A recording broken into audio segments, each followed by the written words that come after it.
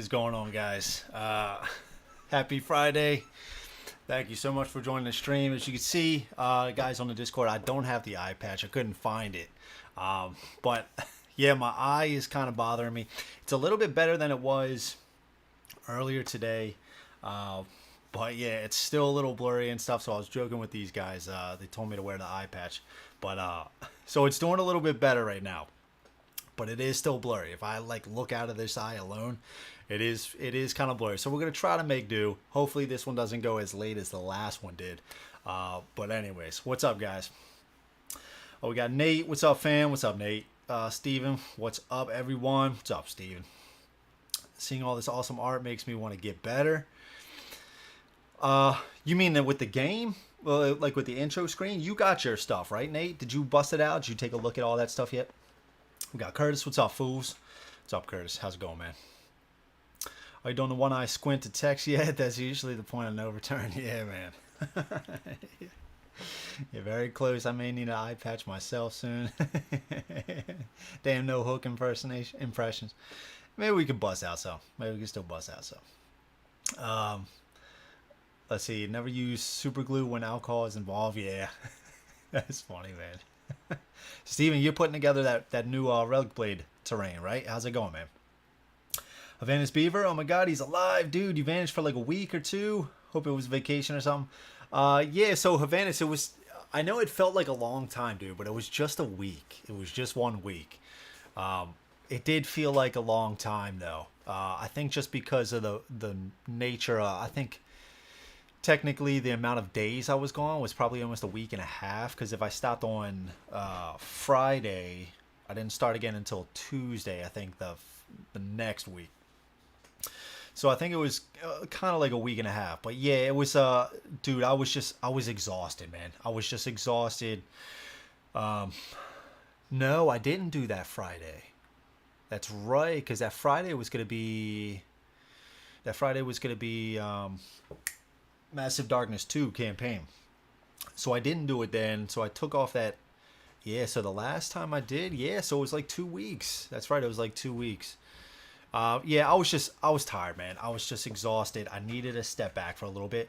And then kind of coincidentally, my eye started acting up. And I have what's called uveitis. And so it's kind of like, it can be a one-off in some people. But for me, it seems to be a reoccurring thing. And this is the second time I had it. The first time I had it, which was when I found out about all this, was about 1.5 to 2 years ago. So I went to the doctor. I got to take some steroid drops. So I got my drops right here. I'm just going to throw up the screen, taking a short break, just pop them in. I'll come right back. So I got to do that every hour. So the past 2 days, I've been doing that every hour. After 2 days, I got to taper off maybe every 2 hours and stuff. But it sucks, man. Yeah, and it's just in that one eye. Yes, I am. It's a very slow process. Yeah, I hear you. But it was good. It was good to take some time away. It was starting to get to that point. I was like, dude, I felt like, even though it's not too much, there still is stuff behind the scenes. I try to get the rules down as much as I can. So that was just kind of like, it just felt like every day was just kind of like after kids would go to bed, I was spending a lot of time like with the rules and stuff like that, doing other stuff. And, I don't think I wanted to do it. I was just tired of doing it like every day, or at least I also got to a point, like I look around at some of the games and I'm like, what should I stream, right? But there's other games that I actually wanted to play just for myself. And so I wanted to take off some time to maybe get to some of those games. And funny enough, I didn't really get to much. But there's still that part of me where it's just like, there is all these games, and they wouldn't be the best for streaming, per se, but I still want to get to them. I still want to some of this stuff, I just want to kick back on my own and just be like, dude, let's just take as long as we want to. Let's just have a good time. Let's just play the game how we want. And that's just I kind of got into that mindset. I didn't want it to become just a solely, like, anytime I played board game, it had to be some sort of stream. But let's see, Timbo, hey, got my card holder from NewHamr. They are awesome, dude. That's so cool, man. That's so cool. I told Andy, the guy who made it, he's in the Discord, one of the patrons. But that's so cool, man. He was so happy to hear that. That's awesome, man. They're fantastic. We're gonna be using them again. They are just so nice. They are just so nice. That's so cool, man. Let's see. Just glad everything is all right. Yeah, man. It could be worse, right? It's one of those things. I think for me, what I'm just going to be dealing with so far in my life is probably just this is going to be for the rest of my life. So every probably year and a half, 2 years, I'm going to be dealing with this. And then my nose. And those are the two things. Let's see, quick off topic. Last time, I'll tell you what, while we're talking, I got to get a little bit better at this. While we're talking, I'm just going to try to start shuffling cards. Let's see. Off topic, last time I was on, I tried to ask you about something, but you couldn't find my previous message. I made four-handed lab rat variant for TMB, and it is really awesome. Really? Okay. I was hoping you'd be willing to try it out. In private is fine. Just want you to give it a whirl. Sure, man. So what do I need? You just wrote up some rules or something like that? I do have an email address. You can email me at any time. It's just brewsandboardgamesyt.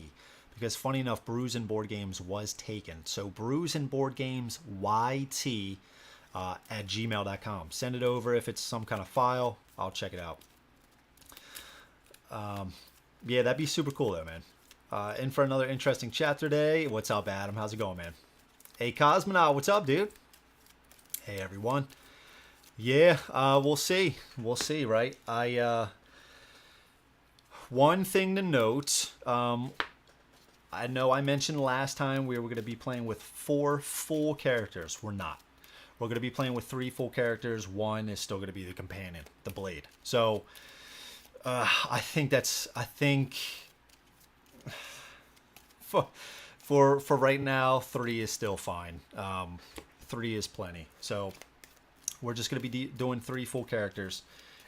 Maybe eventually we'll get to 4, but I think it's still okay. So last time I wrote down on the back of this sheet so I wouldn't forget what I did so far. So I did collect my iron. I did do the skulls on the sheet. I did record that. We lost the exile and the penitent. They got taken out. So we got to do the injury cards. And we got to do the rest of the tally, loot, and losses. We have 8 survivors left. We have 17 rations, and we got 13 iron. And I did take in the level, I did get my new level up, which I could choose a new permanent token. And I just chose for everybody across the board, I chose a redraw. So right now, for every character, I have a redraw and an empower token. Brews and Board Games YT. Yup, just one thing together. Brews and Board Games YT. Yup, that's it. That's it. Yeah, cool, man. I'll check it out for sure. Okay, I think this is good. So we got these. So how's everybody doing tonight? You guys having a good night? Happy Friday, right? Got this awesome game back out. I've really been enjoying this one. I think next week I sent a poll to the people in the Discord. So I sent out the games that I'm gonna try to get to. It's between like Conan. For Tuesday, it was like Conan, Dinosaur World. Oh shit, I forgot the other one. And then for if Lauren plays, Dice Throne, Super Fantasy Brawl, or oh man, what was the other one? Super Fantasy Brawl, Dice Throne, or Everdell. And then for Friday, Stars of Karios, Wild Ascent, V Commandos, or I'm forgetting the other one, but it's super close. It's between V Commandos and Wild Ascent, I believe. Yeah, V Commandos and Wild Ascent. It's a close one, man. It's neck and neck. It is neck and neck. I think the last time I checked, Wild Ascent was at, oh no, V Commandos was at like 7, and Wild Ascent was at like 6. This terrain set's scary, man. Is it, dude? What's so scary about it, dude? Is it just giving you a hard time? We love this game. We are doing this chapter tomorrow. 2 players. We are playing 2 full characters. Nice, nice. I do think for solo, I do think 2 full characters is probably good. And then 2 companions. I think that's probably a really good middle ground of like, hey, you can play these 2 full characters. You can experience the battle flow. You can experience the animus and stuff like that. But also, you don't have to worry about every single one. I think that is a good balance point for solo. But we're doing 3 just because we did 3 last time. And I think we are doing this time Chapter 4. I was playing around with the idea that if we lost a character going forward, that they would be dead, and we would just swap out for another character. I say that, but, and let's just start choosing our cards here. So we're going to do 2 unique items from Chapter 3. We'll just take the top 2. I was playing around with the idea of, okay, we got these. I was playing around with that idea. However, in the previous chapter, I won't spoil it too much. There was a huge event that really threw me off. What am I doing? Chapter 4 card. So this is the common. So I might not do that anymore. But the reason why is because I want to get to all the characters in this campaign eventually. So we'll do 4 common items from Chapter 4. Put these up here. We got everything else shuffled. What do we got for this? We got a ironbark shield, quarterstaff, heavy cloth robe, and a spiked club. Okay. Let's do the injury cards. Now, we did select True Grit on our company sheet. When you gain an injury, draw 2 cards and pick one and discard the other. And that's good because I did... At the apothecary, I believe in Chapter 2, I did buy a few of the better injury cards to mix in here. So hopefully we get to find some of those. So we got the Exile. Let's pick 2. I guess we can choose now. Of course, we didn't get that. And then we had the Penitent. Choose 2. Of course, we didn't choose. We didn't find one of those cards. So let's see. The Exile. Move 1 and lose. Okay. If you have less than 4 ability cards in your hand, lose 1 shield token for the rest of the encounter. Or 1 defense. Oh. Mark this with a tracker. I'm going to take this one. Take that one. And then we have... Oh, no, not that one. And for the Penitent, if you are not adjacent to an enemy, place 1 random ability card in your hand on cooldown. This triggers battle flow. When you draw this injury, gain a defense token. Okay, Havanis, I got the email, man. Okay, very cool. Very cool. I got the email.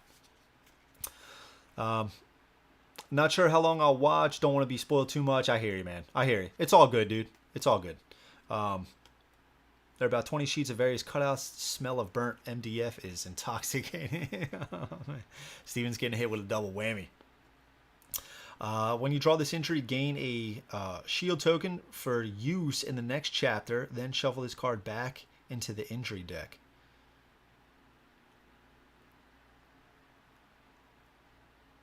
Oh. Yeah. So yeah, we're obviously doing this one. We're choosing this one. When you draw this injury, gain a defensive token. Oh, this is a sweet one. For the next chapter, then shuffle this card back into the injury deck. Sweet. All right, cool. Well, we got lucky there. Okay. All right. Let's see. We're playing Witch Warden Blade. I can't think of what the last one is. She has the birds. Is that the Grove? Yeah, I forget the name of them. Yeah, I don't know. I'm not sure. But that's pretty cool. The Blade seems pretty cool. Witch and the Warden. That's pretty sweet.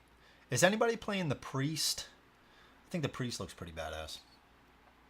I have a new Oathsworn session planned for tomorrow, starting with chapter 6 encounter. Going to be interesting. You are catching up to us. I don't think so. I'm gonna take a break next week, and then I'm gonna hit 5. So I think you're gonna start to pull a little ahead, Adam. But that's super cool, man. How was 5? Good.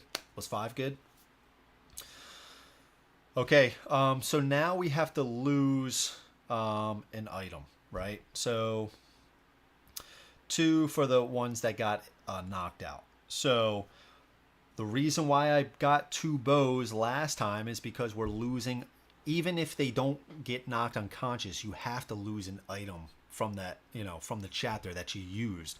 So that's why I got 2 bows, and I stored one in the pack.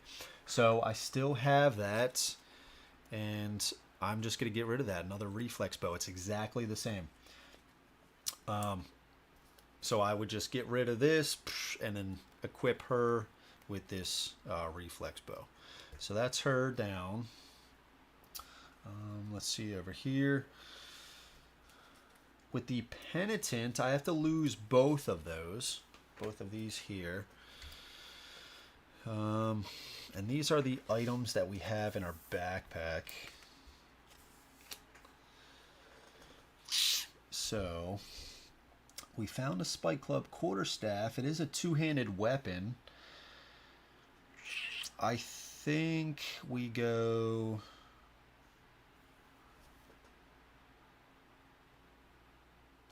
Let's lose armor.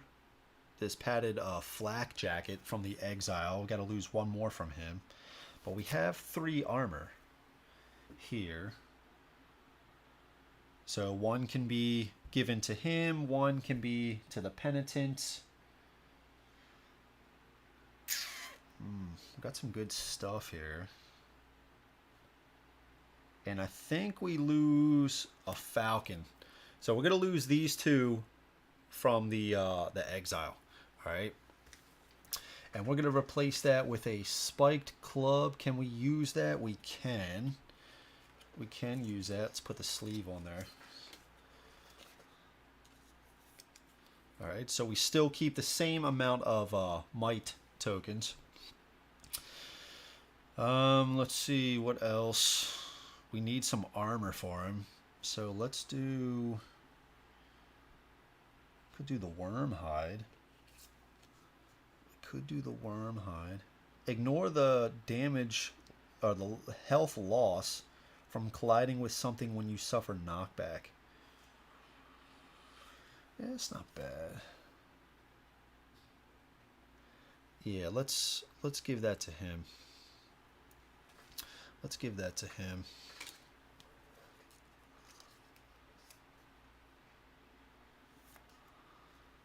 Yeah, let's do that.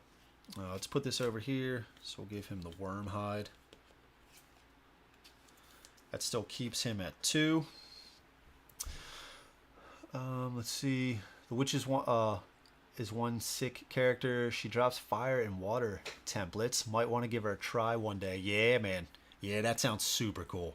That does sound awesome.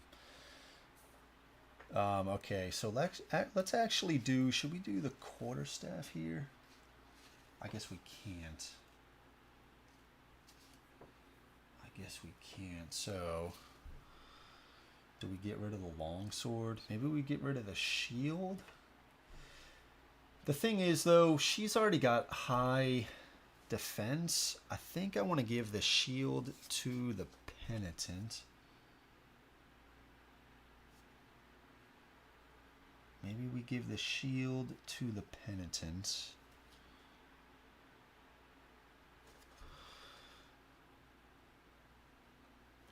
I think yeah, let's give the shield to the penitent.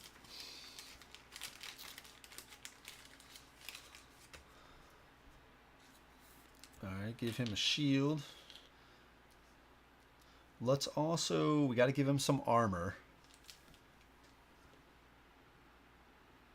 If you have moved at least 3 hexes of this turn, battle flow 1 card.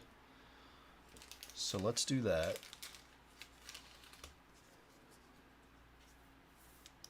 Alright. This takes us up to 3.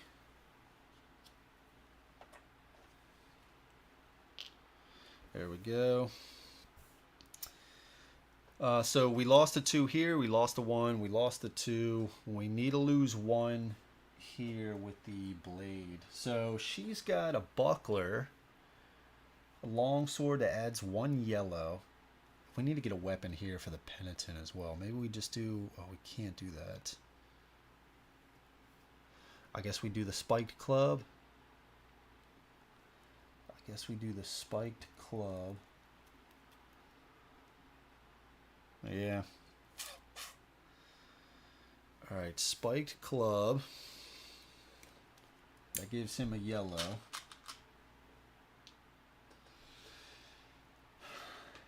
And I think we lose... We could get this gear. Roll an unused hit point die and check the result.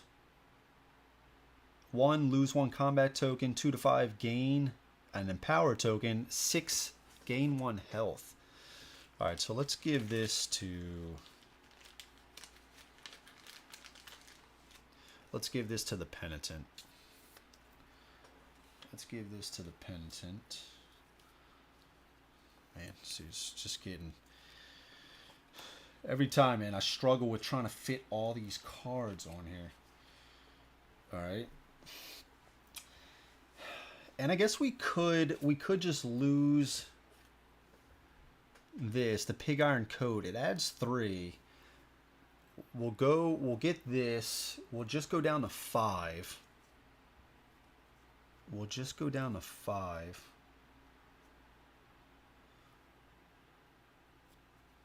I think that might be the play. That might be the play.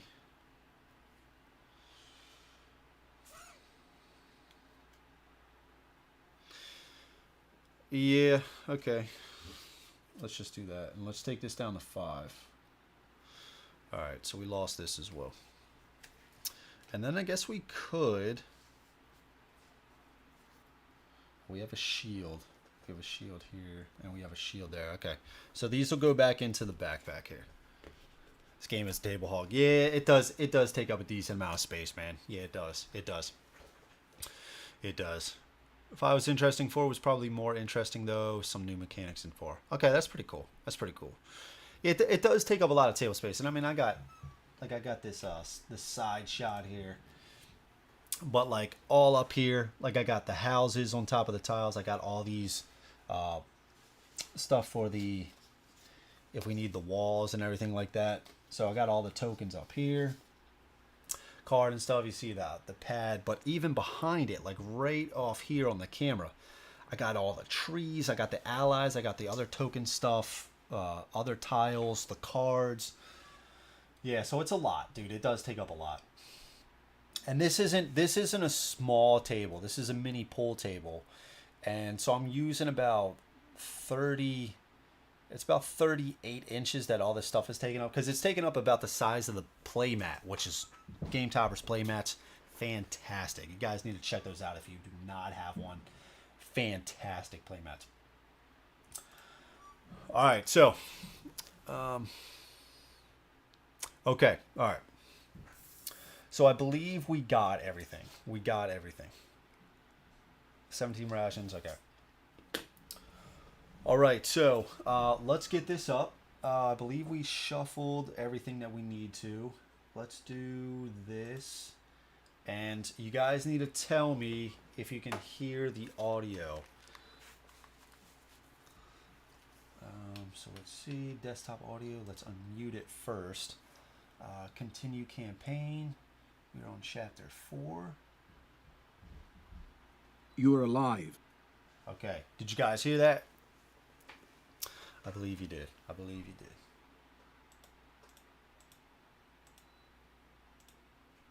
Let's increase the size a little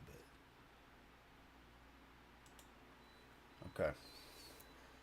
All right, we should be ready to rock. So, we are traveling through the Deepwood. We took out the other monster. I mean, there's going to be so many playthroughs, right? Like I don't know if I should say what the monster was or anything like that. But I mean, I guess anytime I do this, it's going to be a little bit of spoilers. But so we're trekking through. We got some refugees traveling with us. The town was destroyed. We took out the worm, and we are trekking through the Deepwood. All right, thank you, Timbo. All right, so let's get rolling here. Lost, but alive. Between fleeing the fall of Bastone and the worm attack, you get turned around. Thankfully, you have your lifeline, your compass. Verum is southeast of Bastone, but without the guidance of the wire road, you could be off by leagues and never know you have passed it by. You have to find it.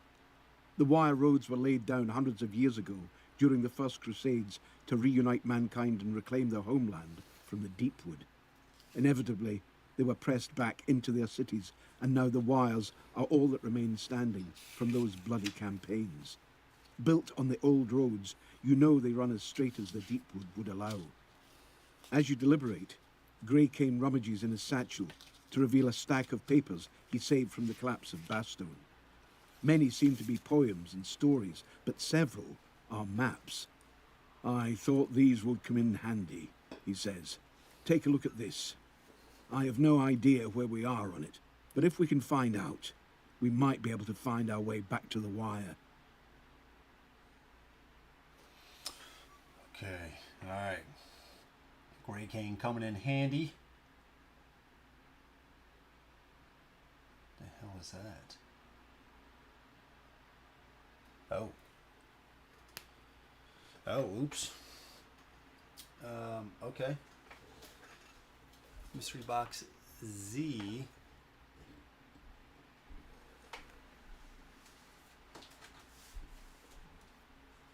Alright, so I have some of these here. Z.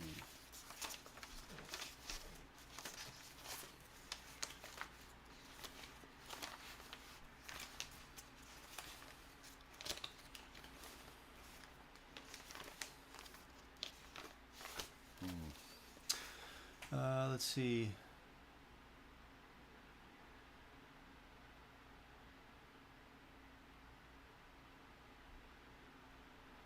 Meet me at the table. Hey, nice. Looking forward to seeing your adventure. Thank you so much.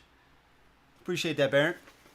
Welcome, welcome. Just trying to locate this mystery box Z. Tim, what's up? Good luck with this chapter, sir. Evening, everyone. Tim, thank you so much for joining. Really appreciate that. Thank you guys so much for joining the stream. Where is... Oh, you know what? I did also want to say, as a little surprise, I was going to try to get a little fancy, but Jamie, the designer, Shadowborn Games, reached out to me, asked me if I wanted the minis for the game. I said, yes, absolutely. Send me the 2 mystery boxes. So I have the mystery boxes now. So maybe I actually have mystery box Z. But it's over there. I only pulled out 4. I was gonna like open up the chapter 4 envelope and just be like, you know what? Let's open up mystery box 4. But instead, because I'm not seeing, it's a small box. There it is. There it is. Awesome. Thank you. That is helpful. That is helpful. Okay. So this is this little box in the main one. Okay, sweet. Let's get this open. Let's get this open. Thank you so much. I probably would have been looking for it because I have everything on the side table over here. It's been set up since I've opened up the game just because I don't feel like putting it back since I'm doing all these playthroughs of it. I probably would have been over there for like the next 10 minutes trying to look for this thing. Okay, sweet. Sweet. Here we go. Cool. Thank you so much. All right, here we go. Wire Road. Place its contents nearby. You may look through the contents of Box Z. Place Chapter 4A time track. We do have that right here at the bottom of the play area. Let's see if we can scoot this over a little bit. Okay. Location tokens that were in your free company bag are refugee tokens in this chapter. So I do have these right here. And I do have 4, 5, 6. I have 8 of these. I have 8 from the last time. Take a tracker token depicting the same value as the amount of rations you have recorded on your free company sheet. This will represent your rations during this chapter. Change the tracker token as you gain or lose rations. So we have 17. What are these? 12s, right? Let's just grab a D20 right here. And then hopefully, I mean, we'll see. We'll just use another die if I need it. My daughter stole the rest of my dice, so we'll just use every time she comes down. Dad, dice? Yeah, sure. Okay, so we'll put that there. We got 17 rations. Okay. Amount of rations you recorded. Okay. Read the Deepwood Journal rules from Mystery Box Z. Deepwood Journey rules. There it is on the back. Okay. So it says, the Deepwood Journey mechanic is a new form of navigation, sometimes used while in the Deepwood. There are 2 types of standard tiles, clear and blocked. Clear tiles represent areas where you can forge a path. Block tiles are areas you cannot travel to, represented by fog. The tiles are not numbered, so you do not need to place standard tiles in specific places. The tiles are connected to one another along the north, east, south, and west sides. You may move between tiles when told to change a direction to go in. When you choose a direction to go in, perform the steps on the back of this card in order. Man, there is one thing. Yeah, Dad, dice? Can I have the dice? There is one thing about this game. It seems so far in every single chapter they have really added some new stuff for you to for you to try out. This is like completely different than anything you've experienced so far. That's pretty cool. Okay, so we got the clear and blocked. Okay. Clear tiles represent areas where you can forge a path. Block tiles are blocked. Not numbered. North, east, south, and west sides. You may move between tiles when told to choose a direction to go in. Okay. Place the first 5 tiles as shown in the image below and place the free company marker on the central tile. So we'll just take our guy here. Maybe let's actually minimize this a little bit. Okay. Alright, so we got our guy here. Let's click off this. First 5 tiles. 1, 2, 3, 4, 5. If you're using the storybook, okay, we don't need to worry about that. You are alive. Lost. No, we already heard that. Okay, the first 5 tiles.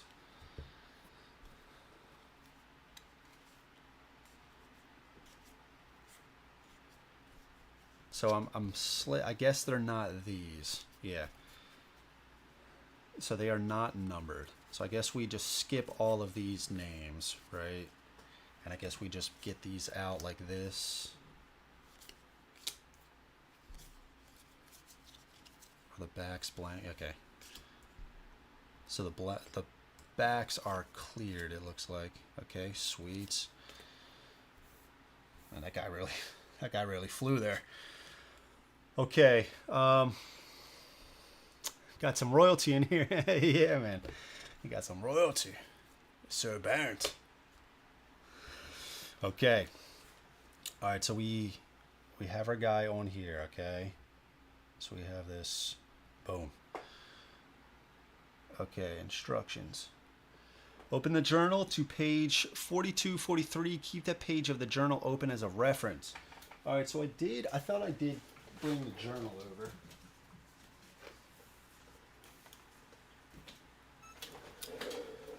It's crazy, like even off of the table, which is already full, I got over here, I got the core box with everything else. The minis over there. I got some other stuff on the table back here. Crazy. I wouldn't say that. All right, so 42, 43. Now, that's super cool for you to join, Baron. Thank you so much. I do appreciate it, man. And if you guys don't know, Baron's doing a playthrough as well on his channel, so go ahead and check that out. Which one are you on? Are you on? Did you just complete 4 as well? I thought you did. I thought I saw like a notification that you did. Who is it with? It's with Colin, right? Okay. Open a journal, page 42, 43. 42, okay, 43. Keep that page of the journal open as a reference. You will be sent back to the map automatically if you ever need to leave the page. Oh, man. Alright, so there's some extra rules here. Hopefully I get this somewhat between right. fleeing the fall of... Okay, choose a direction to go in, north or east, because those are the only two that are open right here. Let's see. Yeah, it's not that much better of a shot right now. Okay. I guess let's go east. Now let's go north. Go into the north. Your first day in the Deepwood has thankfully been a long one. Most who enter don't last more than a handful of hours under the canopy. But your party has made it through. The shadows lengthen, and you need to find shelter from what stalks the night. You call a halt for the day. Exhausted from the march and the weight of terror they have been carrying, the civilians slump against the base of the trees, and a few begin to build a fire. Okay, stop them making a fire and tell them to sleep in the trees. Okay. Stop making a fire now. Go to sleep. Help them build up the fire and prepare to bed down. Do I trust these guys? I mean, they're hardened folk, right? They're hardened folk, maybe some of them. Who's staying up? Is Grey Kane staying up with them to monitor this fire? We are in a Deepwood, so I don't want to like alert people to our presence, right? Or enemies to our presence. But I also want to keep their spirits up, and maybe the fire would help with that, right? And maybe they're gonna cook something, right? Get their morale up a little bit. Let's help build a fire. You build up the fire as best you can and bed down, hoping it will be large enough to discourage the things that wait in the woods. The warmth is welcome and soothes your aching body. Okay. Always want to gain a +2 animus token. Sweet.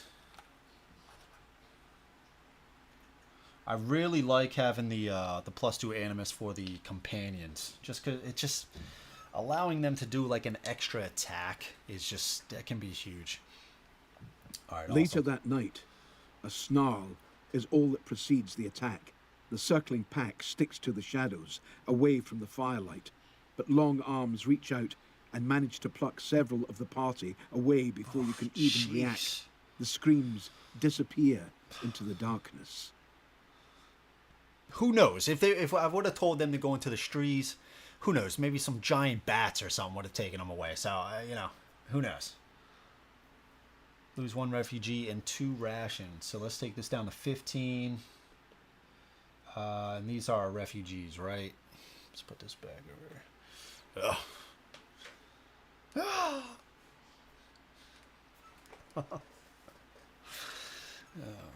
Okay. Continue. Return to page 42, 43 of the journal, then return to the app. So I guess I'm confused. What am I actually looking at?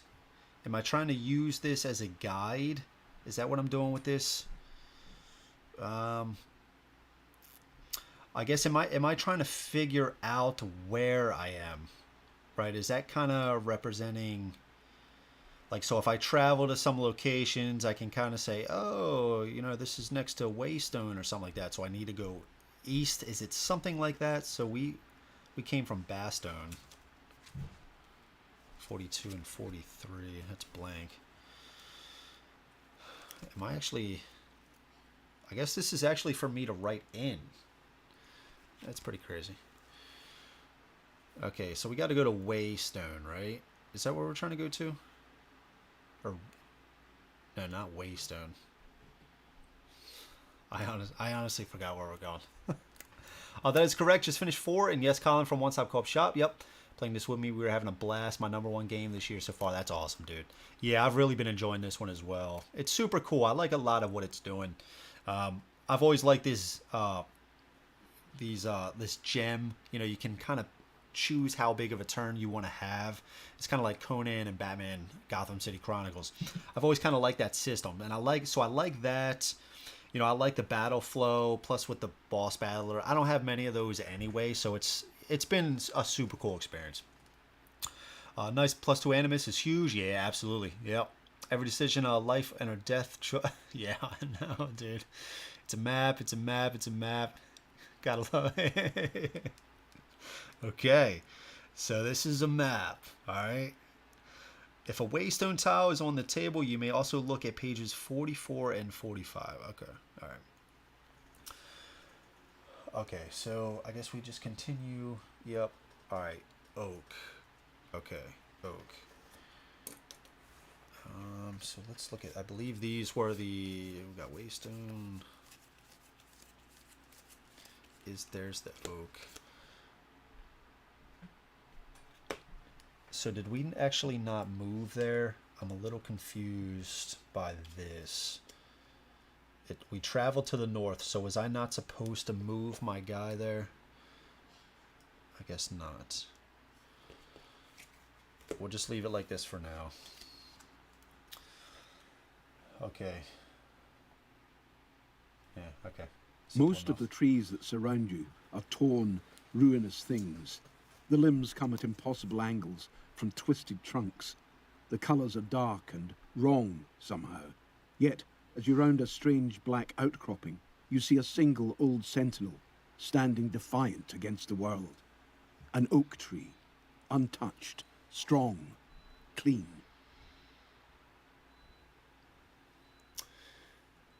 So we're coming from Bastogne, and Bastogne was that way, right? So if we just traveled north, Bastogne's this way down here, because this arrow. So if we're actually traveling north, maybe this huge thing is the oak tree. Choose one. Move closer and examine the tree. Leave the tree, giving it a wide berth. The thing about this, like, I noticed in this game, there's no clear thing to do sometimes. Like, because it could just be so random, no matter what you choose, could be the wrong, like a super bad choice or a really good choice. And you just have no idea. Move closer and examine the tree. Leave the tree, giving it a wide berth. Let's check it out, man. This thing looks cool, right? There is a story here, lost to time. You'd like to think something great happened. The grass is green and pure by the tree. A cache of weapons and armour has been stowed here. There is no telling how long they have been protected from the Deepwood.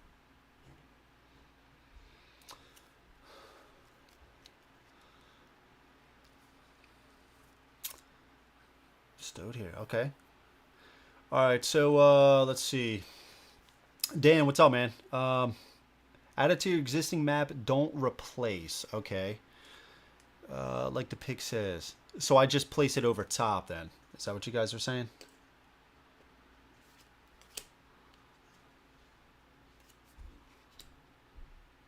Okay. So we'll just do something like this. Okay, let's see. You move your guy north and place the oak.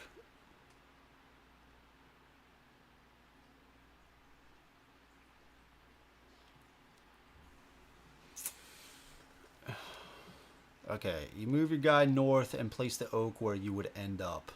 And put the other areas around your new location.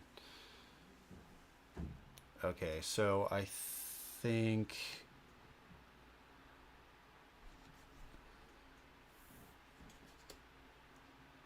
So are we talking something like this? I believe it was... Maybe I can go back to the picture.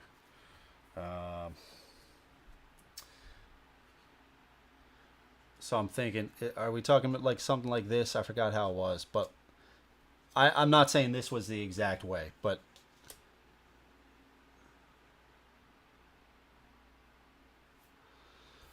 I don't know why this is confusing the hell out of me.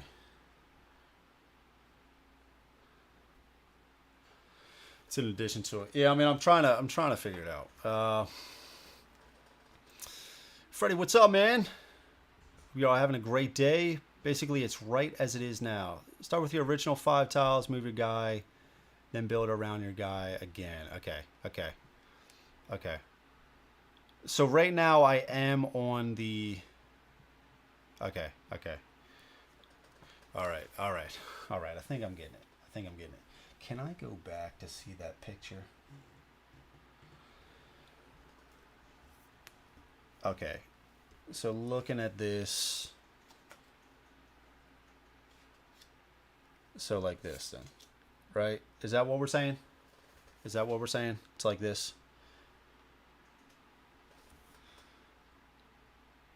Because we moved in north. So the tile right to the south of that, the guy in the picture, that was the northernmost tile at first, right? Is that what we're saying?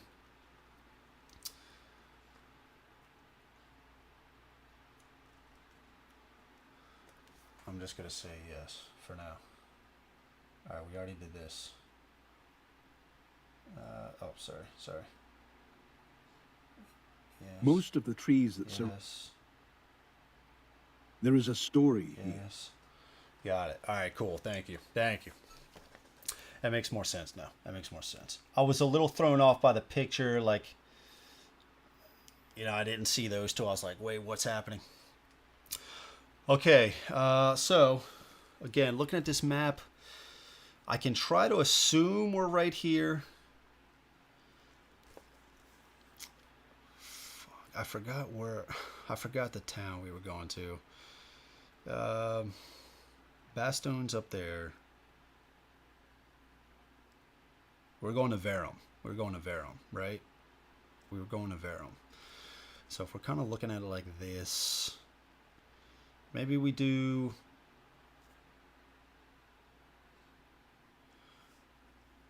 Let's go west.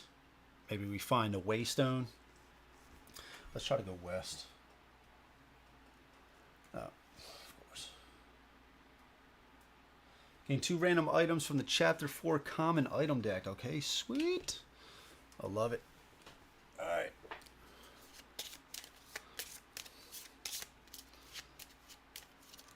Okay, 1, 2. I guess we'll keep that handy. Because we did explore the tree, right? We got the iron chainmail and rope. Just put those in the backpack for now. Okay. Well.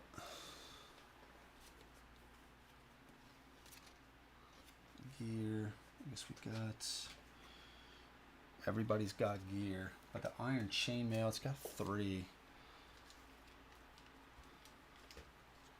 We're going to give that to... We're going to give this to the Exile. And that's going to take our defense up to a 3.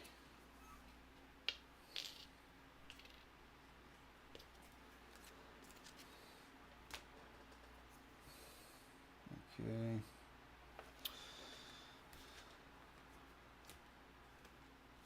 All right. This, we still have this. All right. Lost to time. You'd like to think something great happened. The grass is green and pure by the tree. I already did that, right? West. Early in the afternoon, as the party rests, Bram approaches you. He looks embarrassed and eyes your oath marks. I don't mean to tell you your business, but I reckon we need to think about rationing. You're all soldier types, you know. An army marches on its stomach. These people are not like you or Grey Kane, though. They'll eat their stores too quickly. You nod. It's easy to forget how little civilians think about these things. You decide to act. Perform a reasoning check, difficulty 4. Okay. Let's, fuck, where'd I put the dice? There we All right, let's do. I think we're gonna do 4 whites. That seems to be working out for the checks as far as like maybe difficulties with 4. Of course, I say that, but you know. All right, difficulty 4. Here we go. Of course. All right.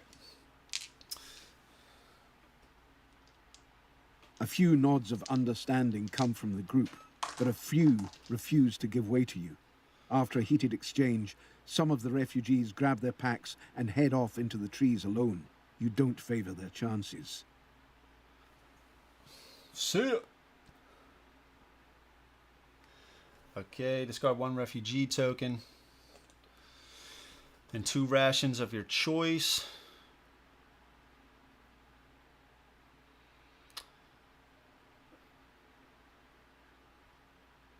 Two rations of your choice. Okay. As a group of refugees decide to leave the party rather than hand over their rations, everyone else agrees to combine their food and water. Okay. All right. So we're going from 15 to 13. All right. Let's see.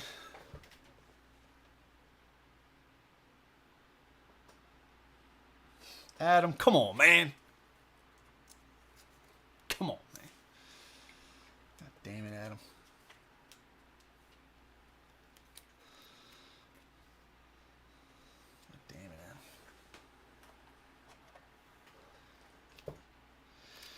Alright, who are we giving this to? Alright, let's give it to the Penitent. Let's give it to the Penitent. Put this in the backpack. This is going to take us up to a 4. Bam! Alright,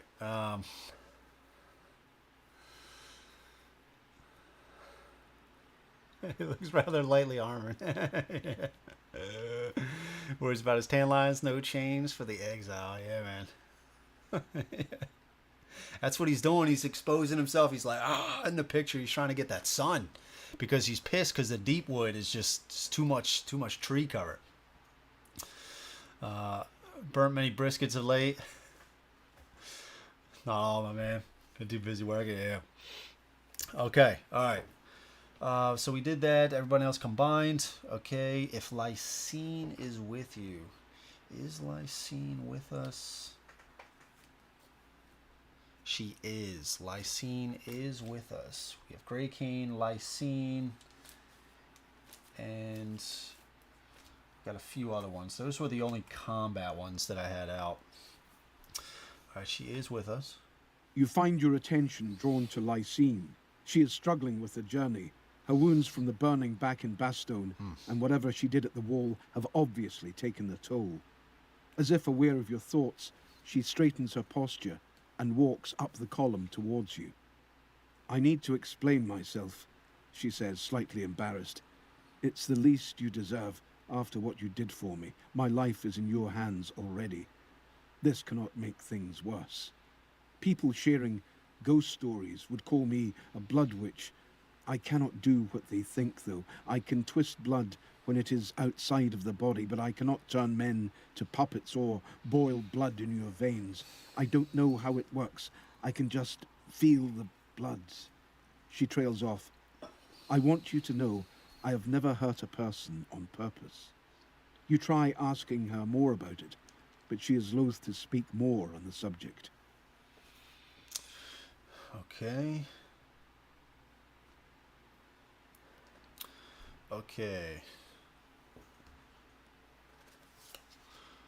Yep, so that is lining up, right? Because south, we already have this blocked off. So this is a dead end, of course. Okay, so we gotta go east. Back to the oak. Choose a direction to go in.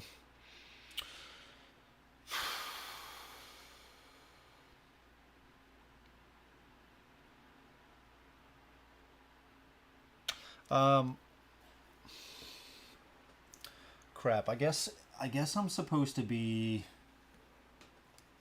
I guess I'm also supposed to be tracking this. It says time 3. Am I also supposed to be tracking these with these time tokens? I guess so, yeah. Okay. Let's go north. Okay. So we went north. That is blocked off.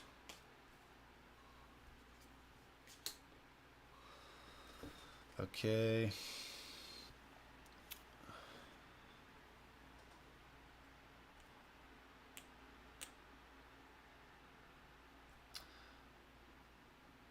Fuck, I keep like, I should have been doing this.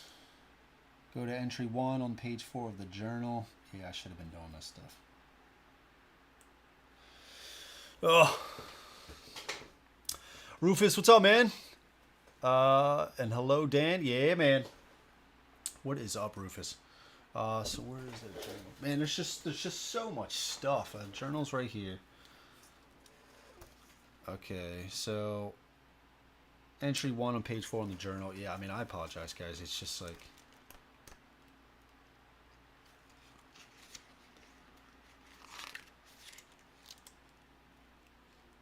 oh, is this actually the?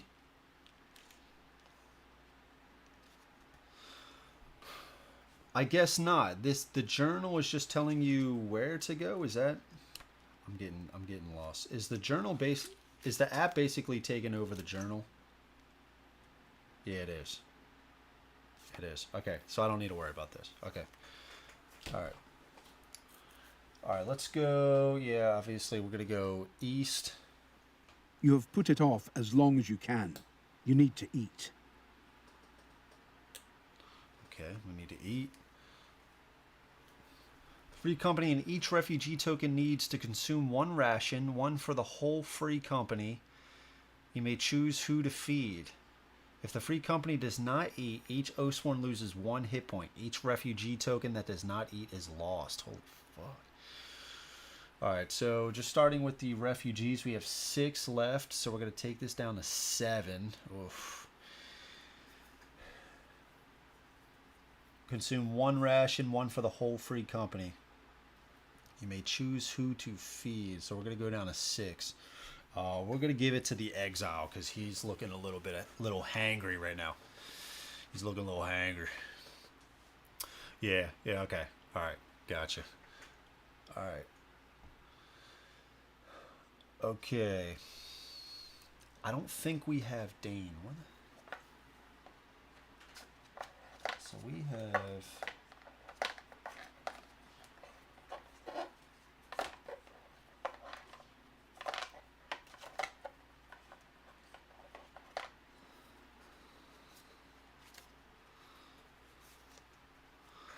We got Brum, Grey Kane,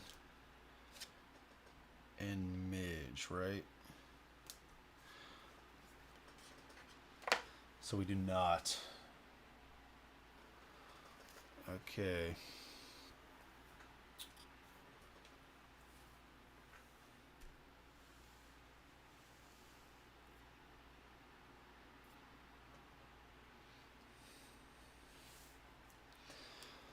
I'm definitely going to run out of room here. Alright, so we got this here and here. Alright, yeah, so we're going east. Okay, so we went east. I'm going to replace this with a waystone. And what was the waystone thing? Can we look at the back of that or something? So we move to the waystone. This is blocked. This is available. This is blocked. Okay.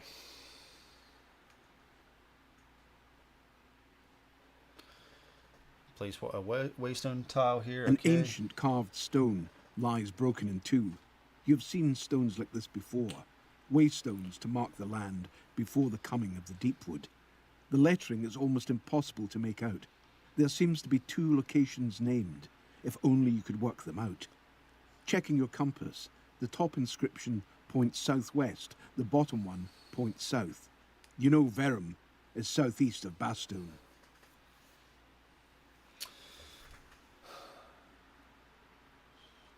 Two locations named. If you only could work them out, checking your compass, the top inscription points southwest, the bottom one points south.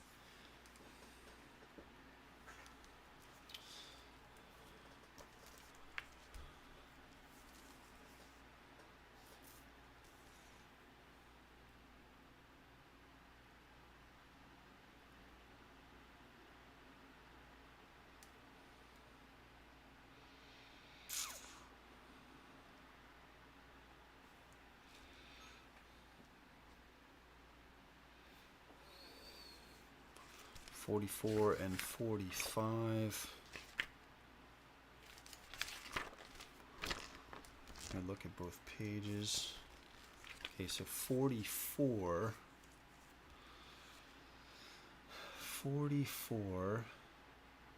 Oh, this is the same as a map. Okay.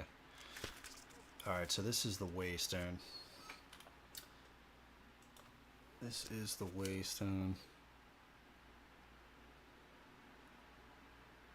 Not much here.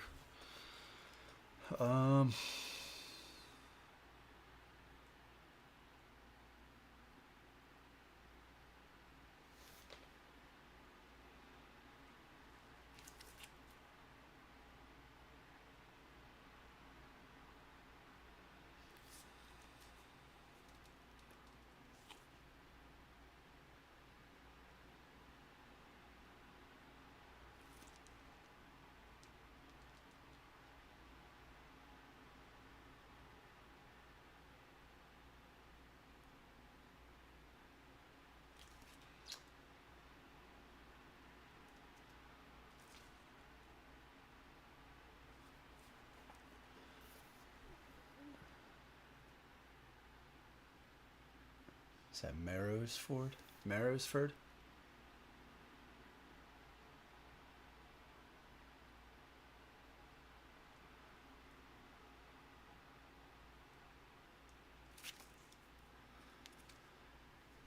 I don't... Could be the other one. Is that an E?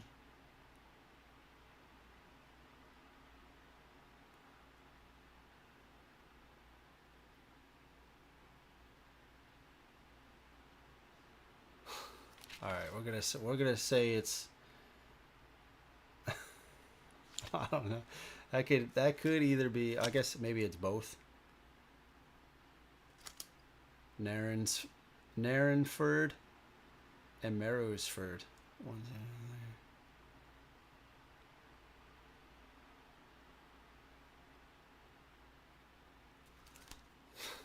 Okay. All right. Fuck it. We just gotta choose one, right? Okay. And we'll just, yeah, east.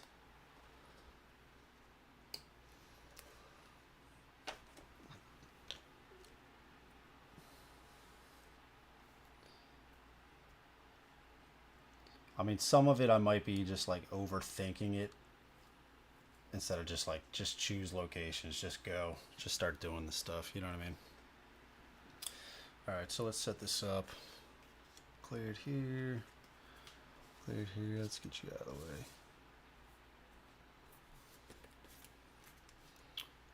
Okay, and then blocked off. Okay. Choose a location to go to. Yeah, we're just going to keep going east. You press deeper and deeper into the Deepwood. The refugees form a broken line behind you, trying to step where you do. You have to warn them not to touch anything here. They are tired now, though. Exhaustion is setting in, and mistakes are being made. The Deepwood reacts to incursions into its domain, and even more so to concentrated groups. You wonder if it was a good idea to bring these refugees with you. Free companies for hundreds of years have known to travel the woods in small squads to minimize its reaction to their presence. This May, someone retches loudly from back down in the line. Turning, you see a man doubled over on his knees. "He fell," a woman shouts, "and it squirted that stuff at him." People are retreating from the man as you stride down the line towards him. At the man's feet is a cyst. The pink mound quivers, having disgorged its contents. He continues to retch as he tries to wipe off the small black spore clusters from his face and neck. Oh, I'll just kill him right there. Perform a reasoning check, difficulty 4. Yeah, let's start doing the 4 dice again, 4 white. Andrew got to play this on the weekend night now, in case he's up till 3 a.m. Yeah, big part of the fun is overthinking it. Yeah, man. All right, difficulty 4. Oh, we're close. We're close. And just to... I can use reroll tokens on this, right? Can I use a reroll token on this?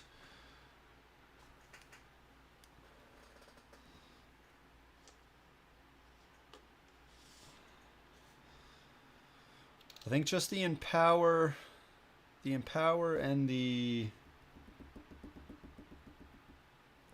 I'm pretty sure... I want to say yes. I want to say yes. I want to say yes. Adam will probably get to it before I do. You can if you have one. Yeah. Okay. Yep. Yeah, we're going to for sure. Okay. Yep. Yep. So let's do from the penitent.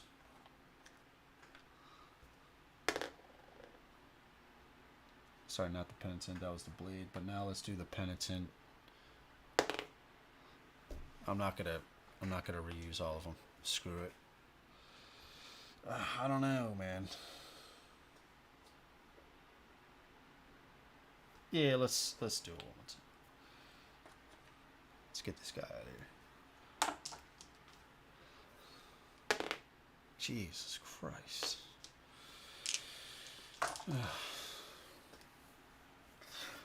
I'm just thinking about using them because when I get into the encounter, if I start failing some of these attacks, I'm just going to get the choose tokens anyway, so... But I'm also thinking I might have other checks coming up. I'm just going to fail. The man coughs and drops to his knees, unable to stand. You will need to carry him if he is to come with you. But that will slow things. You could leave the man behind if necessary. A woman runs to the man's side, embracing him as he coughs.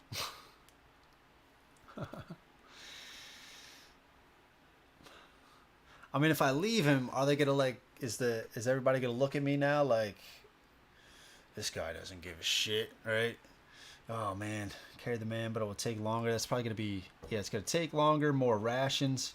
We only have 6 rations left. So I mean, if I carry him and it starts taking longer and more, we go through more rations, people are going to start dying off sooner anyway, right? So it's like, leave him. Fear and terror cross the man's face as you explain he cannot continue with the group. He clutches at you, but you raise your weapon to make him keep his distance. Damn. It is a terrible thing to see mortality drawn on someone's face, but you know you cannot risk the company for one person. The immediate fear of your weapon makes him separate from the group. His wife clings to him as he leans on a root, retching. You ask the woman to come with you, but she will not leave her husband. You bow your head in respect to her and soberly turn away. It is not an easy thing to do. You can only hope they will be the last. Here's 1 refugee token, okay. Gain a +2 animus, alright.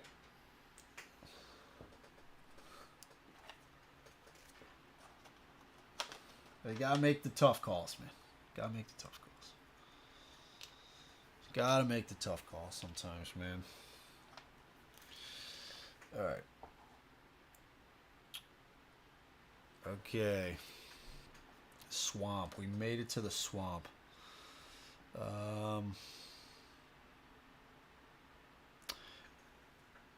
Yeah, so we did move this way, right? So that is the swamp. I know we're in the Deepwood, right? It's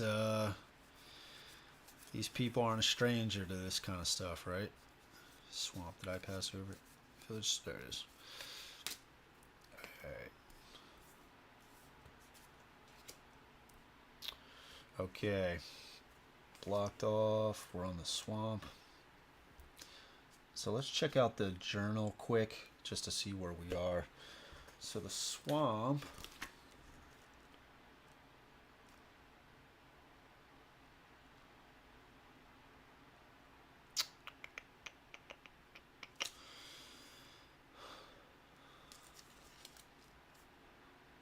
So it looks like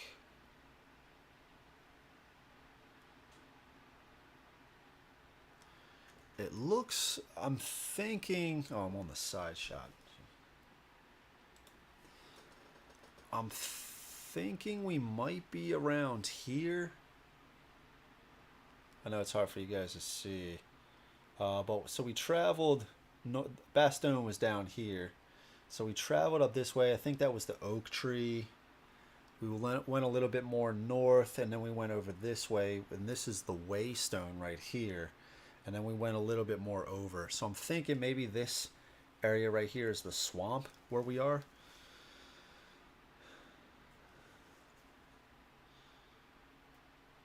I have no idea. Okay. Yep. The ground here is more muck than dirt. Each step becomes a test of mind and body. Thick trees with massive trunks have given way to slick, ropey tendrils that hang and tug at you as you push them aside. Pressing on, you probe each footfall to make sure there is something to support you, not just brown and grey sludge that could engulf you. Through the vines, you can see the waterlogged bog extends far into the hanging mist with no end in sight. All right. Each Oathsworn performs a survival check, difficulty 3.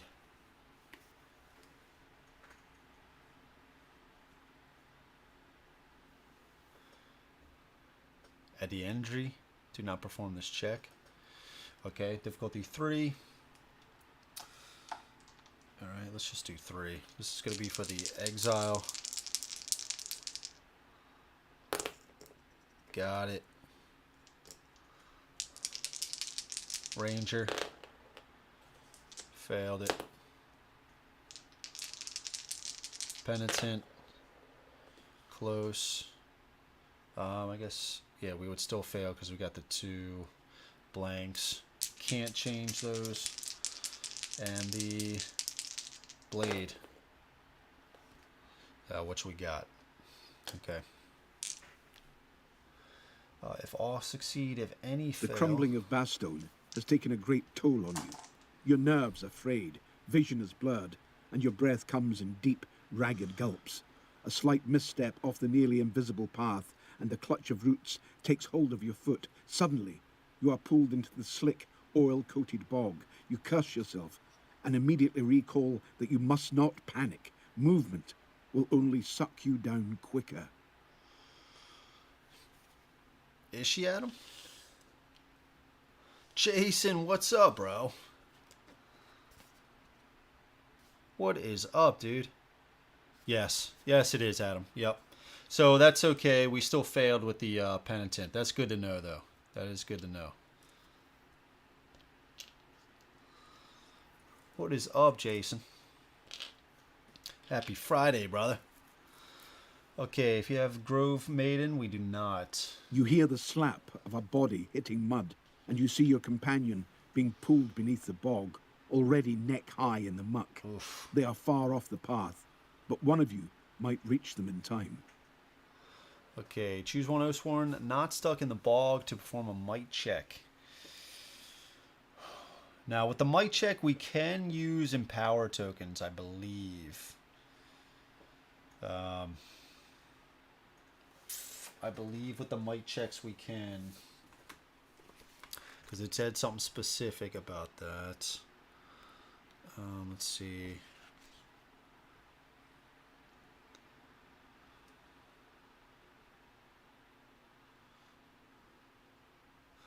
Sorry, what is it? A might check.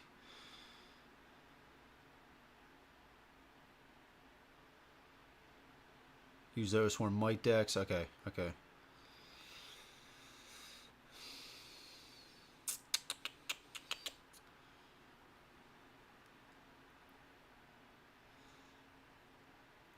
Okay, let's see.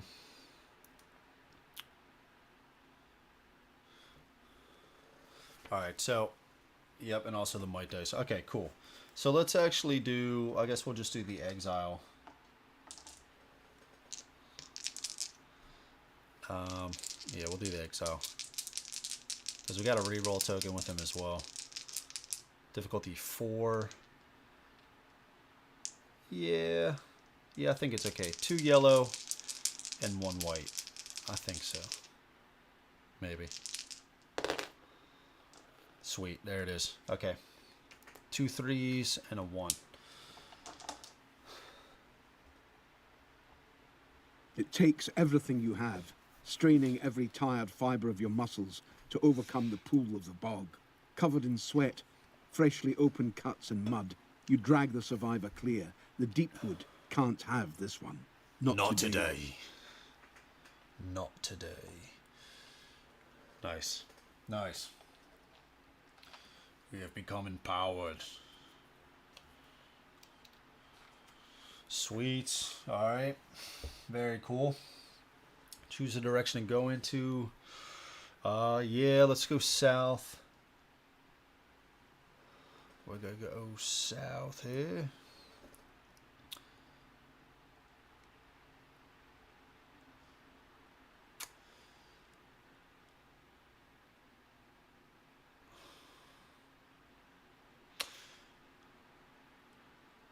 So the picture looks different.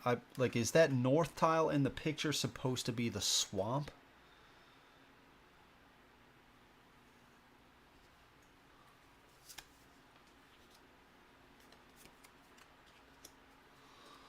It's something like this. Let's go south. The days are long, and the group shows signs of emotional exhaustion as well as physical. Being terrified all day takes a toll on the civilians. Fleck for a fable, Grey Kane says, smiling. The group has paused for a rest, and the fableman reclines against a tree, his legs stretched out before him. He knows these people can't spare iron for a tale, as is the fashion with fablemen. Well, seeing as you may be my last audience, I'll tell you anyway. He sits up and leans in, drawing the small crowd into his confidence. The Eternal City, they call it, Verum. 1 million people, living, dying, loving and crying, all in one place. It's the greatest fortress mankind ever built. Walls so high you can't see the top. It has never been breached, not once. It is one of the few truly safe places left. Beneath the city are hundreds of miles of labyrinths, the first underways ever to be built. They go so deep, they say, it even reaches all the way down to a sunless sea where the great ones roam. They have so much food in Verum, they have to parade the cattle through the streets in a line from the underways all the way to the markets of the old town. On hearing about food, the group perks up. Grey Kane notes this and smiles. Nobles prune orchards with plums and figs, and even the common folk spice the water with ginger. Once a boy fell from a window 3 stories up, only to land completely safe in a pile of puddings. Now the rest of the group are smiling. Above it all stands King Fabian, a mighty warrior, and more than that, a good man, one who sees justice is done for high and low alike. He is the son of the great King Mandrin, who crushed the Underway's gangmasters, finally making the water flow freely to the surface again after the 100-year drought. The ears of the group are peaked as Grey Kane continues to weave a tale of Verum. With fascinating skill, he paints a picture of a hopeful land and the promise of a good living to come, if only they can get out of the Deepwood. You see the importance of what he is doing and let him continue. You almost want to believe it yourself, but one thing stops you. You have been there. Grey Kane. All right, where's the journal again?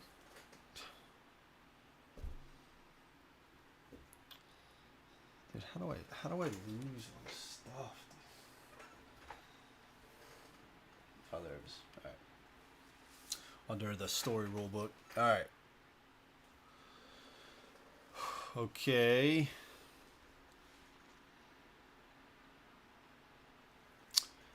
And did we move south? I think we did move south. Did we? Yeah, we moved south.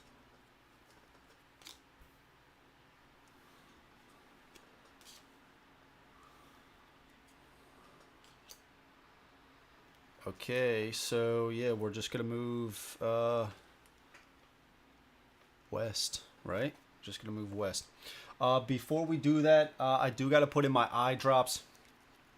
Again, I gotta do this every hour, so it's just gonna take 2 seconds. But just so I don't do it on camera, I'm just gonna throw this screen up and then mute the mic for 1 second. It's gonna take 2 seconds. I'm just gonna sit here.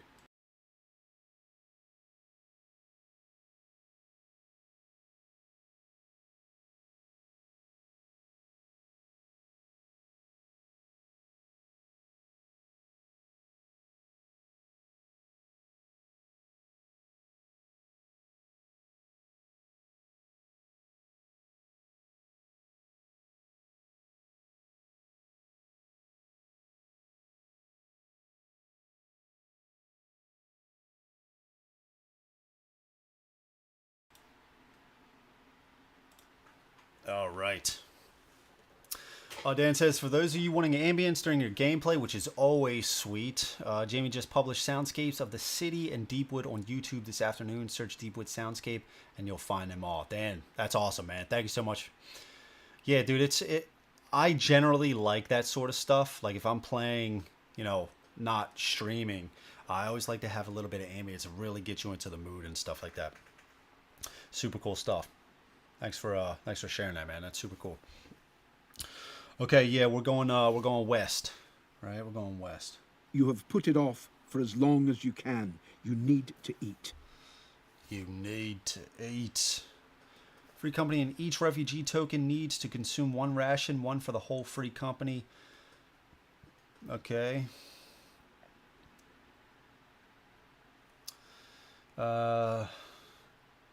Yeah, so we have 6 left. That's all of our rations if we feed everybody. Right?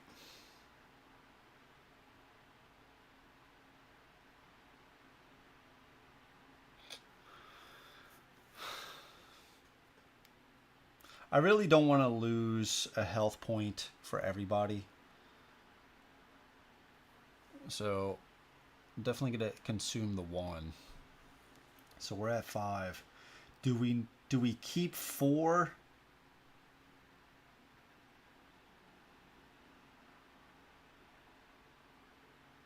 Let's just feed them all. Let's just feed them all. Screw it. All right, so we got 0. We got 0. Okay. Okay, so this is the camp.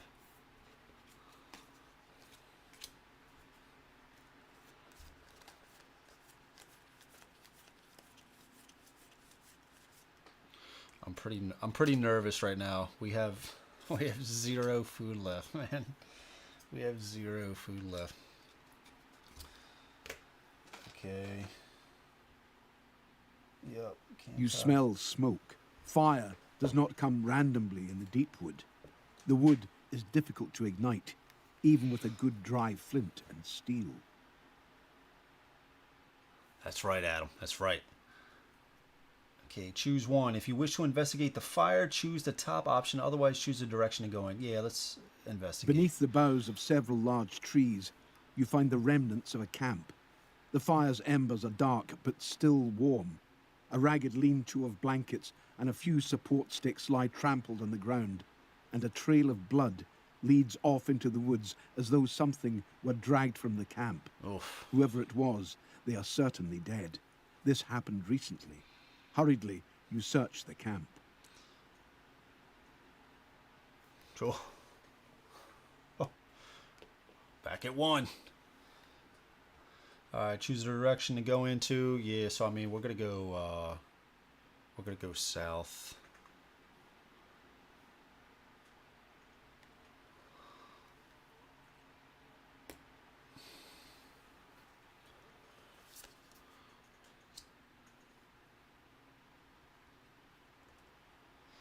I don't think we're going to be going back up here anymore. Could be wrong, but we'll just change it as we need to. Alright.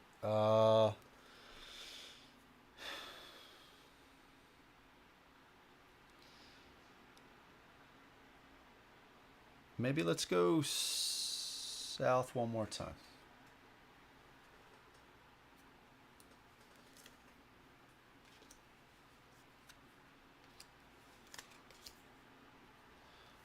And let's go west. You have been hearing noises all day, and the air around you has grown thick and cloying. The trees are dense here, making it feel as if the Deepwood itself is trying to press in on you. Something is wrong. Bringing this many people into the Deepwood is always dangerous. Dude, I have one ration. Perform a basic check. Okay, so 5. Yeah, yep, you're right. Okay, we have the reroll token with the exile. That's pretty much all we have. I guess 4. We're gonna do 4 dice. Yes. Yes. How about that 8 roll? Yeah, baby. You pass along unnoticed by the Deepwood. Damn. I guess it could have been worse, right? Could have been worse. Oh, there we go. +2 in this token. Yeah, baby. Alright. That was sweet. That was sweet. Okay.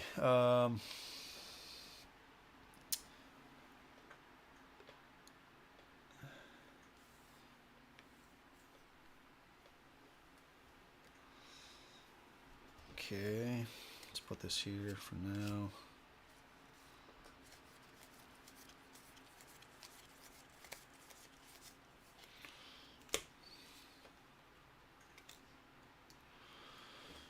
Okay.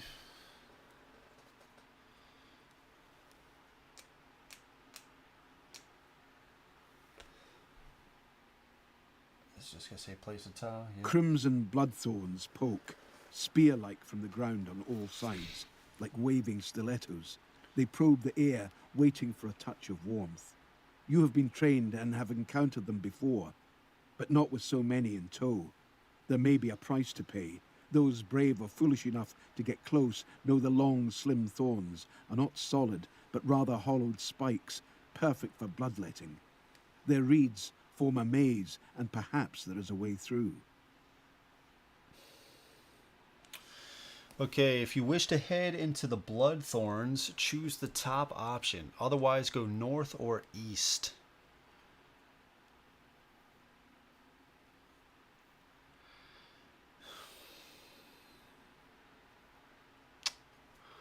Let's have some fun.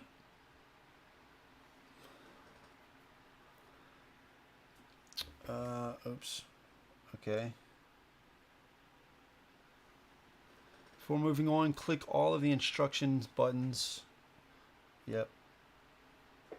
Crimson bloodthorn. Yes. Okay, I just wanted to make sure that's what I was supposed to see. Okay.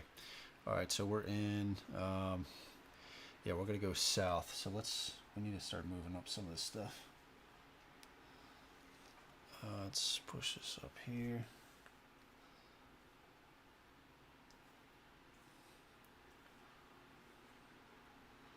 Okay.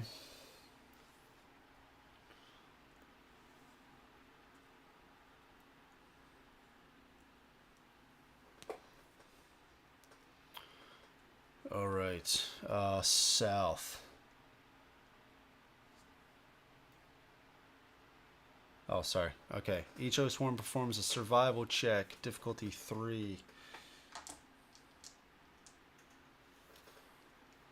Each Oathsworn that fails this check loses 1 hit point. If no Oathsworn fail, each Oathsworn gains a battle flow token.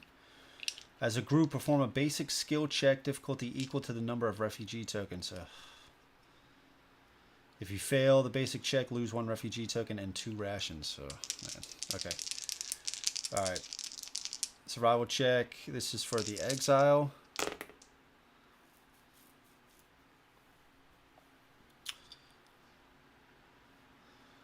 I don't think I want to spend the reroll, right? Alright, so we're just going to lose the hit points. Going to 5. Ranger. Got it. Penitent. Got it. Blade. Failed it. Going to 5. Okay, now, as a group, perform a basic skill check. Alright, so let's use 4. Difficulty of 5. Alright, so... Ugh, damn, that was so close. Okay, if you fail the basic check, I guess we could try to do a reroll. Yeah, let's try to do the reroll.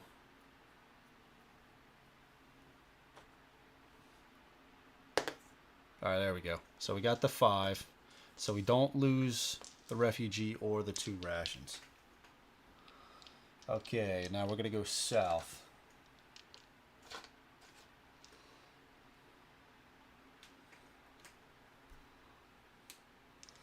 Okay, south.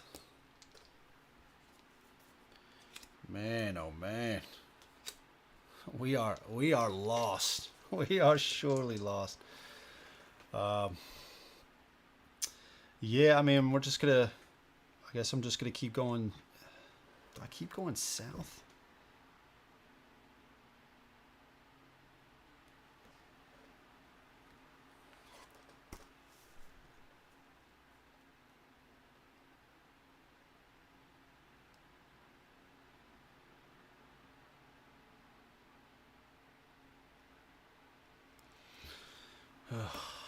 South it is. I might have to start just getting rid of some of the stuff. This map is getting absolutely huge. Alright, let's go south. Alright, so that way the way is shut. It is made by those who want to be lost.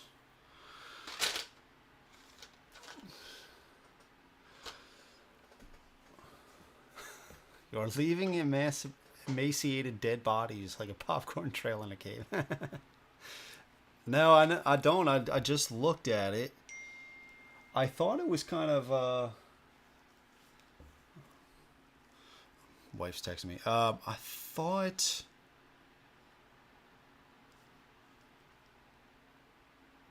Because I thought... I mean, Bloodstone... I thought this tree here was the oak, which it still could have been. And then we went over this way, which we ran into the Waystone, which would have been here. And then we kept going in the swamp, and I was kind of assuming this was the swamp.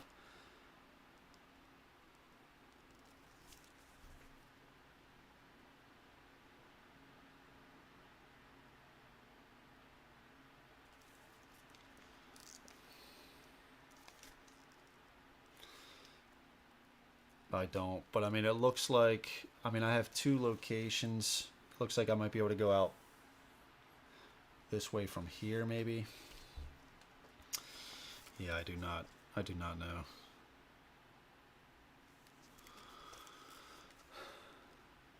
No, I know. Well, but it said...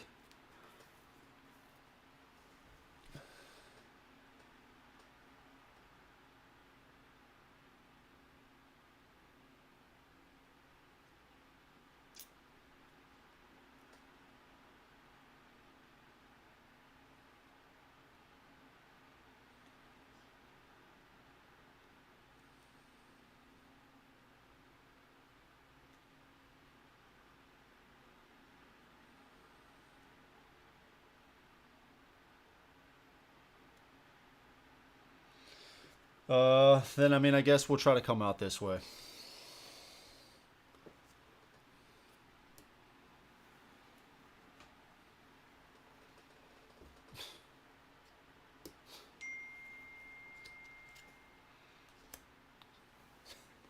Okay. So we're just gonna You go have west. put it off for as long as you can. You need to eat. Alright. Well. I can convert, yeah, yeah. Okay. Oh my god. Okay, so everybody is dying here. So the question is just, do we want to save one refugee? We have one ration. Do we want to save one refugee?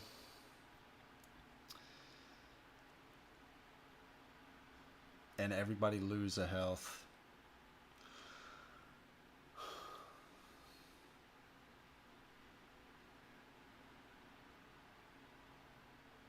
Yeah, we'll save one. Screw it, man. It's probably a mistake, but you know, we'll try to keep one with us. Boy, man, it's crazy. It's crazy. Okay.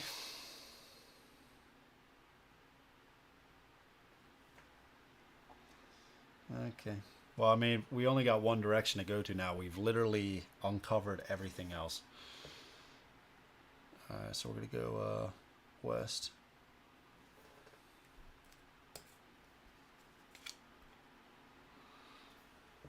And west.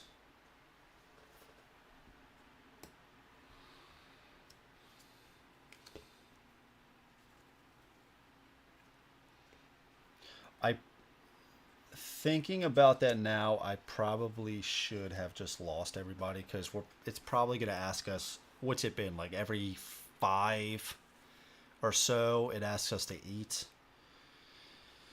Let's just keep going west.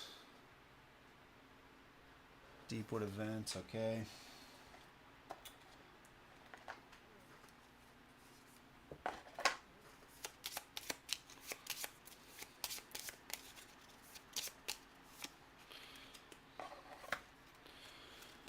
All right. You find a badly wounded soldier sitting beside a deepwood tree. It seems he had been part of a merchant caravan and he left to die after an attack. He has no rations with him and will be a drain on your supplies. Will you help him anyway? Well, sir, I don't think we can. Do you take the soldier with you? Turn the card over. Continue on the man's pleas fading behind you. Archive this event. Yeah, let's try to take him with us. We'll see what happens. What's the worst after that? He would just die. It seems like he's gonna die anyway, right? All right, turn it over. You offer the soldier aid and get him on his feet. Grateful for your help, he points out a merchant's chest hidden in the trees that has some items in it. Lose one ration if you have any, and one curative card. Shuffle the entry deck afterwards. Gain 2 items from the common item deck. It's not like those curative cards were actually helping us anyway, right? I wish they would have come up, but... Alright, 2 items.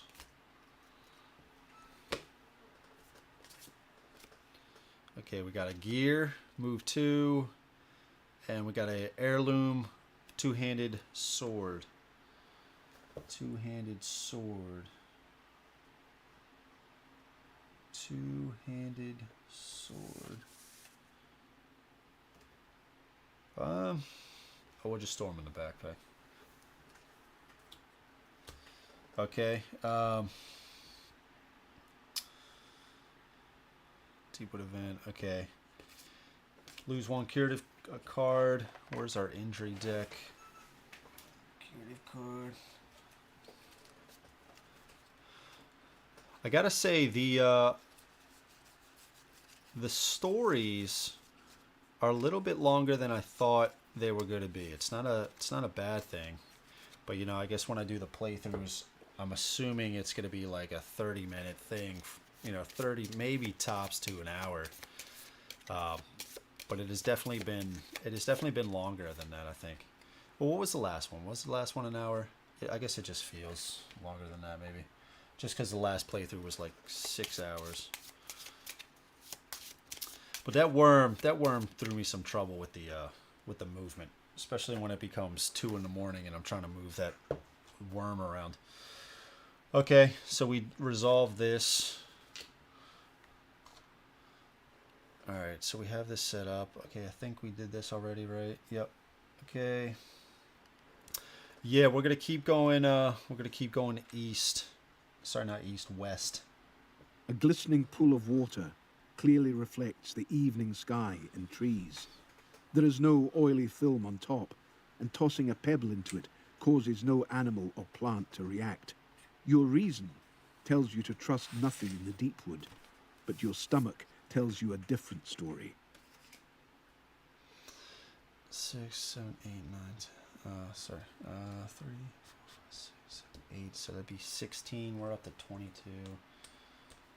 So 17, 18, 19, 20, 21, 22. Okay.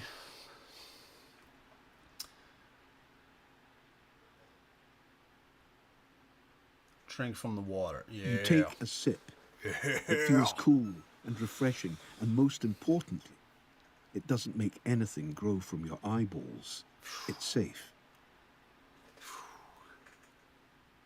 The Titanic jungle version, yeah. Game 1 ration, yeah! Hell yeah! Alright. No, no, no.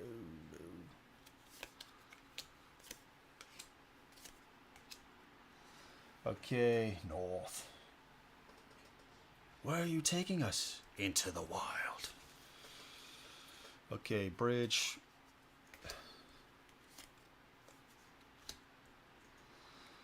Okay. And this is replaced.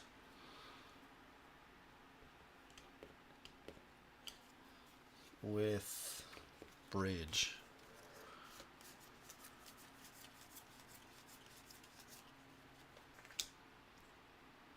Good Lord.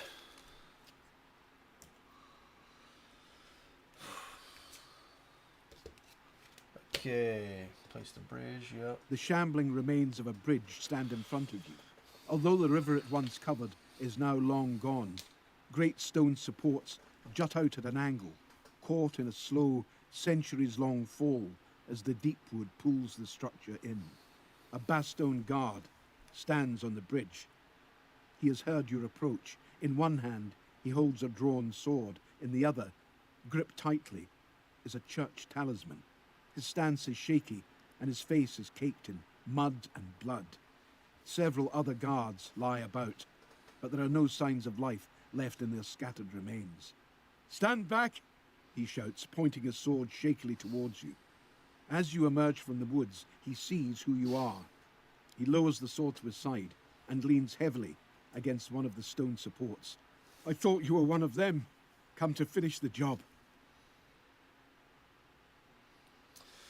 If you have the exile in your free company, almost back to the oak where you started. Yeah, but the thing is, though, it's like this is all closed off, though. Right? So I'm pretty sure we had to go down through this way. It looks like we could have just gone this way right here, right? But instead we chose to go all the way around. I feel like, yeah, we almost have been. Exile in the free company. The guard's head snaps back in terror at the sight of the exile. "Demon!" he exclaims, dropping his sword involuntarily. He begins to pray a ward, clutching the talisman to his lips. No one shall fear who stays in the path or clings to the pillar of righteousness. Your exile steps up to the man, fully a head taller than him, and reaches down. The man holds out the talisman to ward him off, but the exile simply snatches it from his hand and, with a quick twist, snaps it in two, tossing the pieces to either side of the bridge. "If I were a demon, you would be dead by now. Call me that again, and you'll find out what I really am." The guard stops praying, but is still visibly shaking. "You've seen these scars before," the exile continues, tapping a fist to his own chest. The guard nods. Turning away, the exile looks at you. "The tribe are here." Reveal the encounter special rules board. Mark the special rules box for chapter 4 on your free company. Okay. Special rules. Chapter 4. Whew.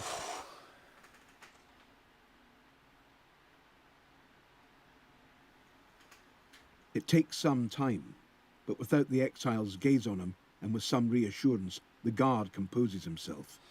What's the encounter special board?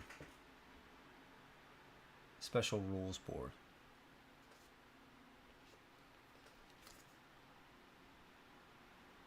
Encounter special rules board. Oh, sorry.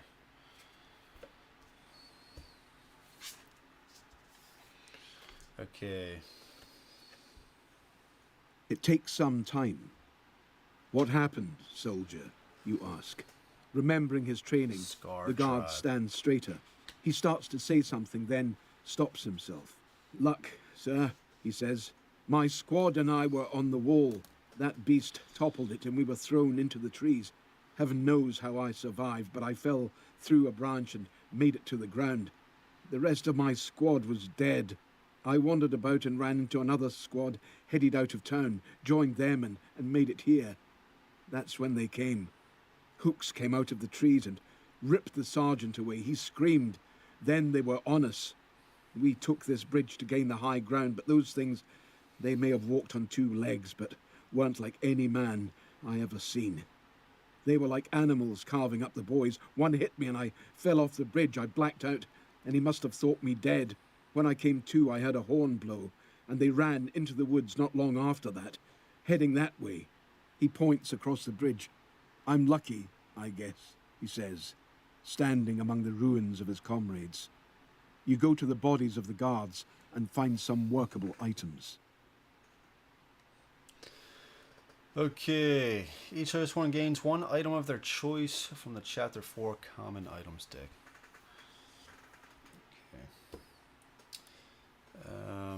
Shuffle the deck afterwards. Gain ally card 12. Lucky. Add Deepwood event card 27 to your Deepwood event deck and city card 24. Okay.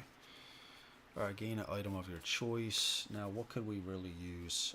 Maybe a one-handed weapon that adds a red if possible. We got another bow. Again, we're going to have to lose an item, right, for each Oathsworn. Two-handed mace.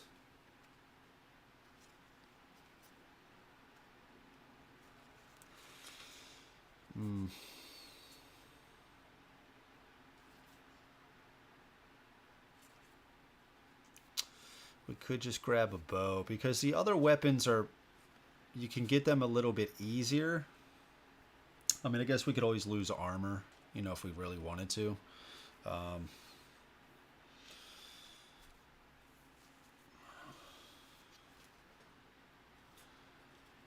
Everybody else is holding one-handed weapon and a shield.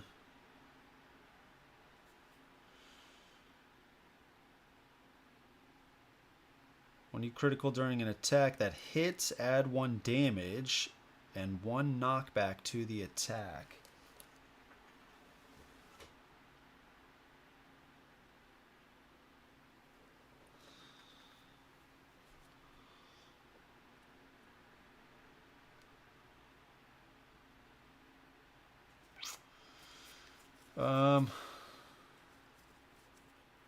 I think we might just grab another bow.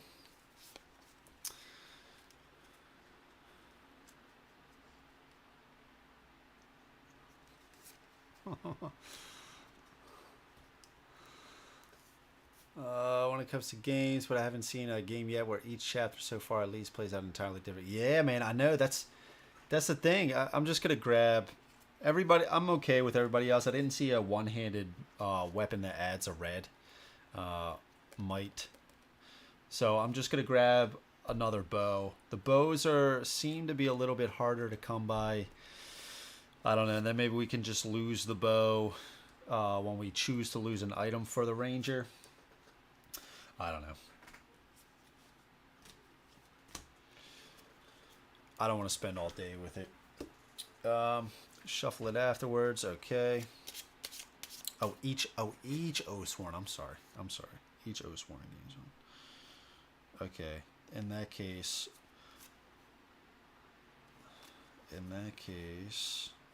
we'll get a spike club. We'll get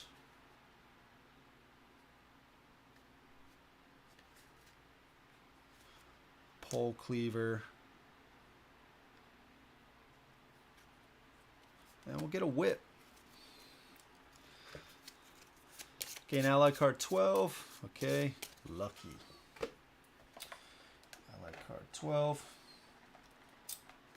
Allies.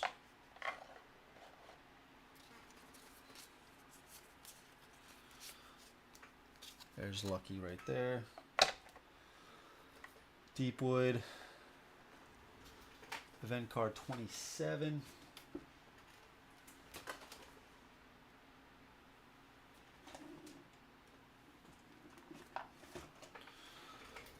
Deepwood event card 27.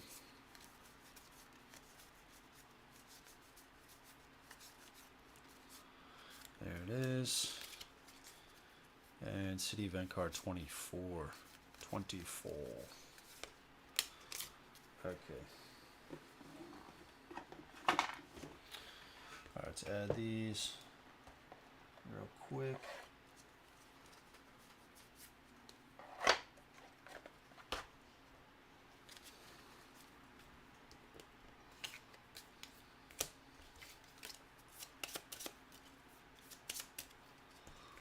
Alright, I think that's good to go.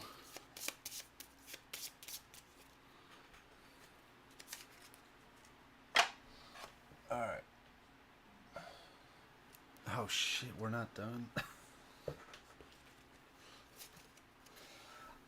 I gotta check to see if I'm at 12. 1, 2, 3, 4, 5, 6, 7, 8, 9, 10. Oh, dude. I thought we were done. I thought we were out of here. Boy. Okay. Yeah, we're gonna go west. Oh my god, dude. How fucking big is this place, man? Alright, we're just gonna keep going west. You have put it off for as long as you can. You need to eat. Yeah. Alright, we got one ration. Yeah, they're done. They're done. We're gonna eat. We're gonna eat here. Yeah, we're gonna pay this one for so we can all eat. We're gonna lose this. We're gonna lose this guy. Whatever. Yeah. Okay. Alright, so this is the end here. We can go south.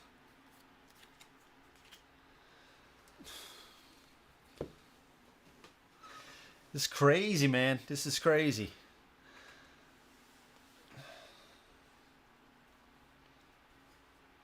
I'm lost in the Deepwood. I forgot exactly how these were, but something tells me we're not going to be coming over to here anymore. I just don't want to mix this stuff up too much. Okay. Yeah,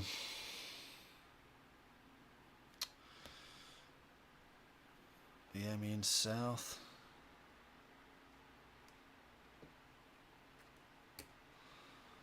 Okay. Gain a redraw.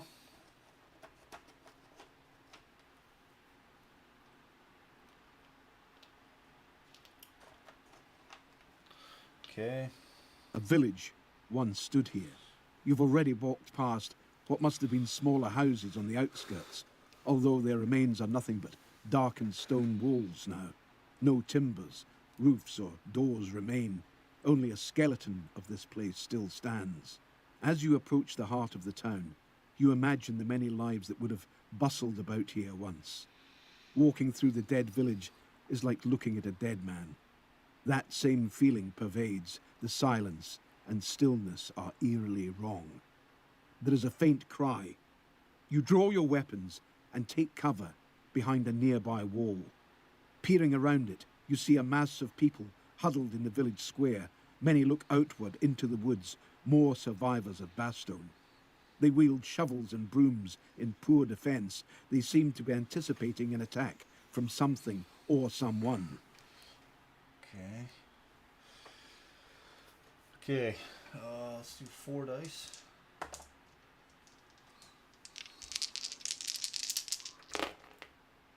There we go. 4. You see the tribesmen, masses of fur and bunched muscle, ready to pounce. The makeshift weapons of the refugees won't hold off a Scar tribe. This will be slaughter. You remain hidden. If you leave the people, they will die and the tribe will soon hunt you. This is your chance to take them first. Practiced hand gestures made in silence create your plan of attack, and you move into position. Bedecked in giant horns and fur, the brutish leader of the Scar tribe blows a horn. Roaring, the tribesmen leap from the trees and land among the refugees. Cries of terror fill the air. You seize the moment to attack. Okay. All right. Mystery chest. Open mystery box 4. So yeah. So I had the. So we're at the encounter. Whoa. We're at the encounter. I mean, they still left a good amount here, but we're getting close, man. We're getting close. Okay, so I do have the mystery envelope 4. Okay, is this the Scar tribe? We've got the Scar tribe here. The Scar tribe. I think I took the it off autofocus. These guys look pretty badass. These guys look pretty badass. So I will leave it to you guys. I guess let's chapter 4 encounter in the book. Okay. Okay. All right. So obviously I can't leave all this stuff up here, right?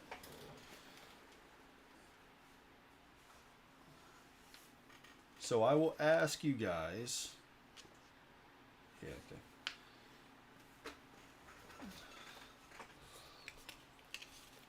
So Jamie was cool enough to get into contact with me and asked me if I wanted the minis for the game. I said sure.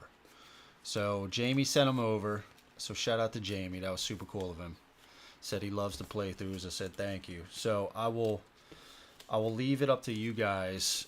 I do have the mystery boxes. Got the 2 huge boxes in. So I'll leave it up to you guys if you guys want me to use the standees or the minis. So I can get out the minis here in 1 second. Looks like it's already time to put the eye drops in again.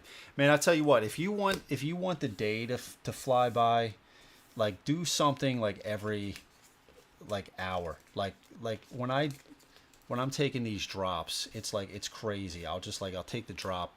Next thing I'll know, it's like another hour has passed and I'll have to take another one.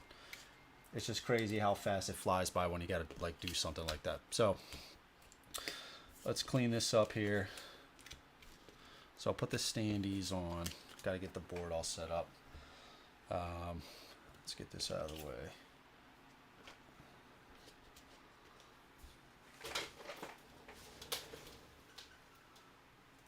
All right. So where are these?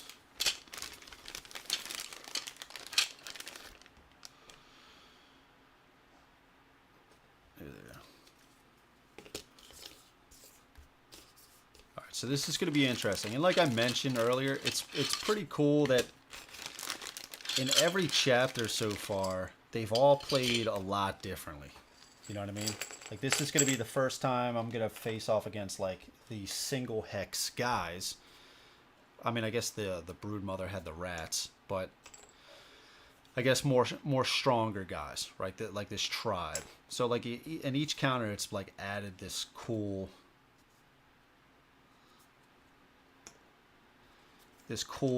new like thing. I mean, the worm was crazy. The satyr was crazy. Is this guy a bigger guy? I'll look. I might have to change him out, which is fine. So we got the guys here.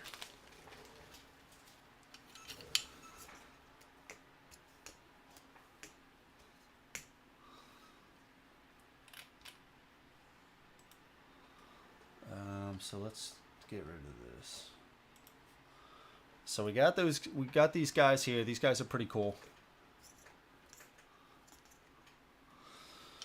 I might have to change out the hex. You know, they might, like one of these guys, this guy might be a bigger size or something like that. So I'll check that in a second. So it did also get, like I just mentioned. Now obviously there's going to be one of the benefits about using the standees, because I just looked and it looks like this is using the houses as well.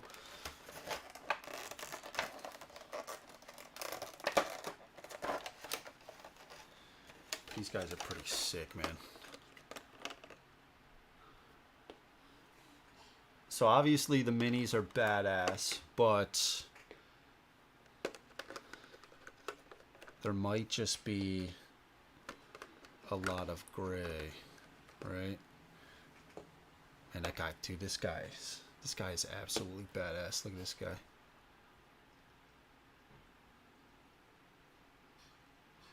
That guy's sick, man. That guy is serious. Alright, so let's get her out. So yeah, so I'll leave it up to you guys as I start to set this up, because with the houses, I mean the trees are painted.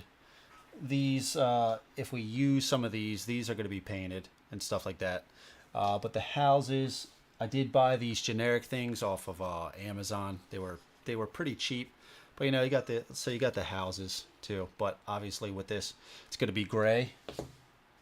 So I'm just thinking that there might be just a lot of gray. So I'll leave it up to you guys. Minis, he says. Let's see. You can remove the map now. Thank you. Sorry, I had to go out help a friend. Wow, that is quite a map in front of you. Sad I missed the whole adventure. I'll have to watch it back later.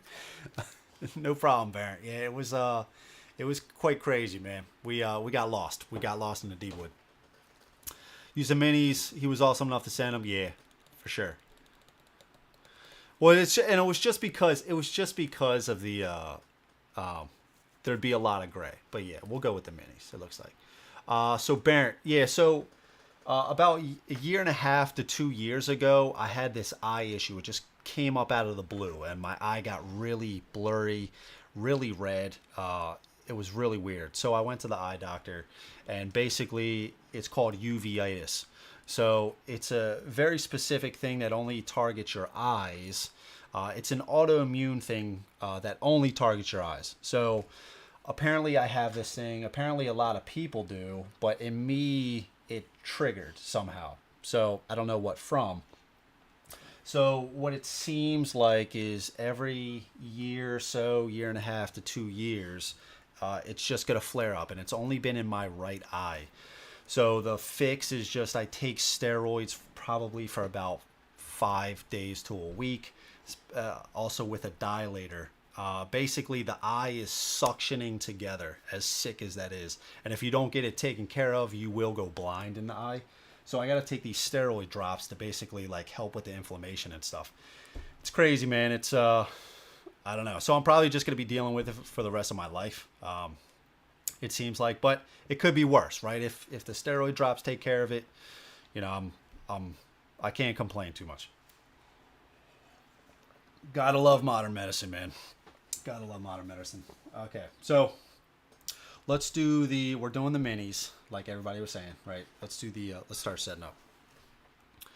Let's do 4. Okay. Okay. So let's start here. So let's do the house. We're gonna have the house here. It's gonna be a lot of grey on here. I guess let's start with this. So from this, that is covered up, and it is one space away from there. Okay. Okay. Now the other thing is, like, the houses were sent, like, and they're kind of smaller size, so I needed to, like, put two together, but I think it works out. It's fine. We get creative here, Brews and Board Games. Come up with some cool stuff. All right, so now we got two in between, so I think it's going to be right there. We'll throw this little guy out here, and we'll get this here like this. I think that works. And what's super cool, Barrett, is that you did your video of, like, your behind the scenes, which I always find fascinating, and you're using the same cameras that I am for, like, this side shot and my overhead. These things work great, don't they? I think it's the Logitech Brios. I don't think you said in the video, but I saw the kind that it was. I'm pretty sure. Okay, let's do the trees. Now, we do have the trees painted. These are trees from Hate, the board game. All right, let's go from here. Yep, because we got the north symbol. Let's put these in here. Yeah, but seriously, shout out to Jamie and all those guys at Shadowborn. Toby's been awesome as well. They've just been an absolute joy to just talk with and stuff. Very cool guys. All right, let's put this here. Boom. Let's see. So from right here going down, 1, 2, 3, 4, 5, 6. 6 in between. 1, 2, 3, 4, 5, 6.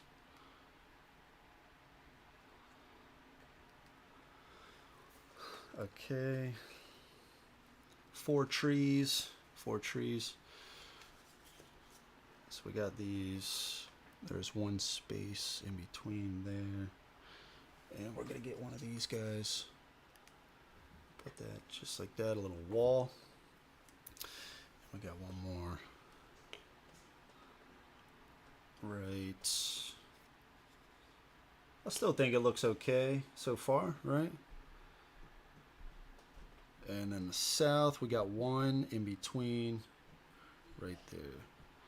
And let's get another wall out here like this.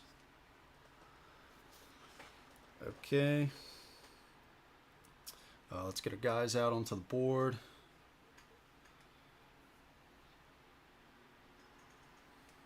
All right, so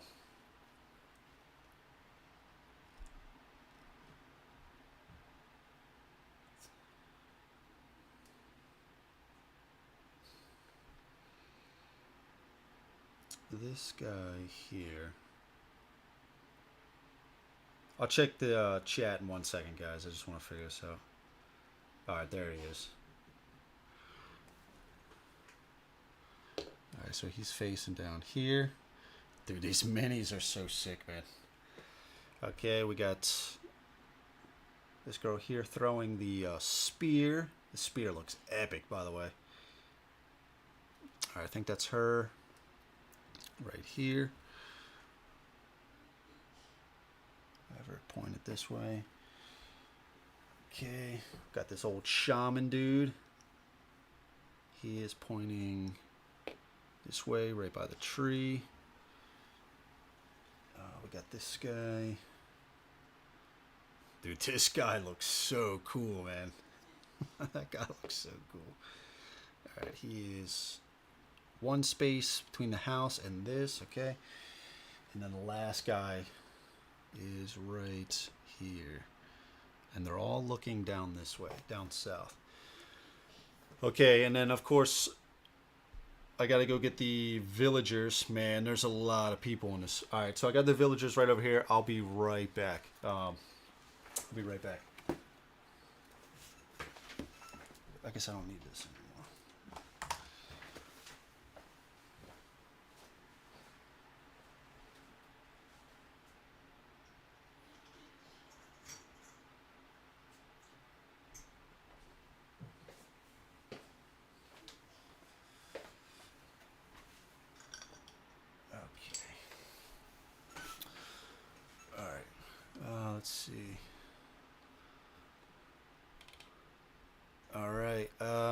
see.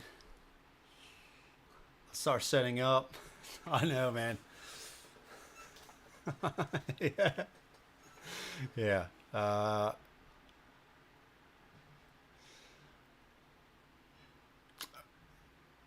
right, Dan. Thank you so much for stopping by, man. Really appreciate it, dude. Catch you around.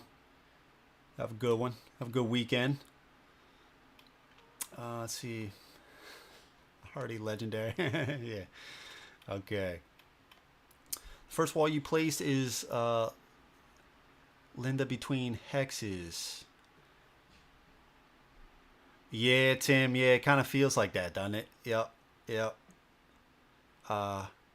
Okay, sorry. Let me see. The first wall you placed is kind of between hexes. Oh, yeah, yeah, yeah. You're right. You're right. Yep. You're right. Good call. Good call.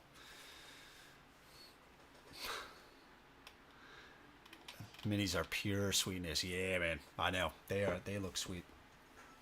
Okay, so let's set up these guys. The villager right by the wall, facing this way. Villager facing this way. Right by the tree, south. Okay.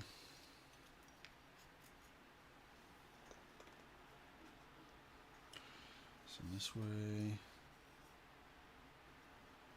Here, okay. Yeah, so again, thank you so much, guys, for stopping by, watching the stream. Yeah, two hours, 20 minutes into it. Yeah. I wasn't expecting the stories to be this long. I mean, they've been super cool. I'm not complaining. But it's just with the streams, you know, starting at 9 and then having the story, just getting into the encounter, and it's already 11:15. Yeah. We might have another long night early into the morning.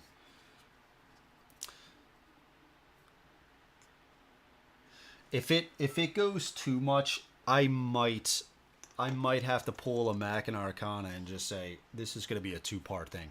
I don't think I can go to 3 in the morning anymore. It's just a lot. It's a lot. I still need to talk to my wife about possibly starting at like 8, which I think would be a lot better.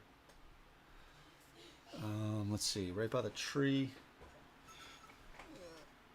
Sorry, the house, I meant. Okay, so villagers. 1, 2, 3, 4, 5, 6, 7, 8, 9, 10, 11, 12. 1, 2, 3, 4, 5, 6, 7, 8, 9, 10, 11.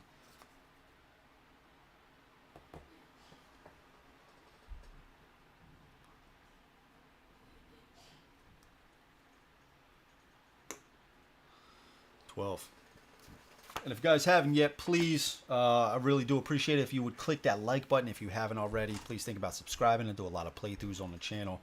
And if you do want to support the channel even more, I do have a Patreon page. We have a fantastic Discord. It's very active. And if you want to support the channel through a different way, I do have a one-time PayPal support. Everything links in the description below. Truly appreciate it. Thank you, guys.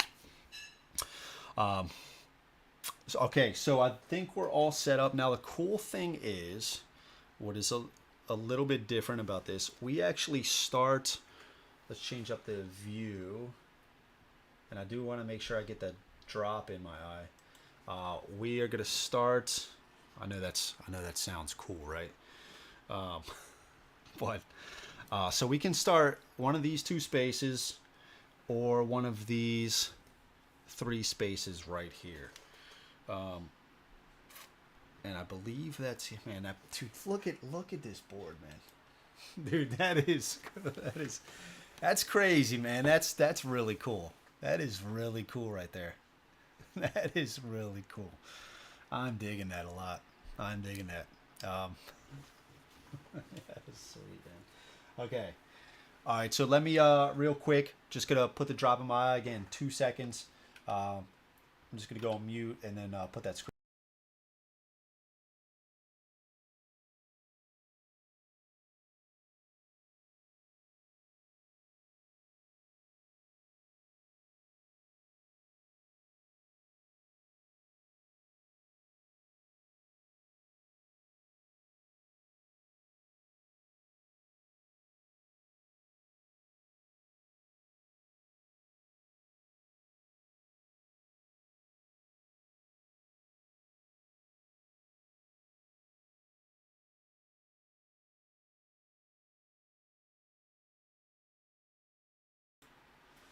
All right.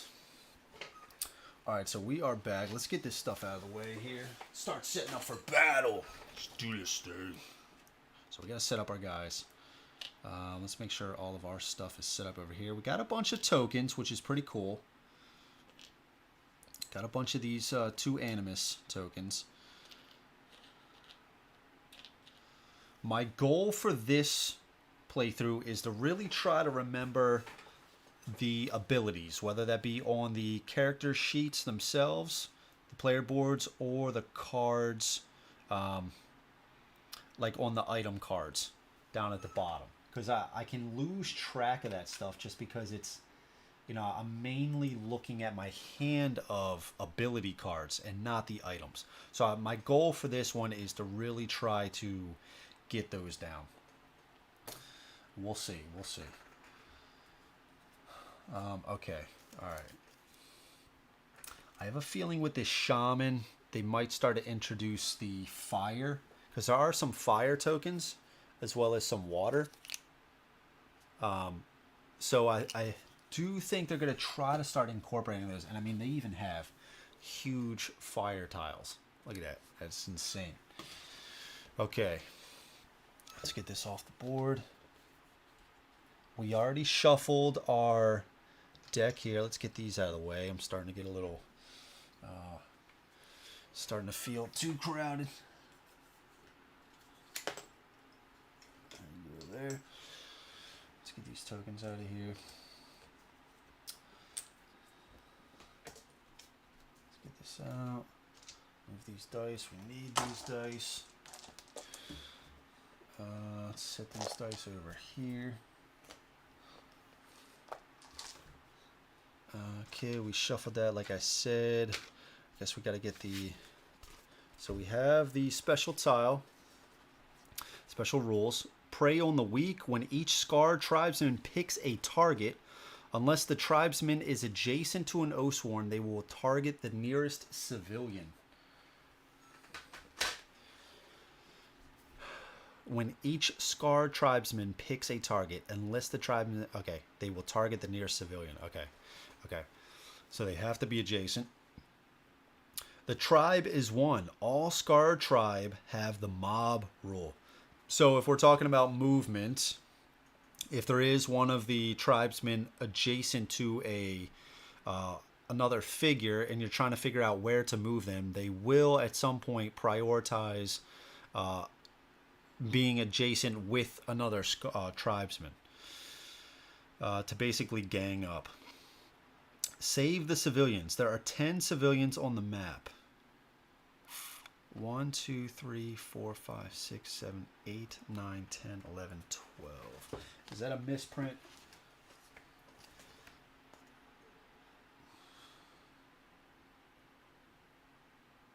Contains 12 civilians. Chapter 4 encounter setup.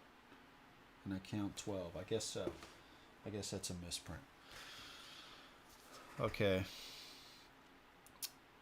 You may try to protect them if you wish. Civilians will die if they receive any damage or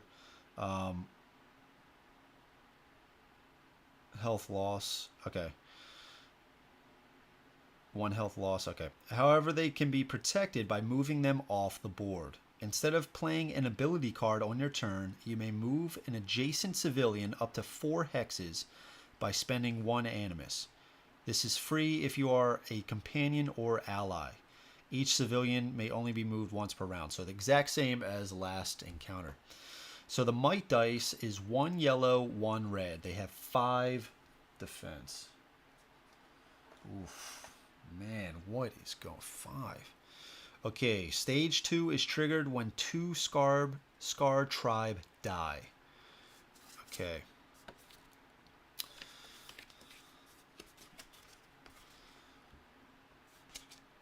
Stage 3 is triggered when 4 Scar tribe die. Okay, stage 3 is only reached when 4 Scar tribe die. Okay.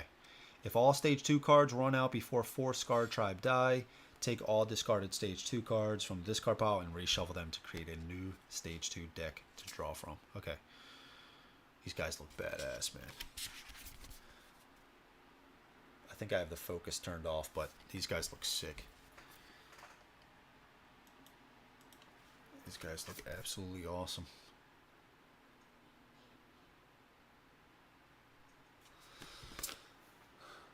Okay.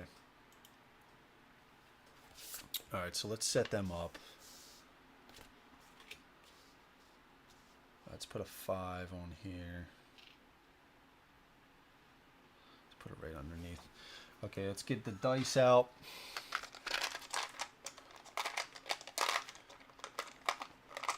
Reactions are a bit different. Yep. How are you doing? Let's see. Tim, what are you in a bid for? Sorry, man, I missed that. What are you in a bid for? And I'm not sure if you're asking me, how are you doing? We found holding the items in your hand helps, but that's just me. I keep forgetting the items I have as well. Yeah. So what was happening with me on the first, I want to say first 2 encounters, I was a mess. And what I ended up doing was I started adding regular heroes as I went on. So the very first chapter, I was only using 1 regular, 3 companions. Chapter 2, 2 regular, 2 companions. But I started getting really lost. And that is until, I mean, I still got lost, but not as much. Is that one of my patrons, Andy, he has an Etsy shop. It's called NewHamr. N-E-W-H, I believe it's H-A-M-R or H-M-R, something like that. But he makes these deck holders. And he made it for Nemesis. I used it for Nemesis. But these have been fantastic. So they're kind of magnetic. They just kind of snap together like this. But I use those now. So like off here, down below, like I use one for, this is all the exile cards. So as soon as I'm done playing the exile, I put them back in here. And then I'm using one of these for the ranger, and then I got another one over here for the penitent. That's helped me somewhat to stay on track. But there's a lot of cards. I do think, again, if you're playing this solo, probably if you don't want to overdo it, I'd say probably 2 regular heroes and 2 companions would probably be a really good amount. That really gives you the full experience of like the regular heroes, but also you don't have to worry about 2 of the other ones as much. Okay, not as much fun now if I can't fit everything in the back of the Mustang. Sorry, is that Nate saying that?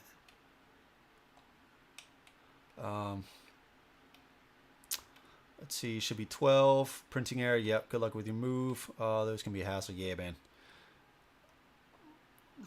I haven't played a game yet where I haven't said, oh yeah, I forgot about using those. Yeah, I know, dude, I know. All Scar Tribe characters are considered the boss. Oh, okay, that helps, Adam. It's really cool having people that have already played some of these chapters so they can kind of say, well, this is kind of the way it is, kind of using their maybe stuff that they missed or stuff that they really remembered, because I can miss a lot of stuff. I can. It's just the nature of games. Okay, Battlestar Galactica.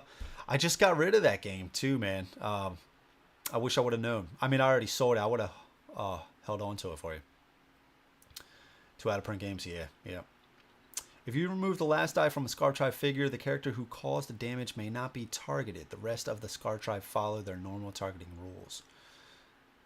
Yeah, they're pretty cool. I didn't put a link in the description here, but I did on, I believe, the last Oathsworn Chapter 3 video. Sorry, Adam, let me see here.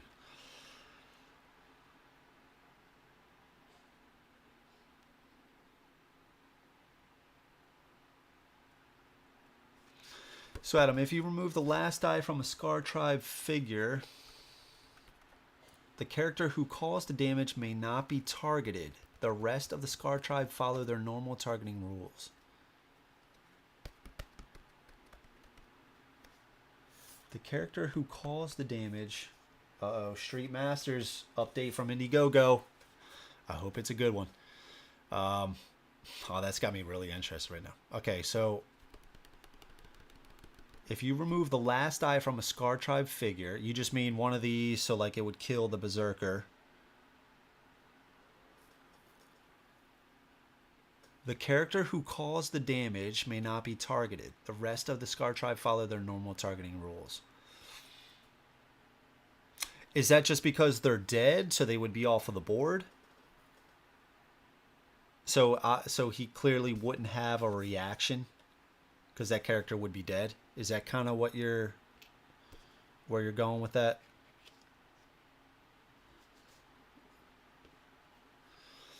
Okay, well, let's place our guys out.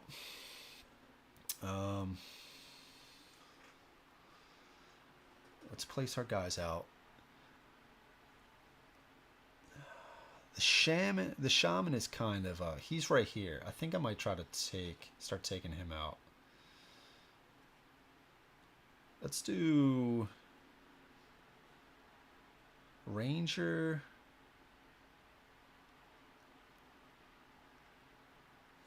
Let's do the Ranger there, and maybe the Penitent. And then we'll do the Blade and the Exile. Okay. Well, the character who caused the damage is not automatically targeted by the remaining ones. Oh, I see. Yeah, because that would be a lot, it seems like, right? So let's reveal the top one. We already shuffled that. Chain Hook. The Berserker targets the closest Oathsworn and move 8 to them. For each Berserker adjacent to their target. Alright, so there are 2 Berserkers. For each Berserker adjacent to their target, move the Berserker 4 directly away from the target and place the target in the closest empty hex to that Berserker. Okay. Target the closest Oathsworn and move 8 to them.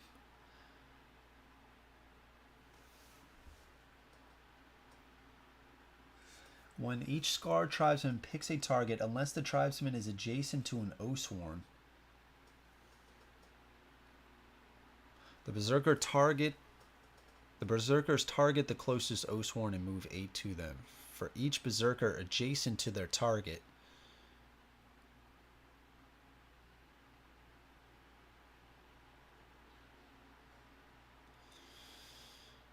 move the Berserker 4 directly away from the target.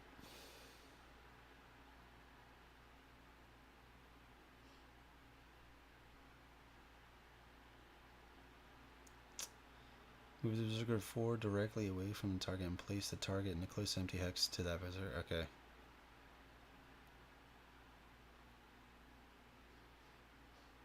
All Scar Tribe move 4 to their target. All Scar Tribe attack target mob. Okay. The rest of the Scar Tribe reacts. But following normal targeting rules, not automatically targeting the character who caused the damage.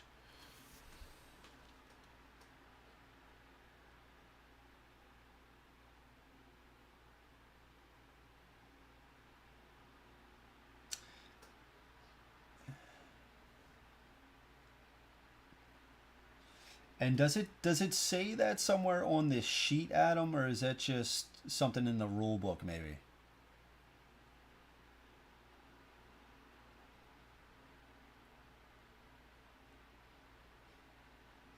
Because the only thing I'm seeing about the tribesman dying, each time a Scar tribesman dies, all other tribesmen permanently gain a yellow might die, or might token.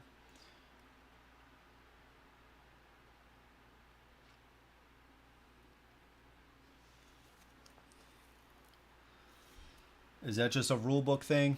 We got stuck on this card text a little. You move the Berserker toward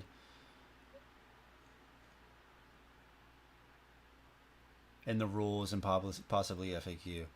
Yeah, so Baron, it seems like, from what I'm gathering, I guess since it specifically says Oathsworn and it's highlighted, that would break this rule on the card.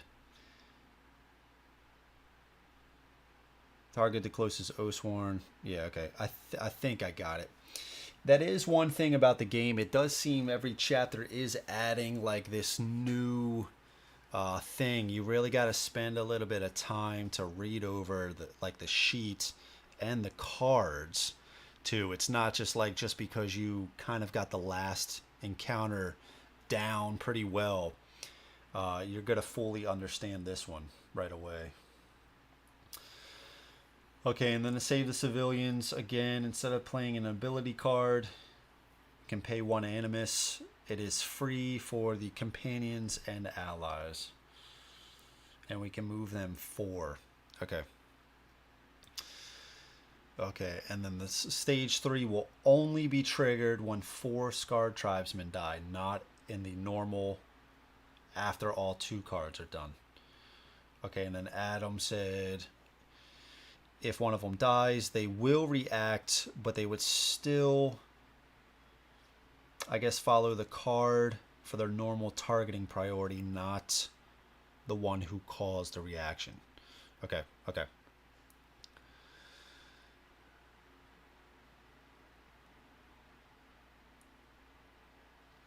Yeah, I think so. As in, I mean, each of these, I felt pretty bad about chapter 2. I feel like I messed up a decent amount of rules. We're just gonna try to do our best. That's all I can do. We're just gonna do our best.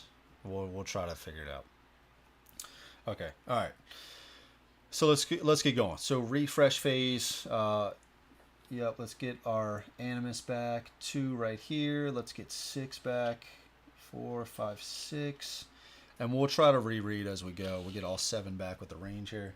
And we get 6 back here. Okay. All right, so we got to play the injury cards first, obviously, right? Let's just start with the exile. He's got this concussion right here. I got to sleeve it.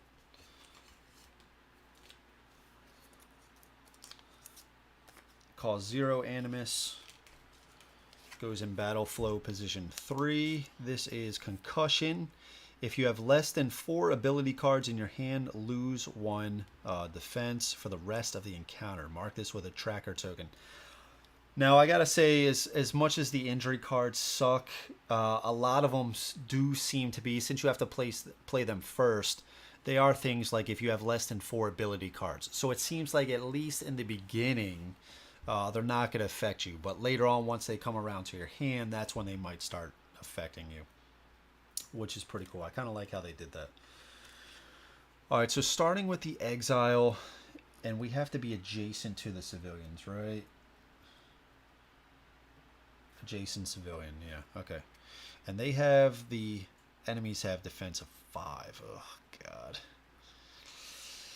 Okay, all right, so let's first play the concussion. Goes into battle flow spot 3, cause 0 animus. And they're targeting the closest civilians if they're not adjacent. So I tell you what, let's spend 1. Get the exile. The exile only had 1 injury card. Instead of paying an ability card, we'll just pay 1 animus. We're going to get this guy. 1, 2, 3. We're going to have him leave. I do want to save some of them. Oh, wait. Is this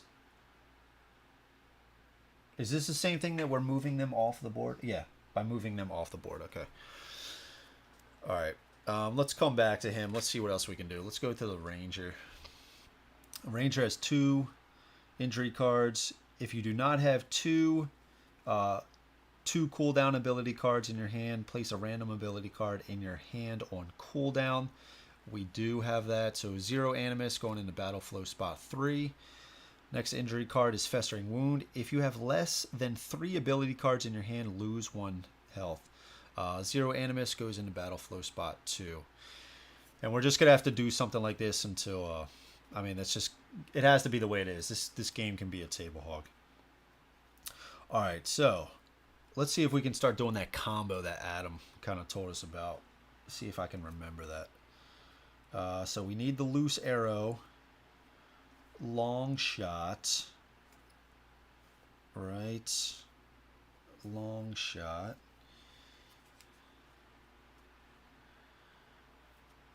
Okay. Oh, you know, Adam, you know one thing I wasn't doing last play?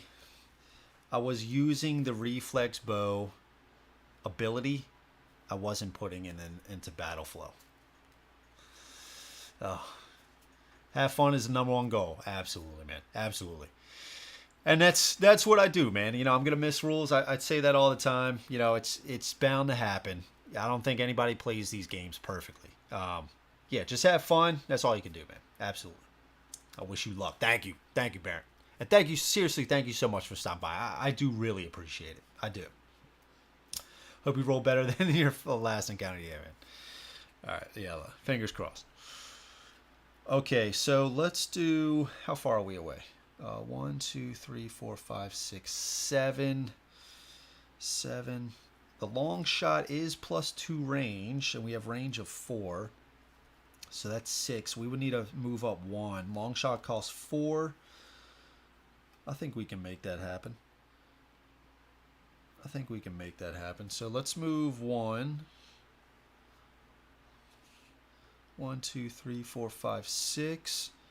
Yeah, let's play long shot. It adds +2 range. That's going to cost 4. Okay. Long shots. We're not going to use our reflex bow's ability. That's going to go in a cooldown spot 1. Add 1 damage to this attack for each hex of range it takes to reach the target beyond range 4. So it's going to add 2 to the attack. So we're going to roll a red die. Let's empower it.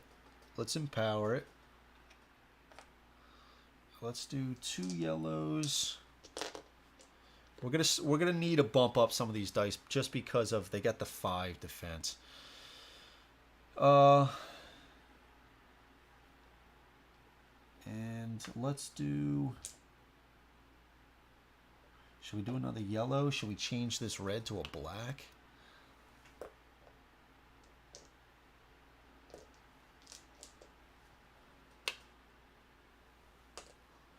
We're going to do this right here. We do have a reroll.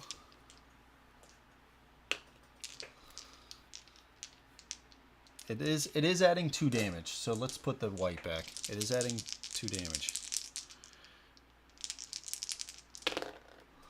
Alright, so 7. So we're going to hit him.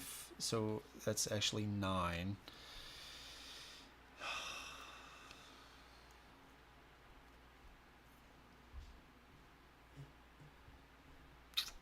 That's 9. Gonna hit him once. I guess I could try to re-roll this. I don't think I want to do that, right? That's fine. So we'll just hit him for 1. I just want to make sure I'm not missing anything else. Who was that? The shaman. So we hit the shaman for 1. We are going to play this for play loose arrow. This is going to battle flow 1 card. So we'll battle flow this long shot to 0. And this is going to go into the 0 spot as well. Let's hold off right there and let's come back in a second. So Penitent. Michael, what's up, dude? Just popping by. How far are we into it? Just started the encounter. Yeah, what's up, Michael? How's it going, man? Okay, let's go over to the Penitent. Right here. So Penitent, we do have 1 injury card. It does cost 1 Animus, but it doesn't do anything. So for 1 Animus, let's put this in cooldown spot 2. Okay. Let's start moving. Area of effects. Battle flow 1 card. So let's start moving a little closer, right? 1, 2.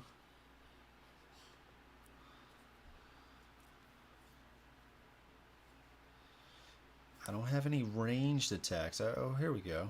If you have a shield, which we do, Range 3, unarmed, thrown. Add a black die for each shield symbol or number your shield has. So 1 black dice. I haven't used the cards a single time in this game. It's only been dice for everything. If you have a weapon but no shield, okay, but we do. All right. Okay, in either case, the range on this attack is increased by 1 for each health you have lost. So it would be 4 range.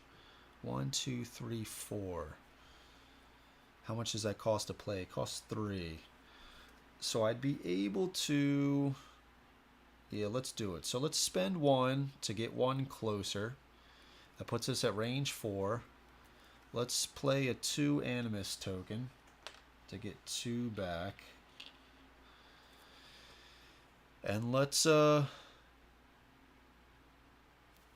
that. So we're going to play Judgment. It costs 3.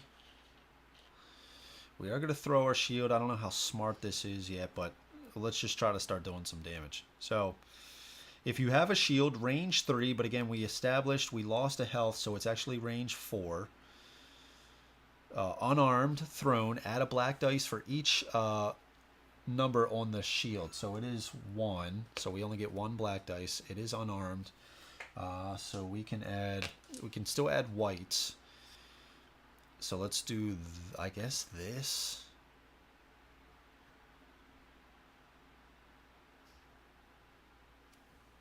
I believe we can still empower this. And again, let's put our tokens close by so we can get them back if we... I believe we can still bump these up.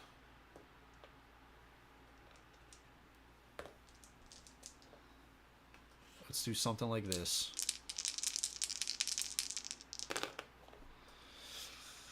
Reroll. There we go. Hey, alright. So we got 9, 10, 11, 12.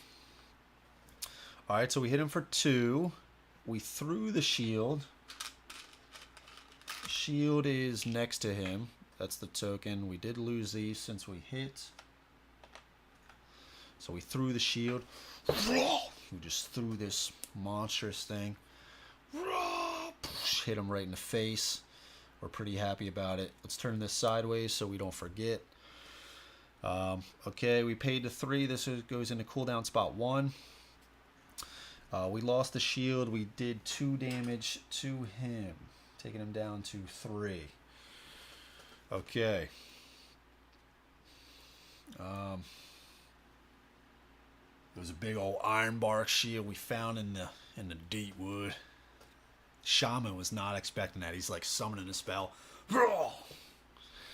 Alright, let's pause with the penitent. Let's go over to the blade. Blade is right here. We are going to spend... Let's spend a 2 Animus to move to 1, 2, free action. 1, 2, 3, 4. This civilian is gone. Now what do we got here? Abilities. This targets all adjacent enemies. Attack once and apply to all targets. Move 3 in a straight line. Knock back. Attack and knock back 2 in a straight line.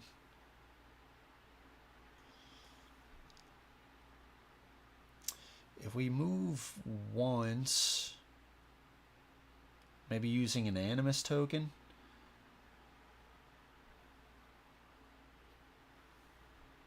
Use the ability 1, 2, 3. Oh no, that probably wouldn't be smart. We could do it here.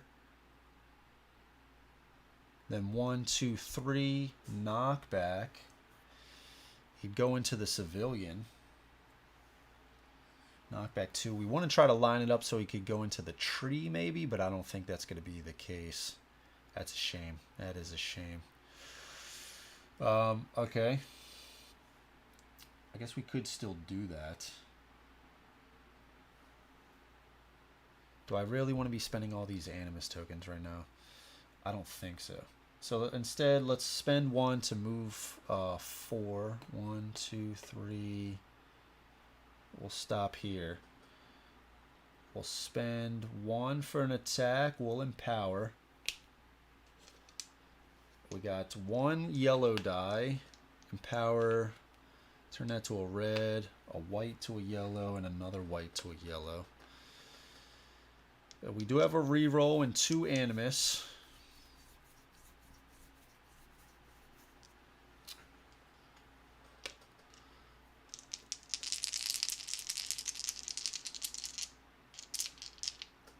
Yeah, so the penitent has the targets all adjacent enemies, attack once, apply to all targets, and the charging boar, move 3 in a straight line and attack and then knock back 2.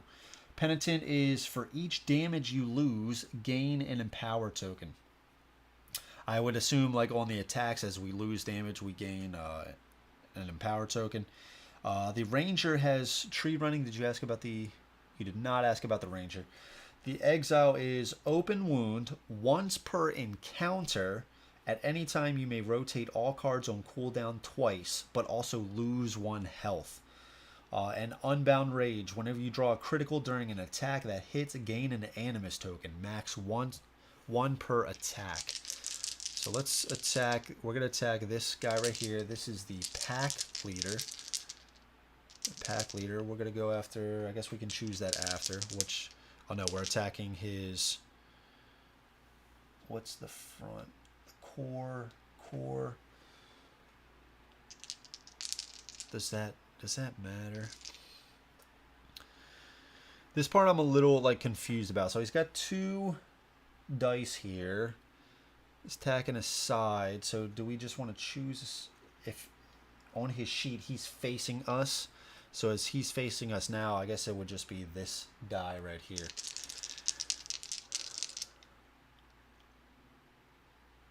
Yeah, gotcha. Yeah, the tree running, yep.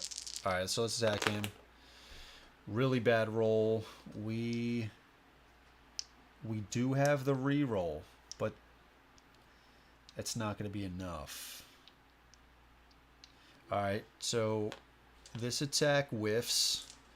We get this token back, and we're going to choose a reroll.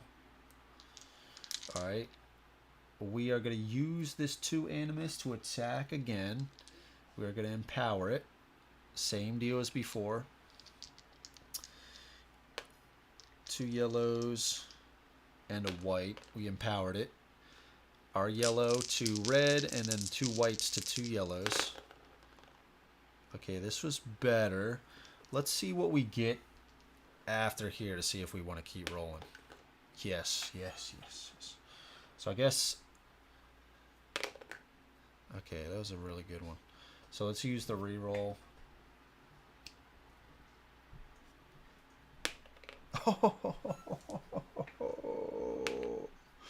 Okay, so we got 7, 10, 15, 18.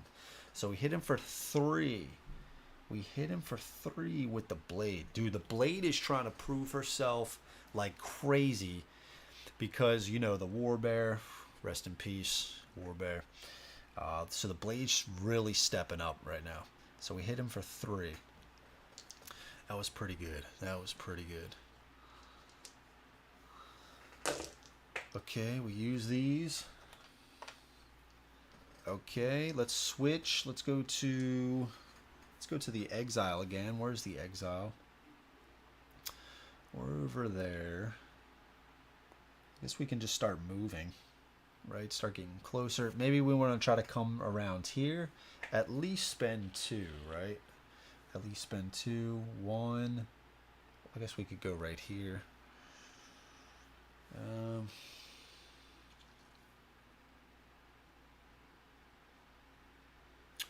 Yeah, we could do something like that. Maybe hold off, get all 6 animus back next time. We can pause. We can always come back. I mean, we do have the +2 animus. I can't forget about that.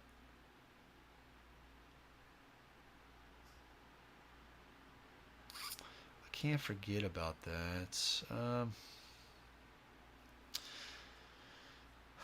Let's go to... I guess we could try with the ranger again. Just try to attack again.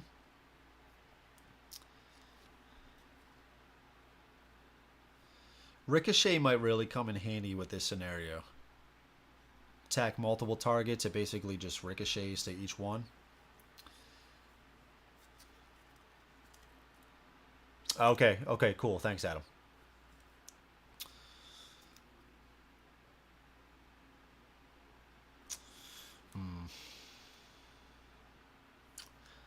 Let's hold off. Maybe let's see what they do. Let's see what they do. Yeah. Okay. All right. I guess, man. Yeah.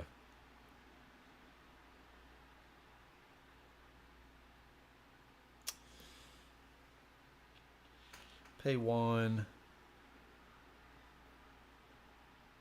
I'm going to do a slight take back to go here with the exile instead.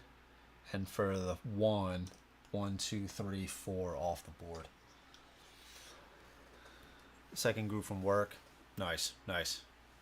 Yeah, Adam's into it, man. Okay, let's stop there. Right. Let's stop there. Okay, so let's just go through the card and just see what we're dealing with here.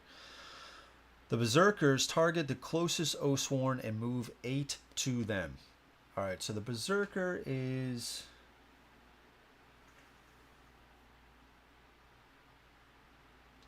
this guy.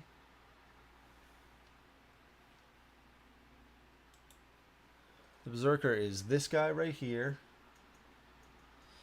And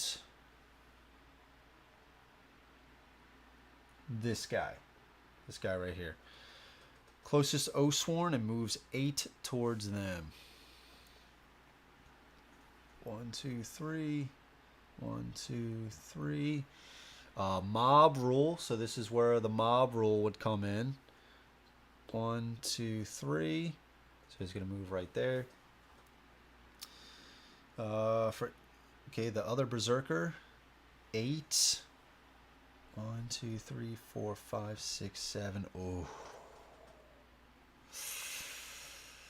Oh, shit.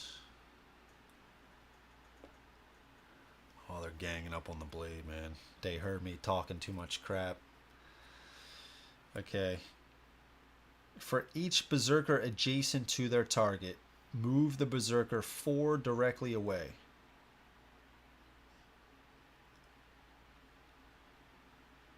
Directly away from the target and place the target in the closest empty hex to that Berserker. Okay, so yeah, I'm not entirely sure.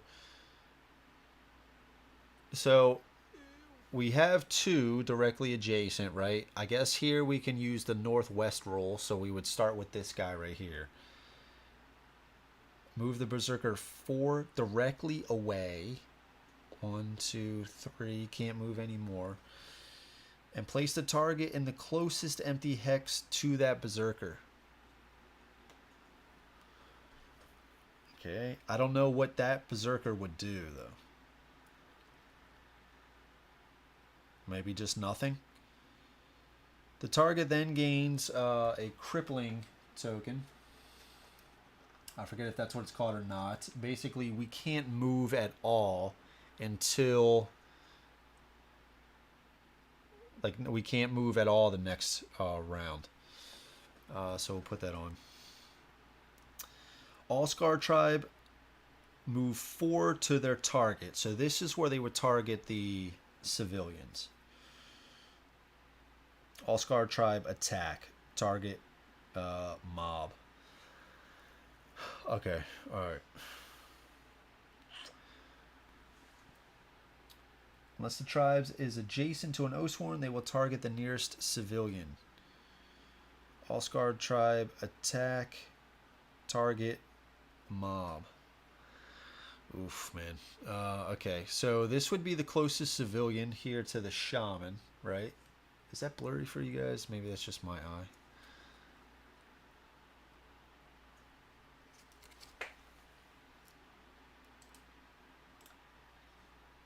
Configure videos. Do this.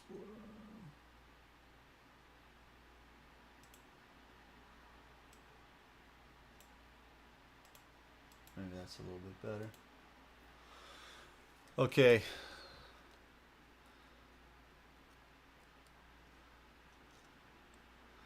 Was there an attack icon after the Berserker move? No, there wasn't. No. Nope. This is the only target on this card is All Scar Tribe attack target mob. So he's targeting the closest. See, but I guess this is what I'm saying. So would this guy actually go here because this civilian is, you know, the mob? No, I guess it's the closest. If the tide, it's the mob. Yeah, okay. All right, so doesn't need a move. Doesn't need a move. Does need a move. It's going to move 1. Northwest rule would put him here. And everybody else is already good to go. So they're going to target. They're going to attack. 1 is going to take them out, right?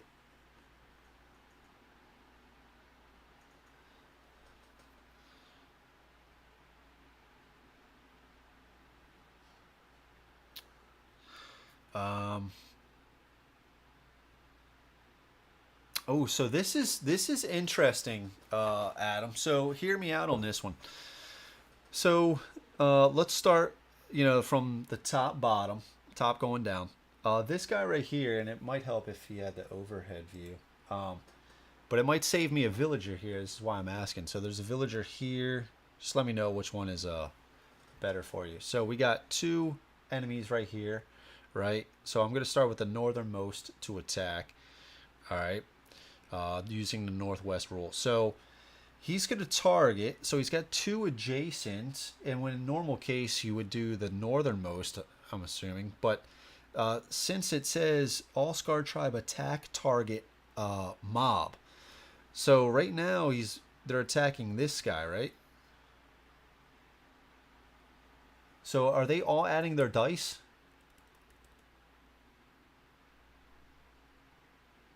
Oh, yeah.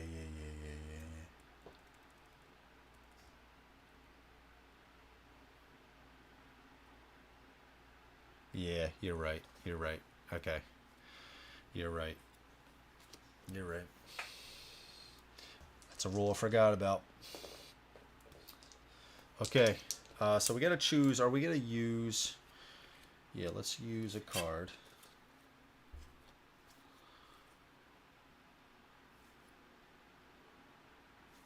Let's use Headbutt. It's going to go in a cooldown spot 3. It's going to battle flow this. That's going to add 3, so we're at 5 right now. That's not the exile, sorry. That's not the exile. That's not the exile. That's the blade. Blade.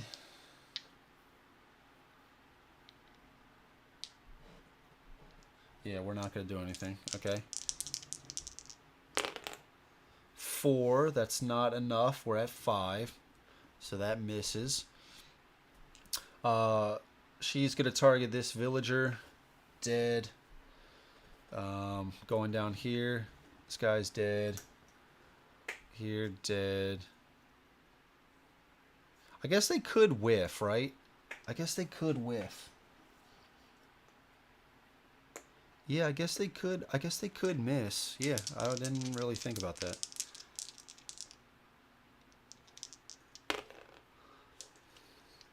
I'm just automatically assuming they're not going to. So going here. They miss. Good thing I realized that. Hits. And then here's Shaman. Hits. Okay, alright. I know, yeah, I know. I'm learning. I'm getting better. Okay. I think that's everything on the card.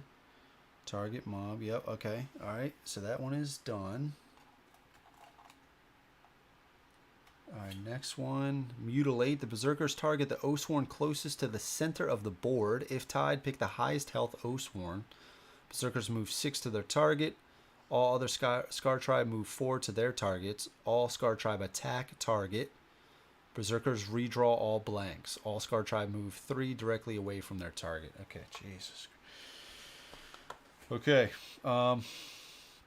let's go into refresh.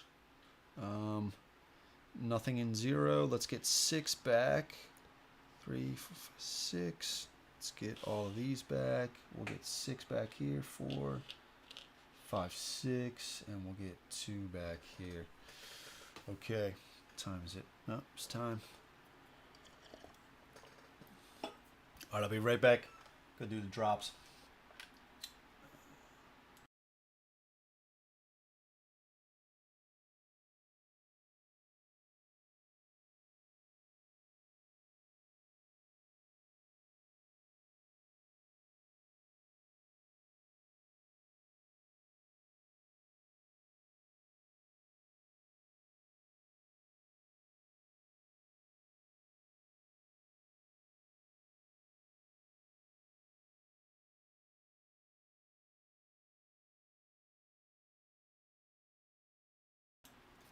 Okay.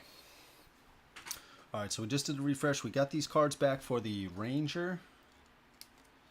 All right, nothing else back. Don't need to worry about any injury cards still quite yet. Okay, so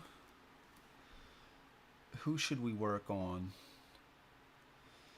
The Berserkers seem like they're going crazy right now. Guess we could use the blade. Target that Berserker right there. Yeah, let's do something like that. Oh, we could move. Yeah, okay. So let's do this. Let's spend this Animus token to move once. Oh, we can't.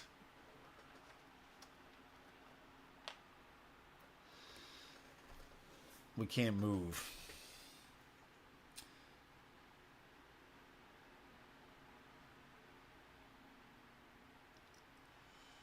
Okay, but we could still... Now here's the thing. Charging Boar, move 3 in a straight line. If we can't perform that, it says then knockback 2. I guess we can't do the knockback if we can't do the movement either. That's fine. Alright, so let's just do a regular attack. Let's empower, because why not? Yellow to red and 2 yellows, and we'll throw a white in there. So we're going to target this Berserker right here. Sweet. Another red. Alright, so we got 4 5 6 7, so we hit him once. That is what Berserker? This guy right here. Hit him once. Cork. That is that guy, right? Yep, Cork. Alright, we hit him once. Let's do that same thing, except we can't empower. Spend 1 more to attack. We got 1. Let's do 2 whites. Let's try to make something happen here. We do have a reroll, which we are going to spend.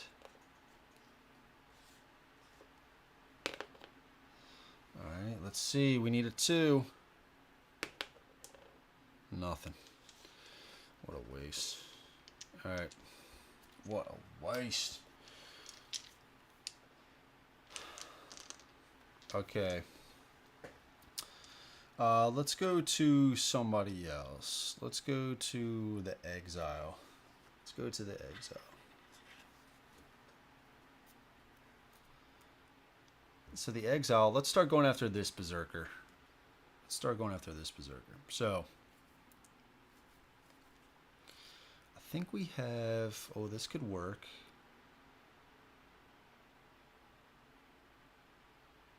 Nah, it's close. I was going to do an area of effect attack. That's not going to work. Let's do, how much does this cost? 4. 1, 2, 3.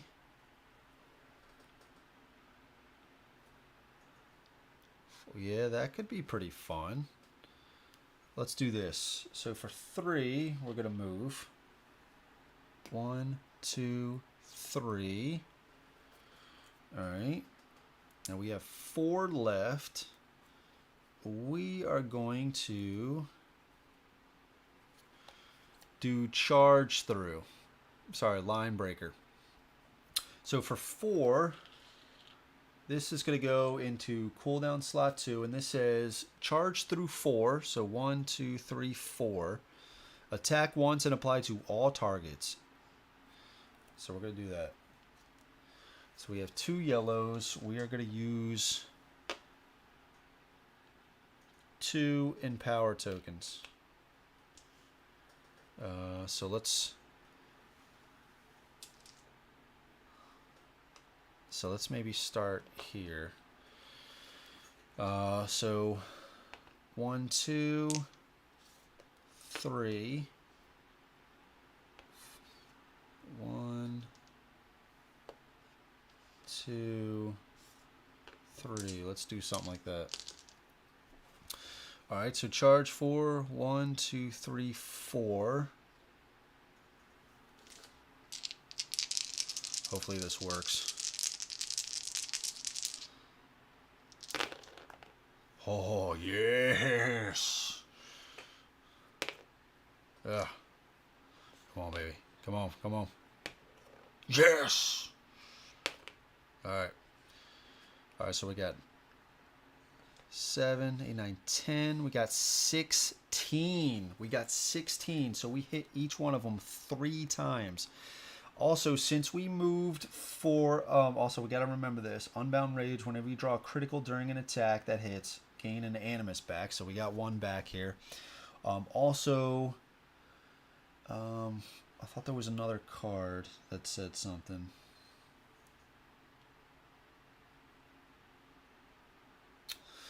Maybe not. I thought one of the other cards said something. Oh, yeah. Here, my crafted belt. I guess we can play this in a second. Yeah, we'll play that in 1 second. Okay, so let's take them down. So we did this berserker over here. He got taken down 3. That was pretty cool. And then the Scar Tribesman. So we can choose. I don't think we want to take out a die yet from him. So let's take this down 3. Right? So he's already down halfway. He's already down halfway. That was pretty cool. That was pretty cool. Let's play this gear card. So it says, if you have moved at least 4 hexes this turn, gain a defensive token. So we're going to do that. That's going to go into slot 3. Items and gear do not battle flow. Let's put it under so I don't forget. Okay.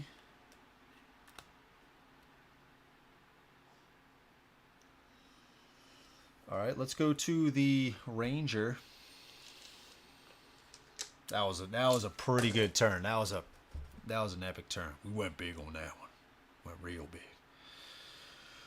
All right, let's go to... Oh, we could try to do Ricochet. This attack may target an additional enemy within range 4 of the first target. Add 2 damage to this attack for each target.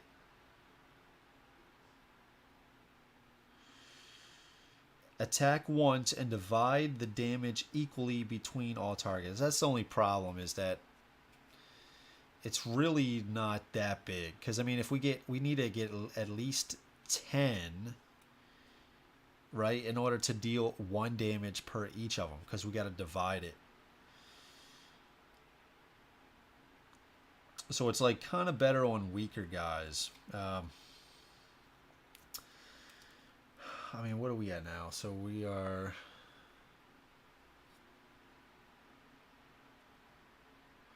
Do attacks go through... Do you have a favorite hero yet? Let me ask Adam this, and I'll try to. So, Adam, I am forgetting. Can you shoot through allies and other enemies? Nate, I think.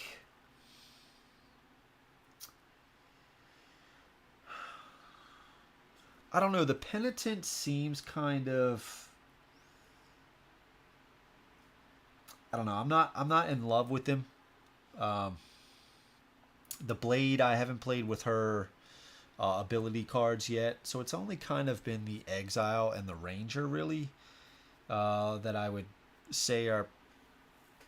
I don't know if I could say my favorite. I love the exile. I do like the charge through. Right, he's got the leap attack and stuff like that. But I think the ranger, as far as just been hanging back and dealing like some pretty big damage, uh, she's been pretty cool, man. She's been pretty cool. Like, you really get the sense of the bow, right? That you can do some serious damage. And plus, if you get this combo loop like we've been doing the last chapter, it can be a lot of fun, dude. If you have a +4 damage, you only need to roll 6 to cause 1 damage.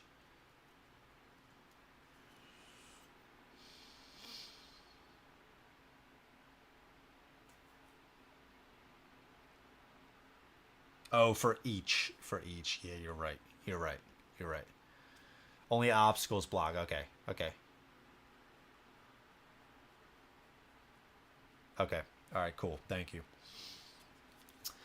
So yeah, we could do this. What is it? 1, 2, 3, 4, 5.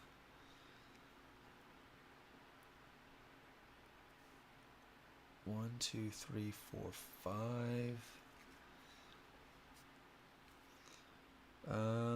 Huh. Shaman is at 3. The Bone Maiden. And this other Berserker. The other Berserker has had 1 life taken from him. I say we do the Ricochet doesn't sound too bad anymore. And do we have any? We have 1 in power and 1 reroll. So yeah, we need to get 6. We would need to get at least 6. That's not bad. It's dealing 1 damage.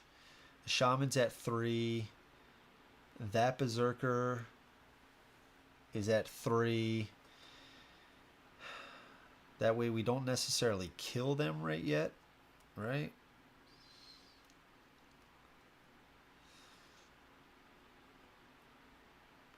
Sure. Let's do Ricochet.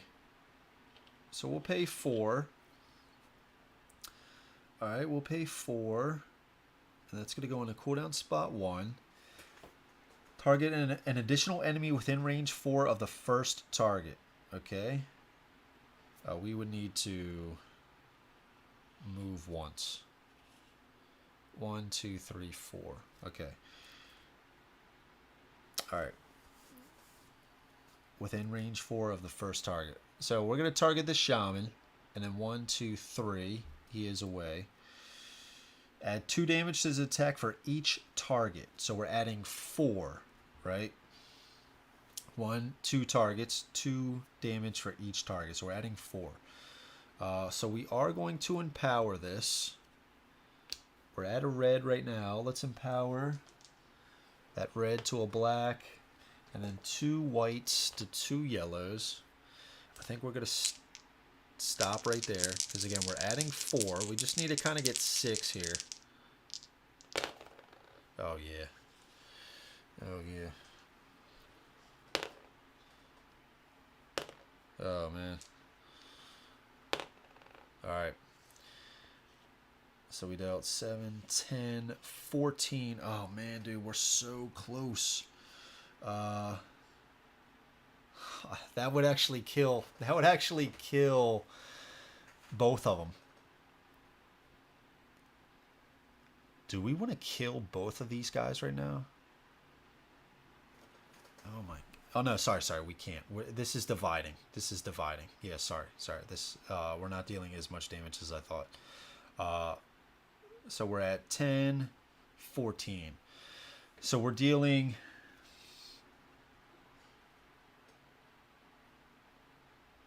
Oh, no, we're adding 4. We're adding 4 as well. So we're at 17. So we're dividing that up. So we can deal 3 hits. Okay, this is good. This is good. Right? So we can deal 3 hits. Yeah. 17 and the 5 is 3 times. So we can target this. So let's do 2, 1 to the shaman. And 2 to the berserker.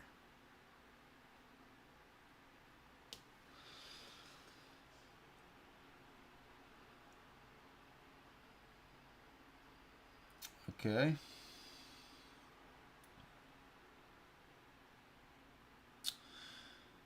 Yeah. Okay.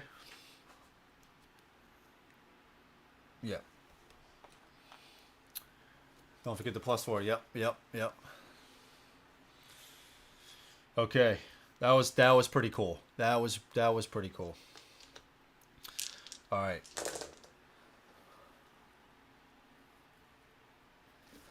Okay, let's go to the penitent. Let's go to the penitent. The penitent is here. We got our shield right here, right? So we could go over, maybe finish off the shaman. Do I want to do that? Pick up the shield, then finish off the shaman?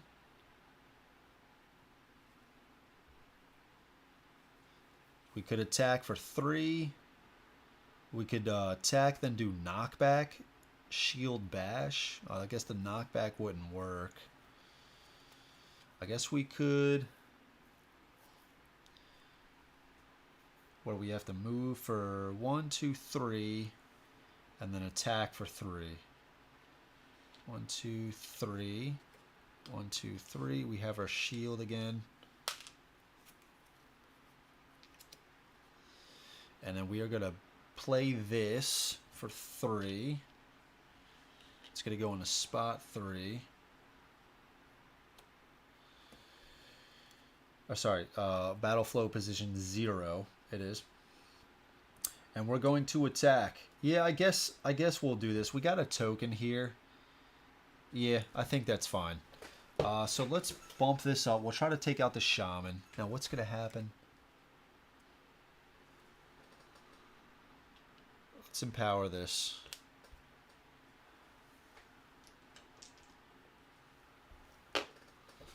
Right, let's do something like this. 4, that's not enough. Oh man, we don't have any rerolls. Ugh.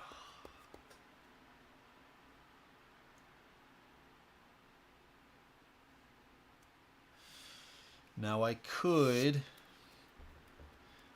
play this. After you draw your attack damage, add 2 to that damage. Yeah. They cause 0 animus. It goes into cooldown spot 3. After you draw, add 2 to that damage. So we're at 4, 5, 6. That's only going to be 1, but that's still okay. The shaman is reduced to 1. I was really hoping to kill it.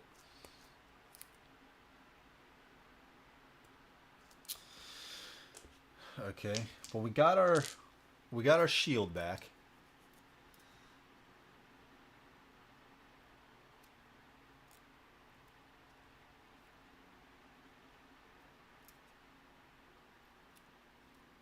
Yeah, so I thought that was you have to divide it equally, so only 1 damage. Oh, so I couldn't do 2 to 1 and 1 to the other. Oh man, that's lame. Okay, so what did we take? I guess the berserker was back up to 2 then. That's lame. That's lame. That's lame. That's kind of lame. It's kind of lame. It's kind of lame. Okay.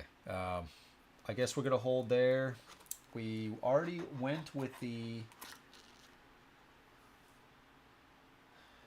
Yep, we already went with everybody here. I think we hold off. Maybe with the ranger... Maybe we just battle flow 1 card again. That's the ricochet. Maybe we don't need to worry about the ricochet just yet. Yeah, let's hold off. Okay. All right. All right, let's hold off there. All right, let's hold off. Okay. Mutilate. The berserkers target the Oathsworn closest to the center of the board.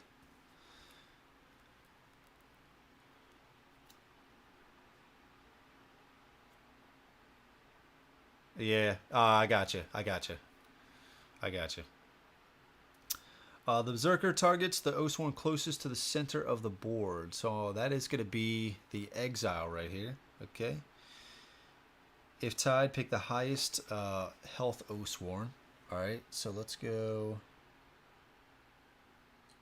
Boom. Right here. And this guy is going to move 1, 2, 3. Yep. Berserkers move 6 to their target. All other Scar Tribe move 4 to their targets. So just going through, if they're not adjacent to an Oathsworn, they're going to target the closest villager. So these guys are tied. No mob rule. So let's go to northwest. Oh, getting stuck on me. Come on, man. Trying to hold hands. Alright, got this here. Boom, like this. Let's do a little side shot action.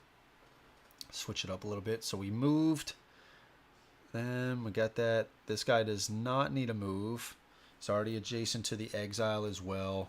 We don't need a move here with the shaman. Right.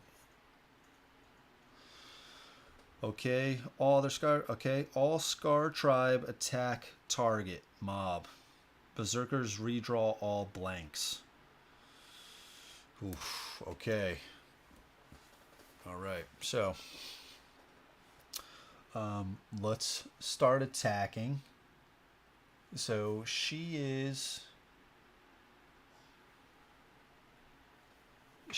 targeting the villager, right? She was targeting the yeah, okay. 1 red and 1 yellow. Yep. Villagers out. Okay.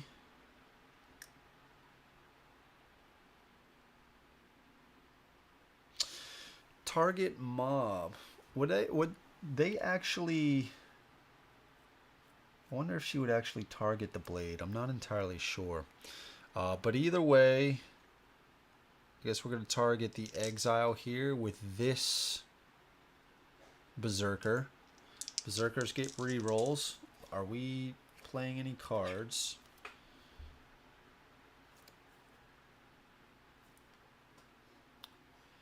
Let's play the...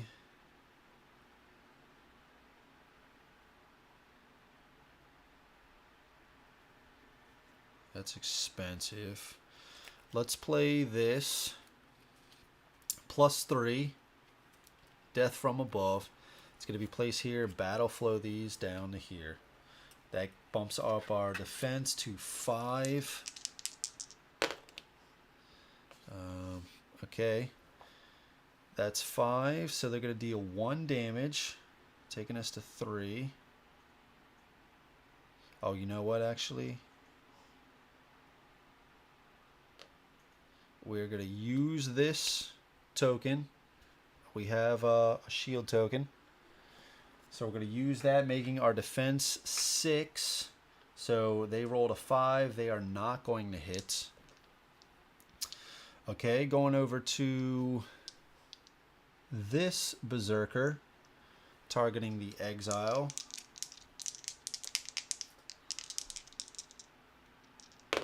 Oh, we had to determine. Sorry, I did forget. I'm sorry. We're gonna play this for. This is gonna bump us up to 5. That goes in spot 3.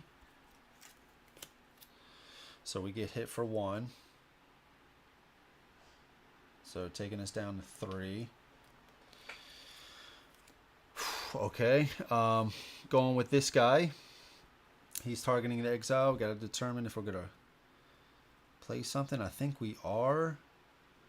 Let's play weapon throw. It's going to make our defense 4 temporarily. That's going to go in a cooldown spot 1. So we got 4. All right, they only got a 3. They got a 3 on here and a blank. All right. Okay. So they missed that one. That's good. And then we got the shaman. We got the shaman down here. This is on the penitent. Are we playing any cards? Penitent has 4. Let's play this taunt. Let's play taunt. Temporarily bumping us up by 3. So we're at 7 right now. Goes into cooldown spot 3. Battle flowing this. So we're at 7. And they rolled a 6. So we dodged that attack as well. Sweet. Okay. All right. Very cool. Very cool. What's next?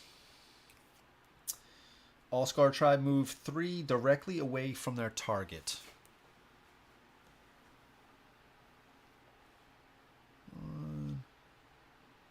I guess you can't move. 1, 2. 1, 2, 3.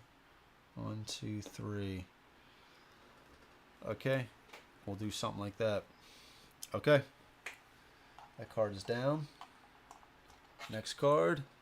Chain Hook, another one. Berserker targets the closest Oathsworn and moves 8. Each Berserker adjacent to their target move the Berserker. Okay, All-Scar Tribe. Okay. That's like just like the first card we got. All right, refresh phase. This is gone. Any cards in 0? Yes, we do have this for the Penitent. Refresh. We get 6. Boom. All these come back. We get 6 back. And all 2 come back. Okay. I think we're doing okay. I think we're doing pretty good. 1230s, not terrible. Okay. All right. We ran out of a lot of cards there, though. We used up a lot. All right, so let's not try to kill anybody with the Berserker. The Exile. We're down to 3 health here. Ranger is okay. We're still kind of far away. So we could like maybe try to move out to here. Right? And that should go by. This is probably the closest corner right here. Hitting this closest corner of this guy. Right? So what do we got for the Ranger? What do we got for the Ranger? When a character is attacked by 1 or more mob enemies, use it. Oh yeah, shit,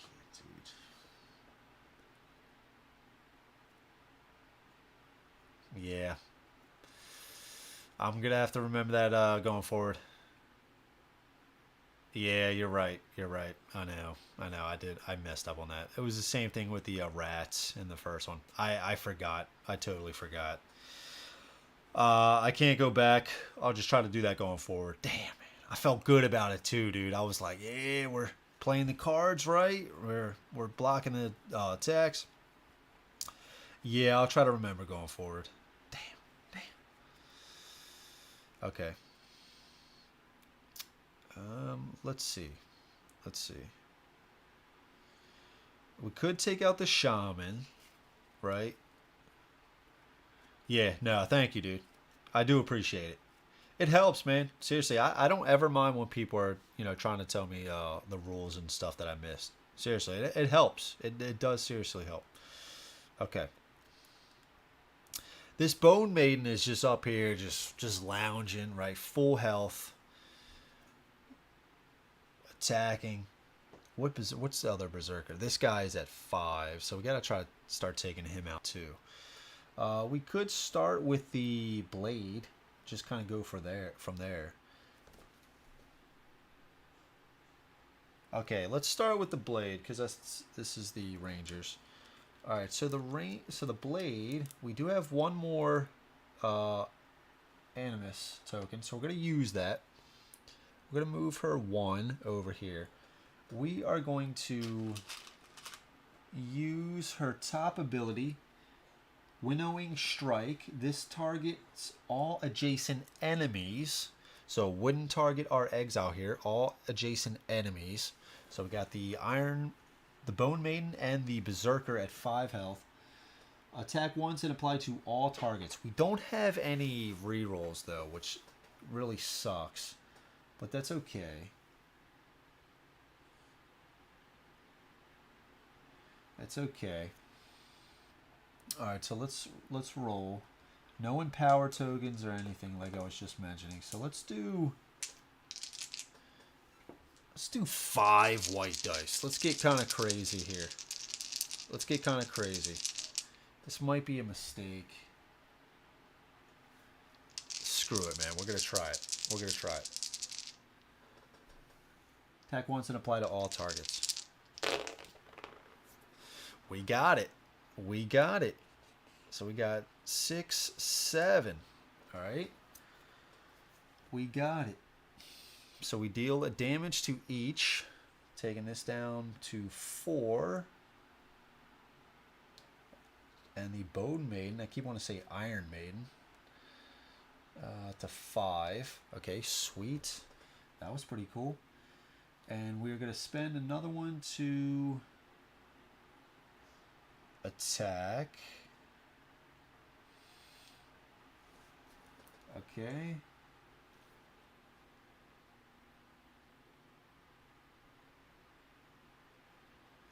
Alright, spend 1 to attack. Same deal. Oh, we had the... What am I doing? We had the yellow dice. That's so... Here we go. Here we go. Let's do 3.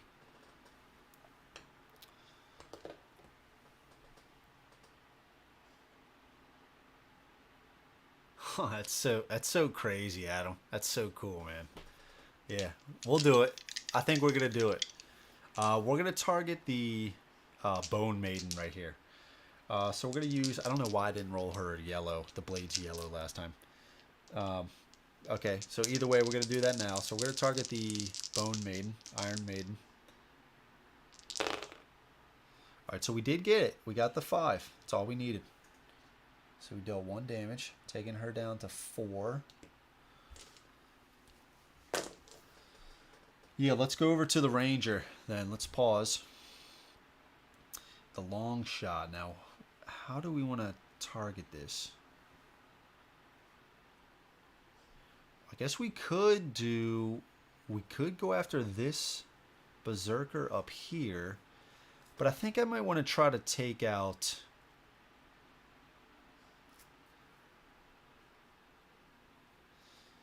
maybe one of his dice, one of this guy's dice. Now, what happens?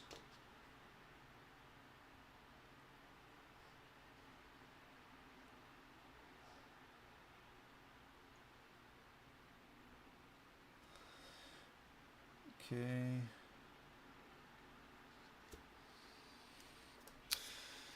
Maybe all this will make sense once I play, but it seems a bit confusing for my peanut brain. Yeah, it's gonna be a lot better, dude. Yeah, we're just looking at the cards, and just the Ranger has stuff where she can, like, basically her bow. Like, if we look at her bow, you can see right there, right here, it says range 4. I turned off the autofocus, but this right here says range 4. All right, and the red cube just means that's what. That's why we put this red cube right here. So what that means is on every attack, she can roll at least 1 red die, and you can add as many white dice as you want. So we could add 20 white dice if we want to. That just increases the chances of, if you roll 2 blanks on the initial roll, or on this roll, the whole attack fails. So if you rolled all those 20 white dice and no blanks, or 1 blank, all that damage would go through. There's empower tokens, which empower just means you can bump up 3 dice. So I could just say, and I could still choose as many white dice as I want to, But I could say I want to choose 3 of those to bump those up to yellows, right? I could do something like that. Or I could say I'm going to bump for 1 of those 3, bump this up to a black and 2 up to yellows, right? Something like that. But then she just has abilities where it just says, you know, add 2 to the range for, and everything, like if the target is past range 4, however many spaces they are past range 4, add a damage per something past that. You know what I mean? It's just little stuff like that. And then just on the cards, they just have animus costs, as you can see in the top corner here. I know it's blurry. I got the autofocus off, but this says 2, this says 4, this says 1. So we would just pay that animus over to here. And then on the right side, they have a cooldown cost. So you can see this says 1, this says 0. So after we pay that animus from the left-hand side, we play the card, and then we place the card on our tray based on this right-hand number. So this would be 0. So then this would go into the 0 slot. It's just something like that. Yeah, once you get it, dude, it'll be a little bit easier. There's the main thing that I find is just that, and that's why I'm kind of mentioning, like if you're playing solo, probably 2's a good limit, because it can start to be a lot. Like look at all these cards, right? You got to kind of read the cards. You got this whole thing here. You got the newest encounter card coming up with all that text on there. So it can start to add up. It can start to add up for sure. And my whole thing is like you have your hand of ability cards, right? That you're trying to remember and look through of what you want to play. But also I tend to forget the abilities on these boards as well as the item cards because I don't play the item cards as much. Because then each item card, we could technically, the bottom of this card has abilities as well. And it has a pay cost and a cooldown cost. So we could, in addition to an ability card, we could say, okay, I'm also going to play this bottom part. So then this card would go into cooldown. But the cool thing is, this red cube and the range still apply even though this is flowing. You know, it's something like that. All right, so where were we? I think we were at the Ranger. This is the Exile. Let's put this back so we don't forget. Oh, wait. No. This goes here. This is in Battle Flow. I was about to take all those cards back. I thought I just left them out up here. Okay, going to the Ranger. So 1, 2, 1, 2, 3, 4, 5.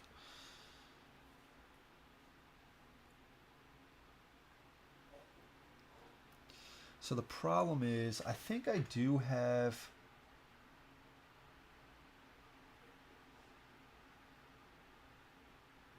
Now, one weird thing, Adam, I don't know if you like saw in the rule book, but like say, like we're here, like say you were right here, and your a target just grazed the side or even just the corner of that, I think that attack is blocked by line of sight. There's a weird little picture in the rule book which basically goes over that. So like even if like it would just pass by and maybe go to the center of the tile, it would still count as being blocked. I thought it was kind of weird with that. But if we go from this over to yeah, like see, this might be blocked just because this little corner, because we got to go from this corner to the other closest corner to here. So I actually think this is blocked if we were to stop here over to here. As weird as that looks, I think so based on the way that the rule book is. But either way, if we just move back 1, 2, 3, 4, 5, 6, that's actually a little bit better. So if we do this, yeah. So if we move 1, then play the long shot for 4, That's going to go into cooldown spot 1.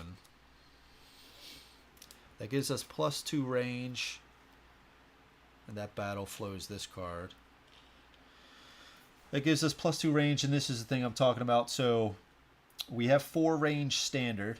This adds +2 range to that, so we have up to 6. Add 1 damage to this attack for each hex of range it takes to reach the target beyond range 4. So it takes us 2 more, so we're going to add 2 damage to this roll. So we're going to do that. So this is going to be 6 range, so let's get out our red dice. We don't have any empower tokens, so we're just going to roll. I think we're going to roll this. We do have a reroll token, and we do have a lot of animus tokens here. We're going to target the shaman. Are we taking out the shaman?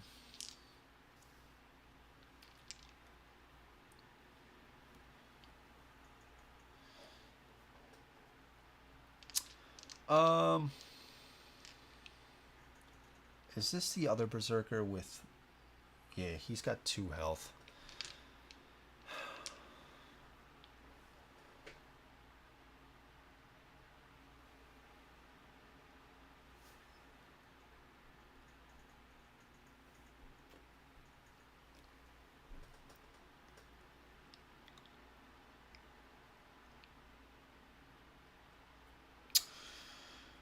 Huh, okay.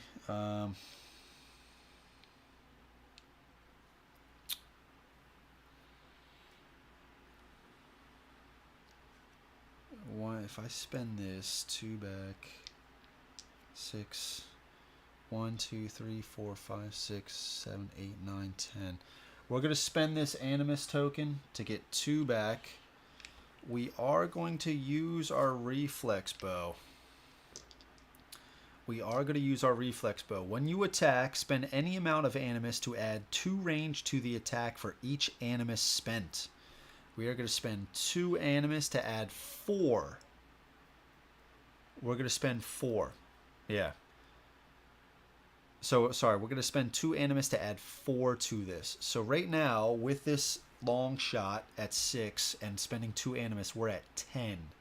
We are at 10. 1, 2, 3, 4, 5, 6, 7, 8, 9, 10. We're attacking the Bone Maiden right here. So we spent 2. That's going to go into cooldown spot 1. Items do not battle flow. Oh, but since we're using it with this, we can place this down first. That's right, because the rulebook said. And then we would place the long shot after. Items would be placed down first if they're in addition to the attack. Battle flowing this to here. Okay, so we're at 10 range. And now we get add 1 damage to this attack for each hex of range it takes to reach beyond range 4. So we're adding 6. We're adding 6 to this. Oh man, please do not miss. So since we're adding 6 to this, let's do maybe... Should we do 2 whites?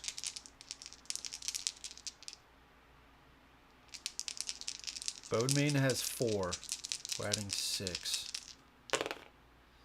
Alright, so we dealt 11. We dealt 11. Okay.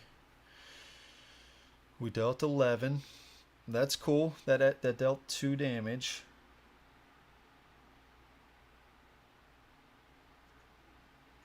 Yep. Okay, that dealt 2 damage to the Bone Maiden. I wanted to try to start getting them down low. Yep. That's right. Yep, that's right, Adam. Okay. And now we have Loose Arrow. Play this in slot 0. Bringing this stuff back to hand.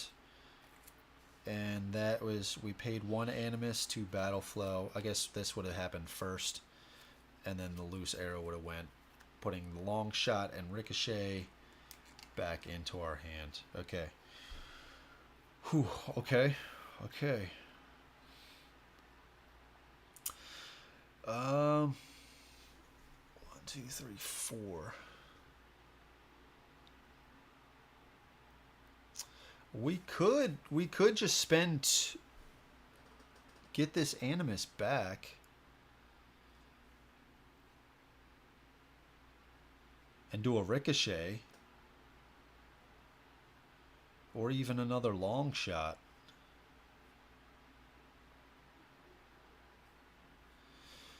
One, two, three, four. The Shaman. 1, 2, 3, 4. To the Bone Maiden. Or even to the Berserker. Yeah, screw it. Let's do it. Screw it. Let's do it. We'll get 4 back. And let's do, let's just try Ricochet. Let's try Ricochet going into cooldown slot 1. I don't know if this is worth it. So add 2 damage to his attack for each target. Ugh. We got to reroll. Let's add another white. Oh, hell yeah. Alright, let's do this. Let's finish off 2 guys here.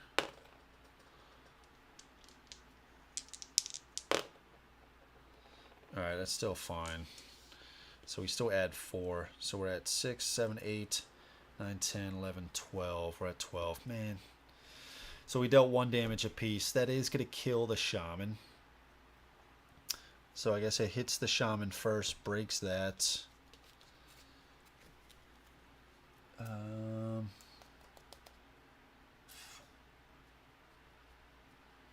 Now, what was this when they... One of them dies, we add a might token, right?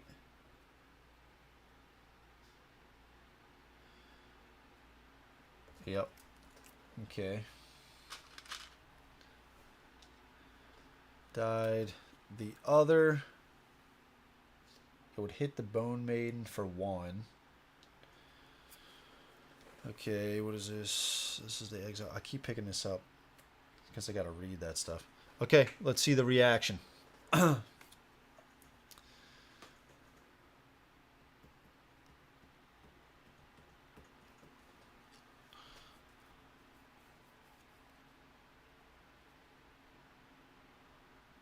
Long shot would? Why would long shot? Battle float.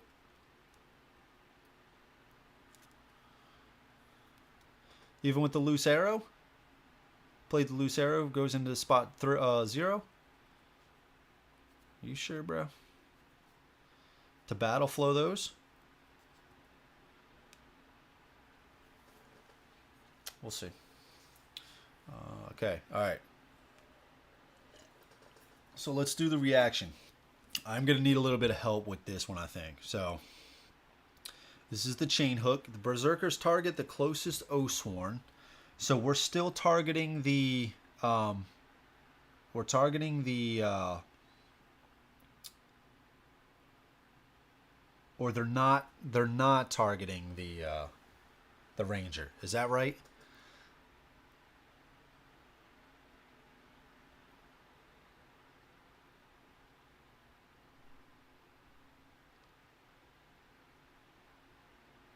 Oh, I think I see what you're saying.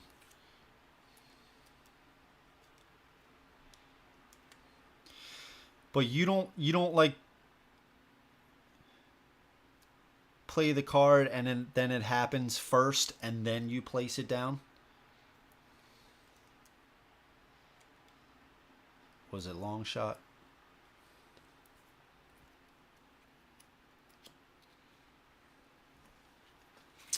Okay, so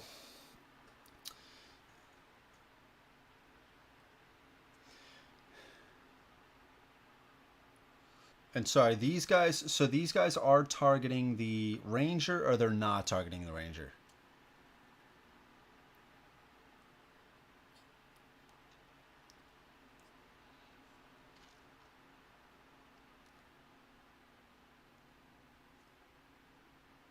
Okay, gotcha. Okay. Sugar targets the closest Oathsworn. Okay. So the reaction... everybody's gonna react, right? Everybody's gonna react.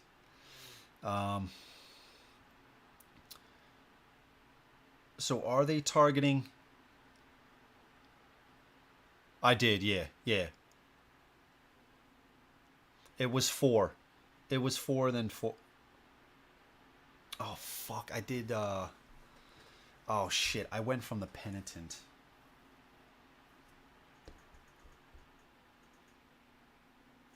Oh god damn it! I went from the penitent. Yeah, I was looking at the penitent and I did. Oh man, dude, you're right. You're right.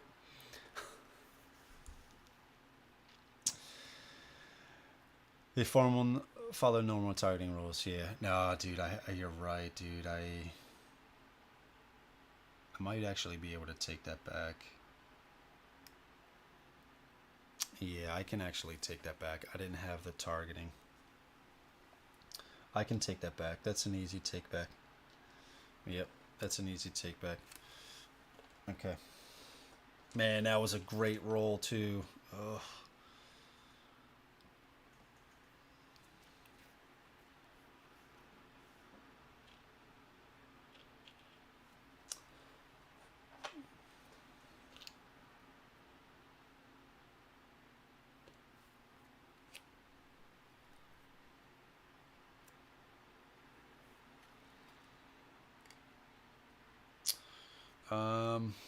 With forgetting,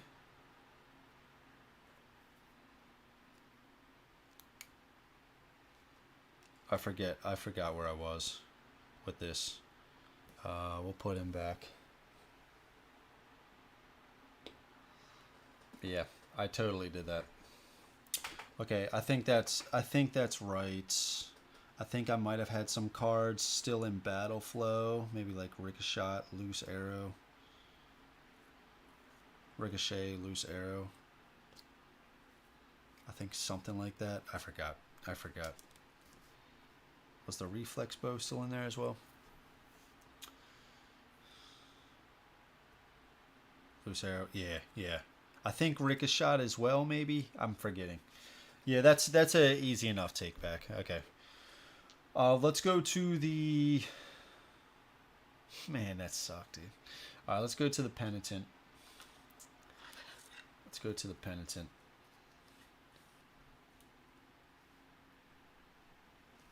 I might start switching to 2 regular heroes and 2 companions. It's just kind of a lot. It's kind of a lot. Alright, I guess let's try to move. Could do area. No, area of effect isn't going to work. Knockback 3. 1, 2, 3, 4. This costs 3. That is enough.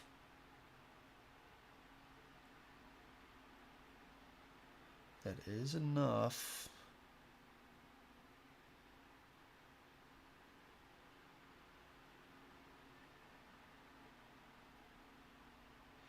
Okay. Let's do this. So we're going to pay 3. It's not going to be enough still. 1, 2, 3, 4. Okay, we're going to pay 4. 1, 2, 3, 4. I guess should we try? Could try to do the knockback.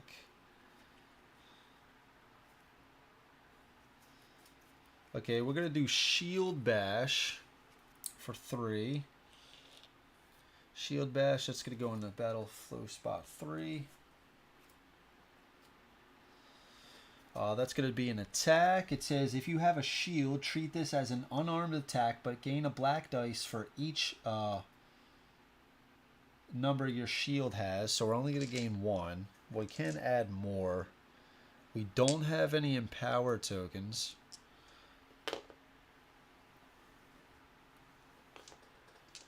Let's do something like this. Ricochet on hand. Okay, cool.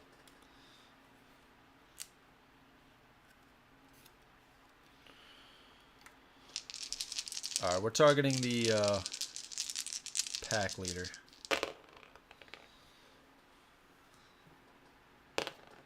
Jesus. All right, 10, 13, 14. 14. Okay, so 14. Let's do 2. Sorry, dealt 2 damage to him. And then knockback.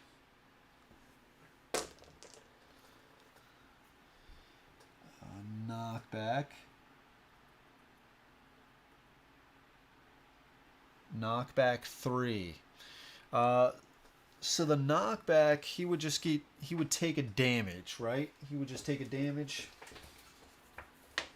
He would just take a damage.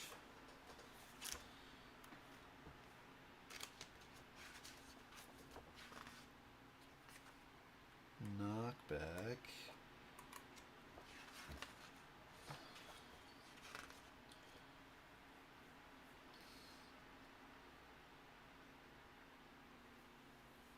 Yep.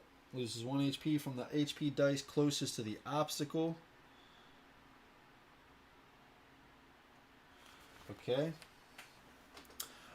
So he gets knocked back, right? And can we choose this dice? Like, can I choose this one right here? It says the closest dice, but it's kind of like it's the same one. Yeah. Would it have to be on the same dice?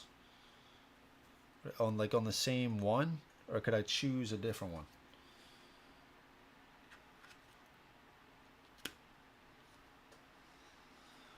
Okay.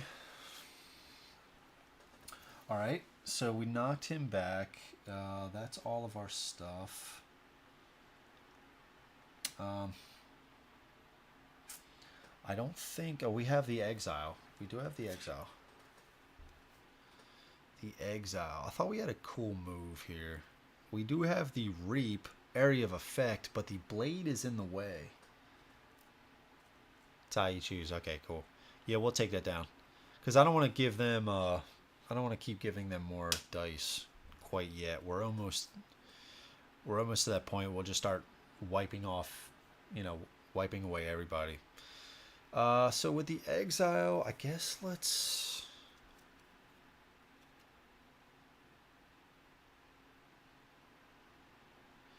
Should we go over to that berserker, try to finish him off?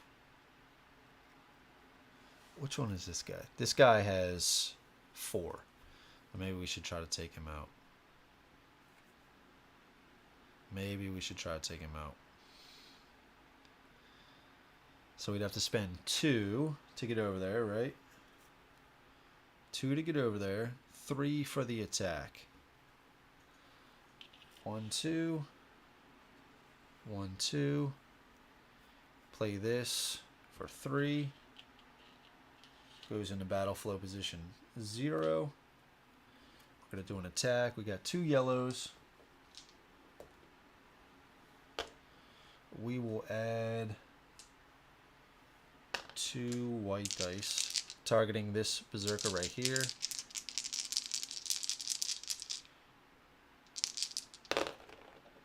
Sweet.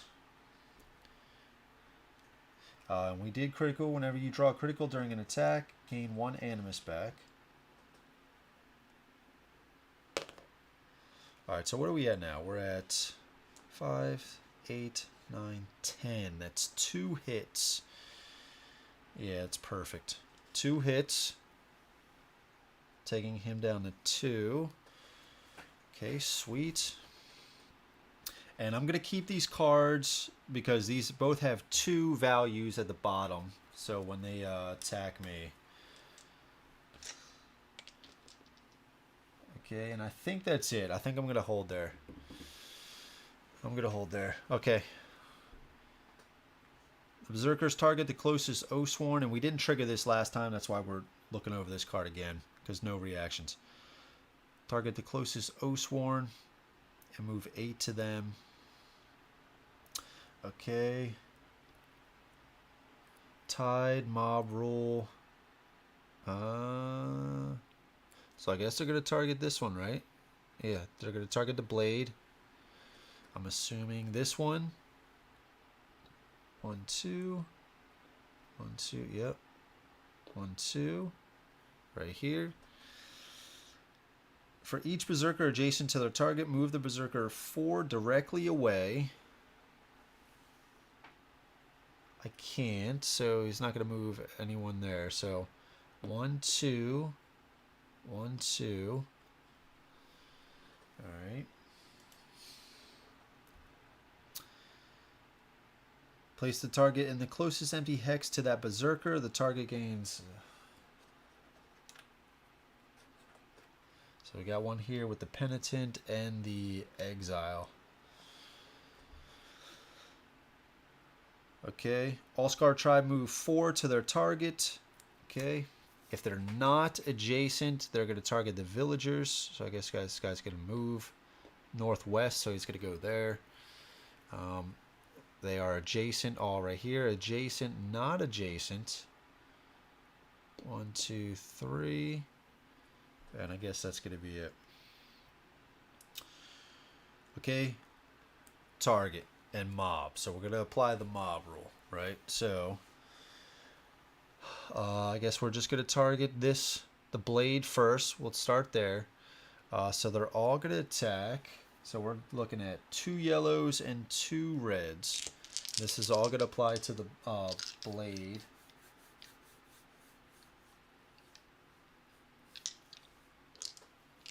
Okay, we got 5. Alright, 5, 11. Hitting this for 11. Now, this long sword says, after damage is drawn against you, gain 1 defensive token against that damage. Okay, so we're gonna do that. So we're gonna flip this card, indicating that we have used it. This card right here. After damage is drawn against you, right here. So that is going to make our defense 6. So that means we're only going to lose 1 health instead of 2. Okay, who's next? We'll go here.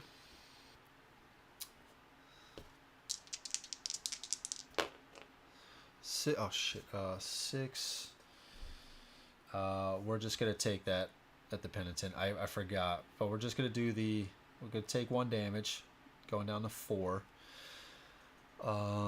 These guys are going to attack. Let's start with the Shaman. Hits and kills. Okay. Yeah, I don't have any battle flow tokens. Yep. Yeah. Yeah, and that's another one of those things. It's like, that's something that even when I had them, I don't think I used them all too often. But it's such a cool thing. Yeah. Yeah. You're right there, man. There's like things that I think you can only start to like really like appreciate and really start to like understand the value and stuff after you've played a few times. And I think for me personally, that's one of those. Because it would be handy to have some of these cards back for sure. Our next card that they're going to get, Warcry. All-Scar Tribe move 5 to their targets. All-Scar Tribe attack target mob. And each attack, redraw up to 1 blank per tribesman. All-Scar Tribe move 3 directly away. This one isn't too bad. Alright, refresh phase. Let's get this back. Get all these back. Primal Strike comes back to hand. All 7. Loose Arrow comes back. 6, 3, 6. Nothing to get back, and we get 2 of these back. Okay. All right, so I think we're gonna start taking them out, right? But before we do that, I gotta do the drops. I'll be right back, guys.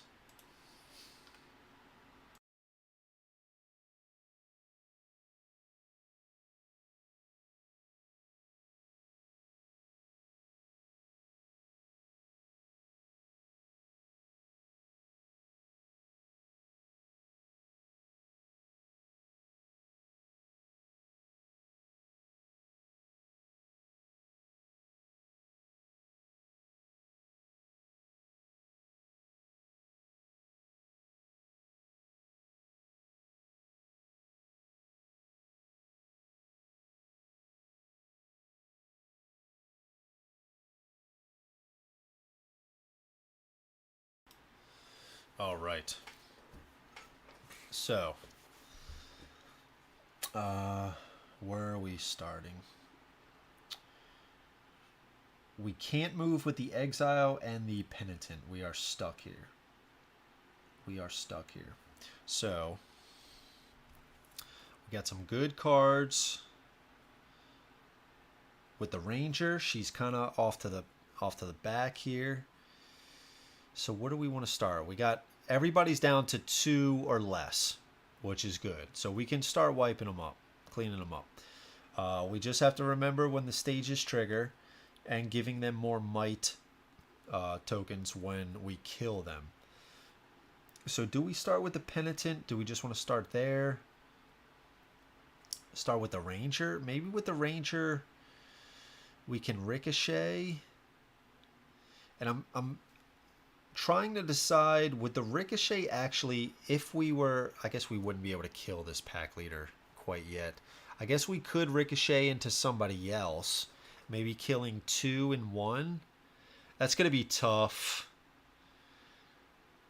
Yeah, that's going to be a little tough. Maybe we start with the blade. Start with the blade. Long shot should be in hand. Oh, really? Oh, because I battle flowed it and then it came back. Okay, okay, cool. Easy to forget. Looked like the exile might have had one, but might be. Yeah, it's a reroll. Yeah, I could see that. Yep. Who knows? One might be hidden back there. You know what I mean? Okay, let's start with the blade. We're gonna start with the blade, and we're gonna do an area of effect attack. All right. So targets all adjacent enemies. Attack once and apply to all targets. So we're gonna do that. She's right here. And she is going to be swinging right now. So we're going to do a yellow. Let's do...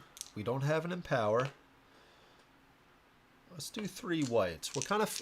Our rolls have been okay. I say that. I hope it doesn't change. But so obviously we're targeting both of the... Bone Maiden has 2. This Berserker has 2 as well.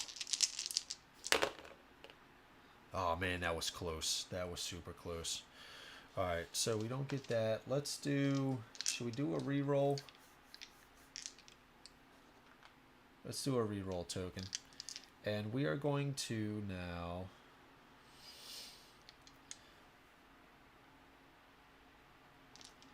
Let's hold off.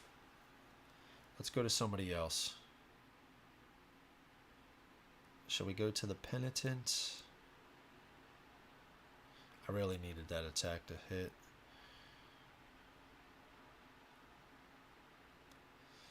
Let's go to the... See, but with the exile, I don't know if I really want to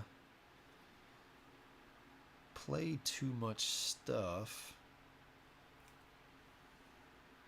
Got an area of effect. I can't move.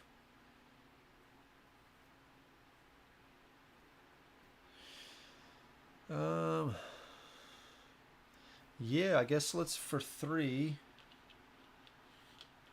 let's just play Primal Strike. It's going in the 0 slot. That's a regular attack. We got 2 yellows. Targeting the Berserker here. 2 yellows. We'll do 2 whites.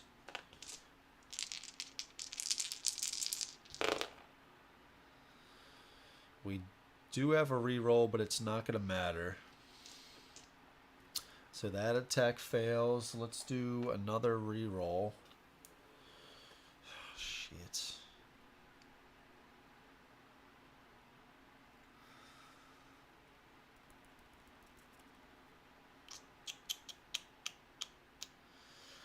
I don't want to do too much else because I want to keep these cards for extra defense.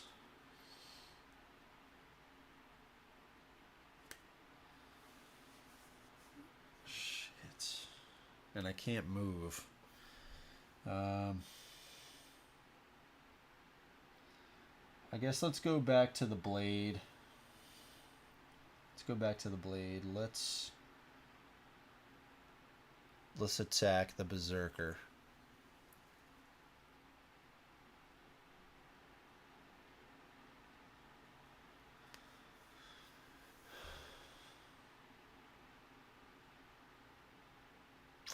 Let's attack the Berserker. Yeah. Okay. So we got a reroll. We're going to do 1 yellow, 3 whites again. Alright. We got a reroll. This was a blank. Spin the reroll. Alright, so we got that. Let's get another white out here. Oh, yeah. Alright. So we got 5, 6, 7. We got 7. That was on the Berserker, we said, right? And that is this guy right here, taking him down to 1. Okay. Let's go to Penitent. Let's go to the Penitent. Let's just attack for 3. Regular attack. We got a yellow. Let's do 3 whites.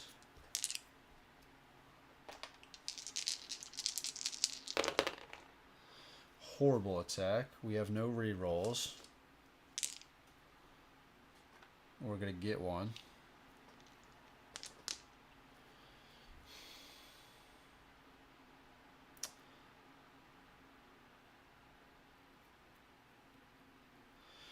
We're going to play this for the bottom, which is attack. This attack costs +3. So we're going to spend our last 3. That's going to go into battle flow spot 1, putting judgment here. That's an attack. Same thing, yellow. Let's do 3 whites. We do have a reroll. Okay. Alright, so we got 5, 6. That is this Berserker over here, taking him down to 1. We're going to stop there with him. We got the Ranger. I know, jinxed it. I know, dude, you're absolutely right. I was about to say something, too. I was like, ever since I said that, like, the past 3 rolls have been, haven't been great. Okay, so, a lot of people down to 1. All right.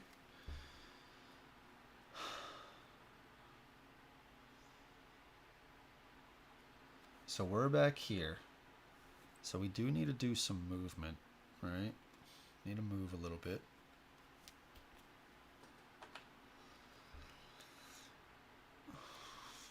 So I guess I could do him and the Shaman. Or I could just do 1, 2, 3. I could try to finish off both of those guys. 2 reactions, though. I forgot what we established.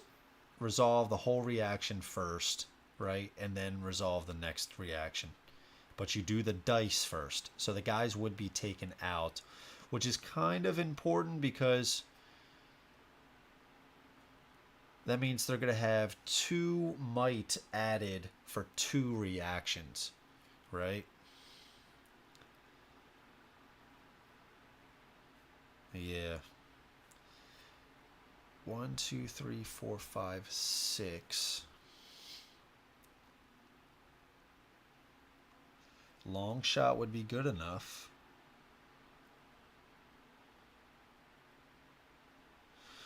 Okay, so let's do long shot first.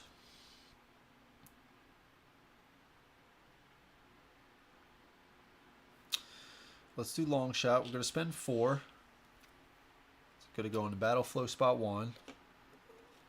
1, 2, 3, 4, 5, 6. It's targeting the pack leader. +2 range. So that's 6. Add 1 damage per. Okay. So let's do a red. Let's do something like this. Pack leader. Nice. Okay. So 5, 8. So that's 1.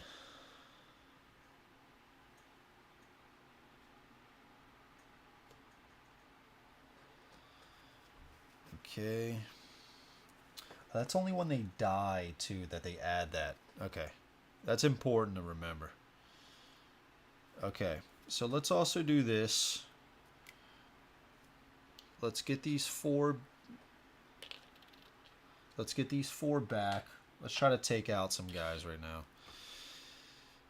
now. Okay. So if we play Ricochet, that's going to be 4 range, but we could use the reflex bow to add to it. 1, 2, 3, 4, 5, 6. Could try to take them out, right?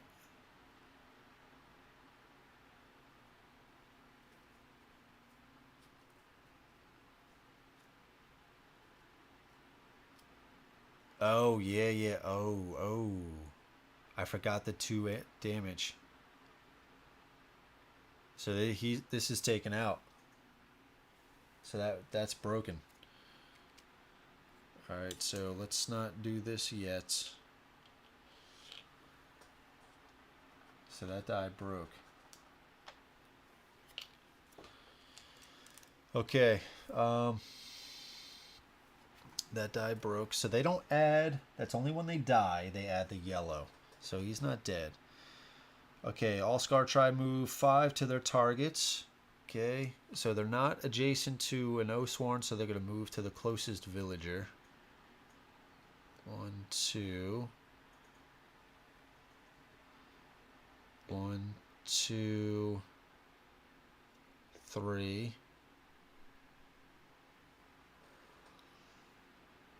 Adjacent. Okay. Scar Tribe attack. Mob. Okay. So these 2. I'm going to target her again. So 2 red and 2 yellow.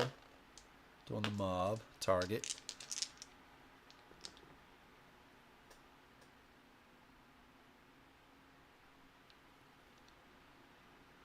So with the reaction is only that you were specifically talking about earlier is only when they die.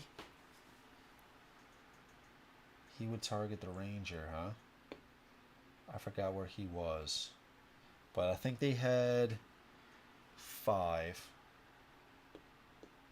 I think he still had the movement. I think he still had it.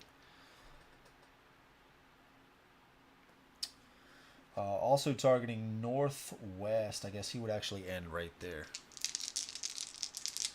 Alright, so let's start up here first. This is for the blade.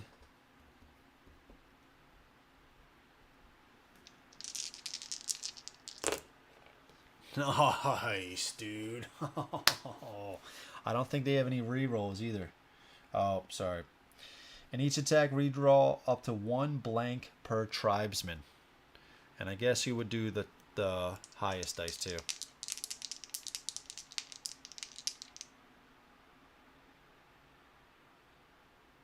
The target with 2 dice. Yeah, pack leader. Yep. This one right here. Okay, 1 hit. Not bad. Not bad. All right, let's go over to here. 1 and 1. So 1 red, 1 yellow. Against the penitent, are we playing anything? We have 4. We have 4 health, but we might want to save that. Are we getting any injury cards anytime soon? I don't think so. So let's play this intercession to bump it up. Oh, that's gonna knock our. Let's get a battle flow. Some of these cards, some of our injury cards. All right, so we have 6 defense right now. Nice. And this is still going to redraw up to 1 blank per tribesman.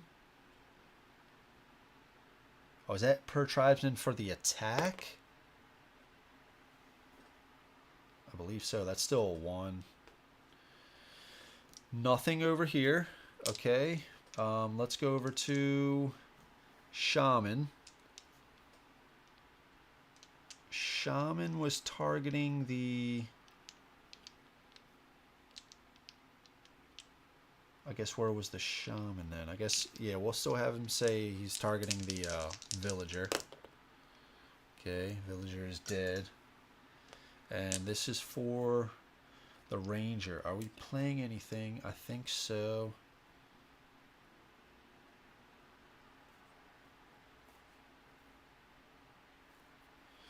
Let's play this quick shot. Goes into battle flow spot 2.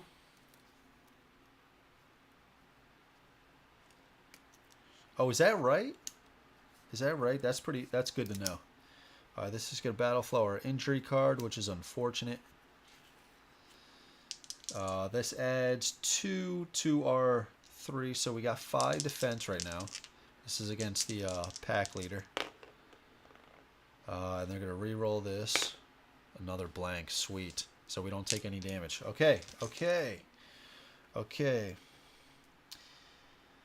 While Scar try move 3 directly away from their target. These guys still can't move.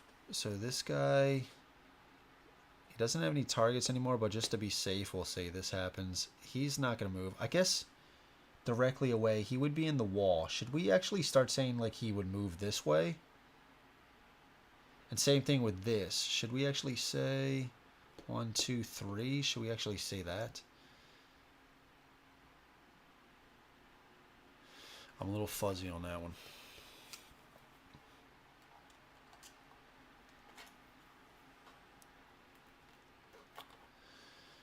Okay. All right. So are we done? Are we still going with the... That was a reaction.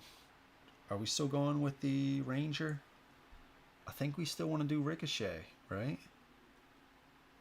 Yeah, let's try ricochet. Let's try ricochet. So we are going to 1, 2, 3, 4.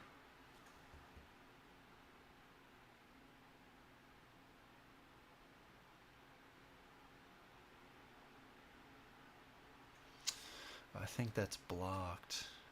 I guess we could do this one up here.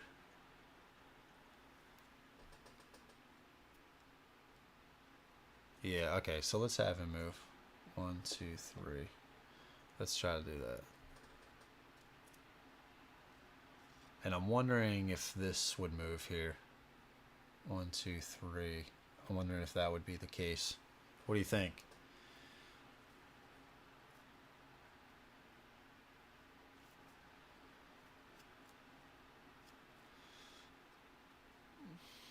If that's the case...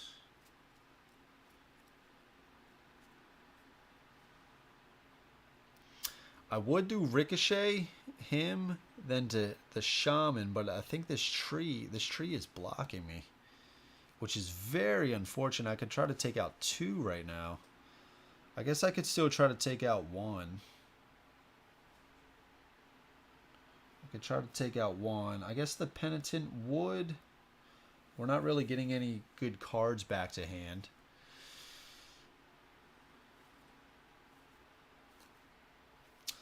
Maybe we have 3 left. 1, 2, 3. That's not going to work. I guess we could just try to take out the pack leader.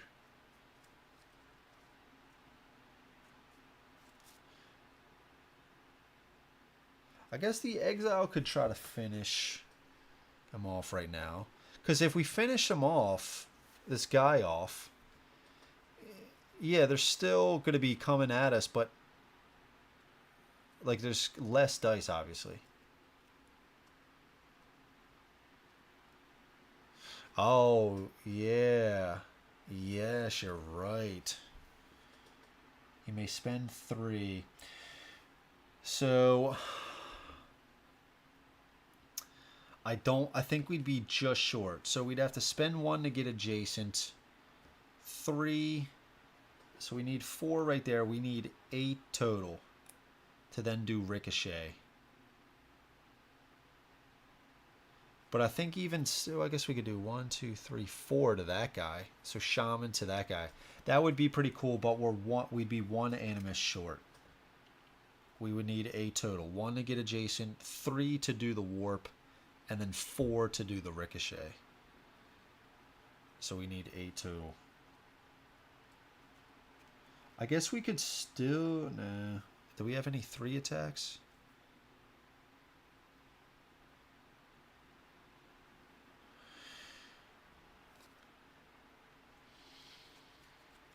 I think we actually just try to take with the exile.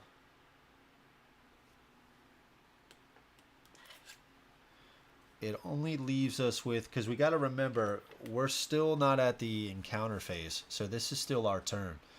So we're still going to get another reaction. And then once we're all done, then they're going to go again. So if we can try to line it up, which I think we might be able to.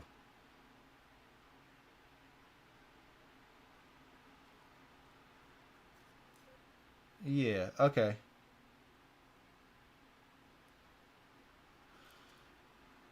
Okay.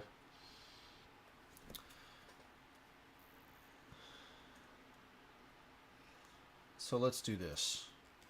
Let's just try to start taking them out. Yeah, I gotcha. I think we're just going to try to start taking them out. And I think what we're going to do... I guess we could just wait to get Primal Strike back. Maybe we hang here. I don't know, man. It's just so tempting to... I mean, I can't do a basic attack anyway with the exile. Okay, all right. Well, then in that case, yeah, let's just do everything next turn. So we'll just stop. We'll just stop here. Okay, the Berserkers target the Oathsworn closest to the center of the board. If tied, pick the highest health Oathsworn. Center's right here, so these two. If tied, pick the highest health Oathsworn. That is going to be the Exile. Oh, man. And that's the Berserker's target. Okay.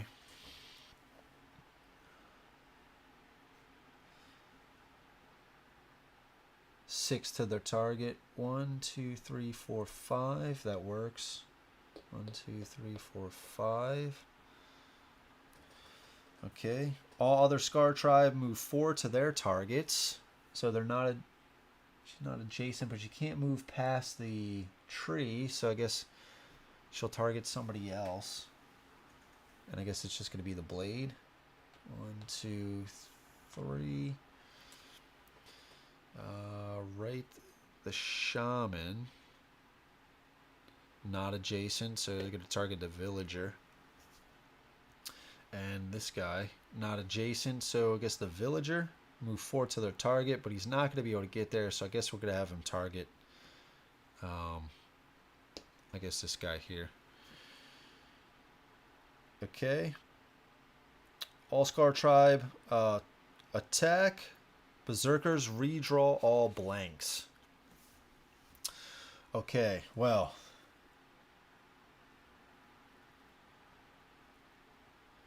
So they targeted the exile. So the Bone Maiden is going to target the blade. So these two are going to add their dice. 2 yellows, 2 red. Berserkers redraw all blanks. Are we playing any cards? Yes. We're going to play this leap attack.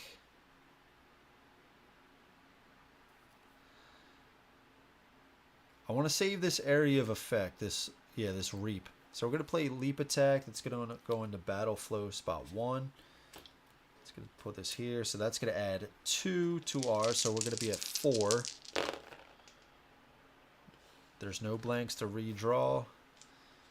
So they're at 10, 12. We're at 4. We take 3 damage. So we're dead. Actually, here we're not dead. We got the Falcon. That's going to go into battle flow spot 3. After damage is drawn against you, gain a defensive token. This is going to battle. Oh, items don't battle flow. So we're actually at 5. So 12. So we took 2 damage.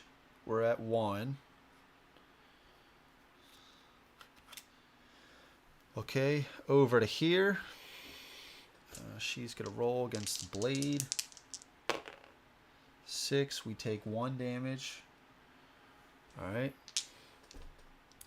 Over to here. Oh, are we playing any cards? Yes. Sweep. I gotta be honest, I would have played one. Alright, sweep. That's going to go in the battle flow spot 2. So that would have brought us up to 6. That's not going to fly. Only the Berserkers are redrawing blanks, I believe. Yep, Berserkers redraw blanks. So we don't take any damage there. And then right here, the Shaman. Alright, it's dead. Okay, All-Scar Tribe move 3 directly away from their target. We'll just say that. I think he's fine there. There's no more target.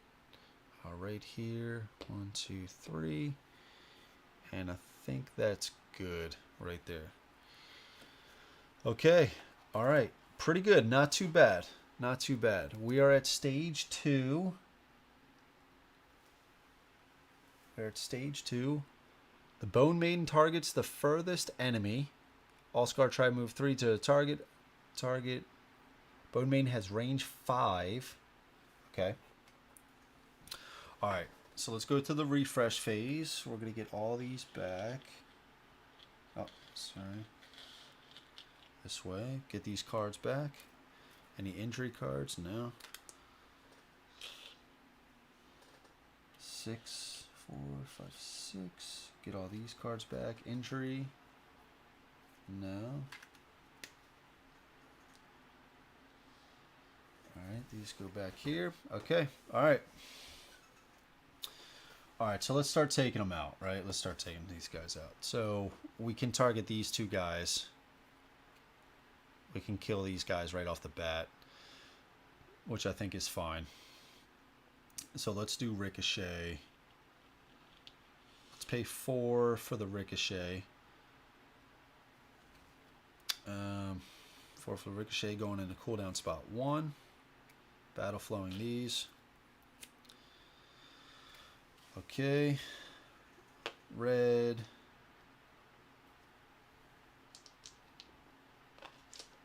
Three whites, I guess. And that is adding 4 to this.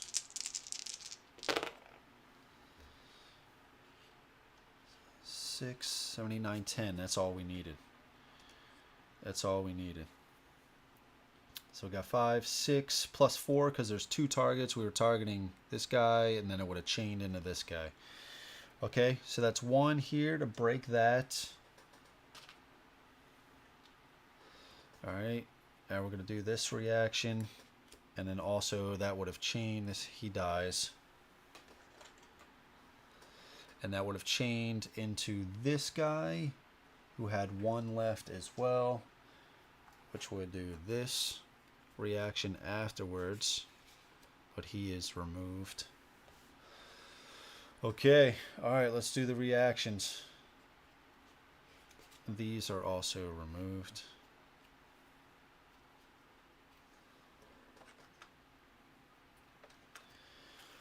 Okay, first up, Poison Spear. Yeah, I probably should have taken her out first, huh? The Bone Maiden targets the furthest enemy.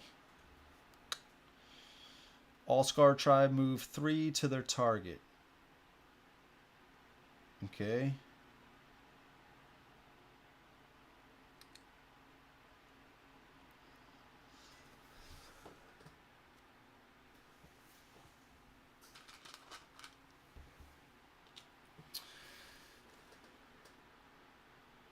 It doesn't say.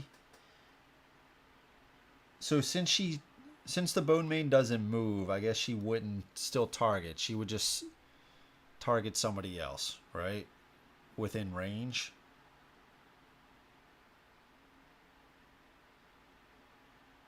Yeah, okay. All-Scar Tribe move 3. I guess that would be the move 3 to their target. So I guess who would? So let's start with her. 1, 2, 3. I guess. Doesn't need a move, right? Needs to move. So he's actually going to prioritize the villager. 1, 2, 3. But would he? This is where I get kind of.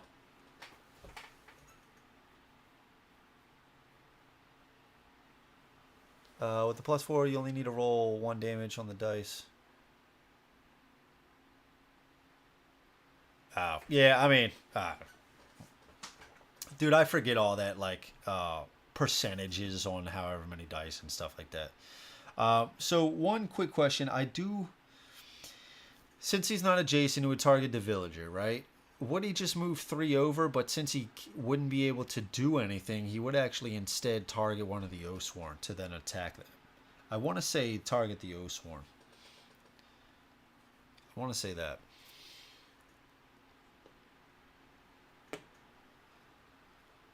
I think that's right.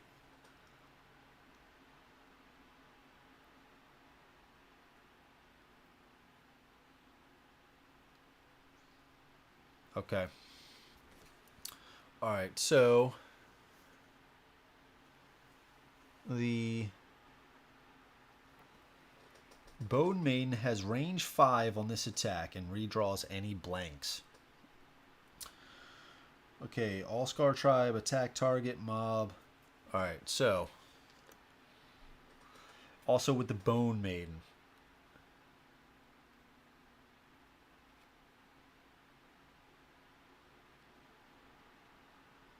Yeah, because I think the rule book was basically like, hey, like, it's going to prioritize this, but if it can't get to that, you know, it's gonna move to a target it can reach and attack.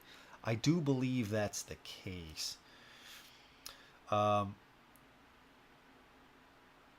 So with this,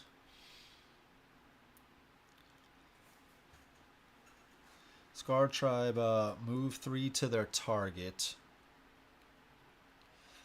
So I'm going to say, so we're already at Oathsworn. Let's use the Northwest rule. So that's going to be the Blade.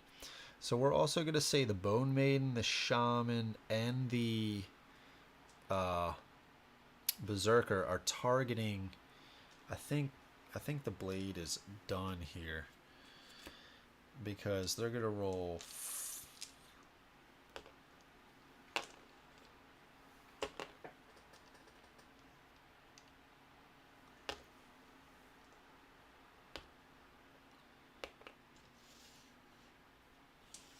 using the mob rule, and since the other 2 guys died, we're going to roll this, and we got to re-roll 2 additional yellows. Okay. This is crazy. Alright, so Blade is dead. Blade is dead.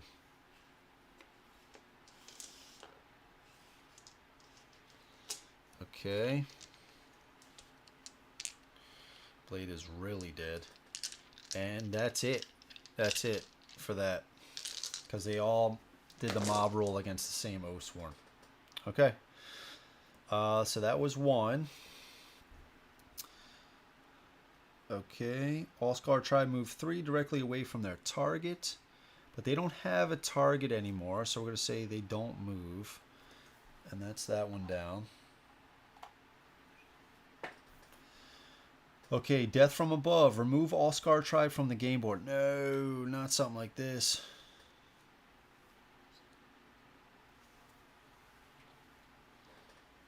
Okay.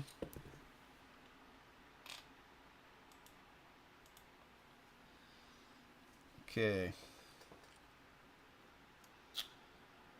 Target the highest health Oathsworn. Okay. The highest health Oathsworn. That is the Ranger. That is the Ranger with 5. All Oathsworn may move 3. Place Scar Tribe and empty hexes as close to the target as possible.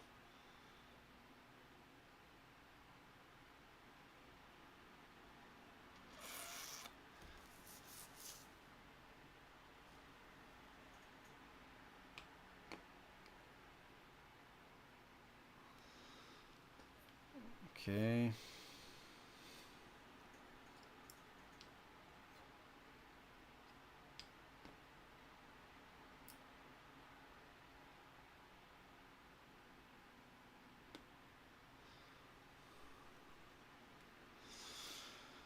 Okay, I want to move down here because I want to put them around him as close to the ranger as possible.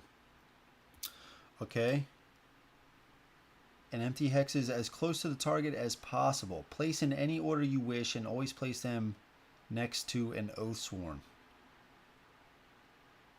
Any order you wish. Okay. Well, I guess I could have done it slightly different to have the exile still be as close, but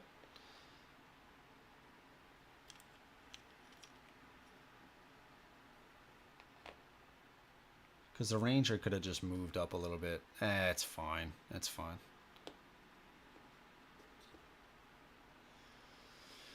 Okay. Oh.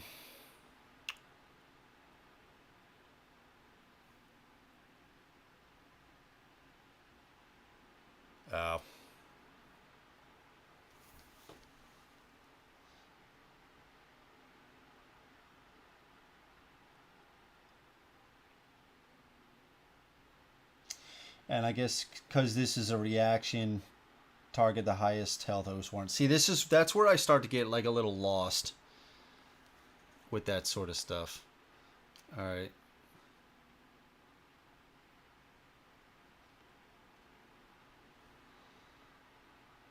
Yeah, so I can't protect her all too much. They're still going to be targeting her, right?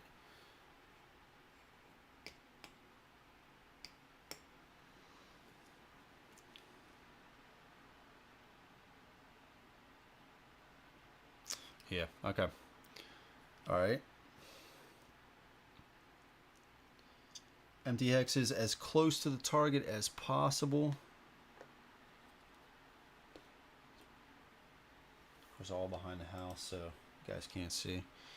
And the shaman. Okay.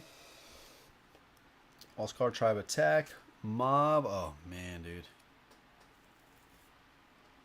Yeah, so we're definitely playing a card, trying to get this down. So it's going to be the multi-shot, adding 3.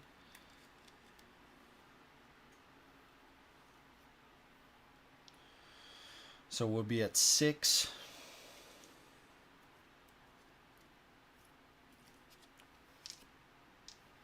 We'd be at 6. Okay, so here we go.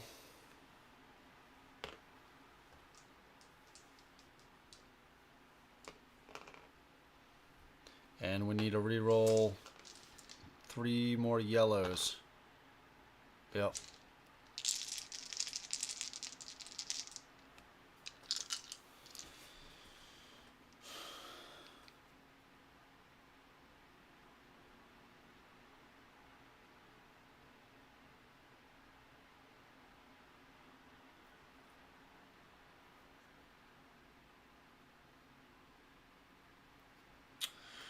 No.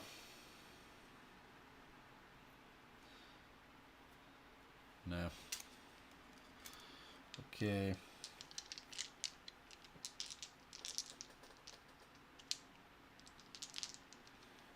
Three more yellows with this as well. Okay, might not have been too terrible. There's no re-rolls for them. We gotta do, let's get these 3 yellows.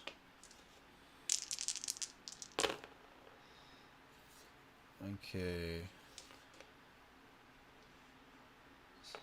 So we're at 6, 8, 10, 17, 18.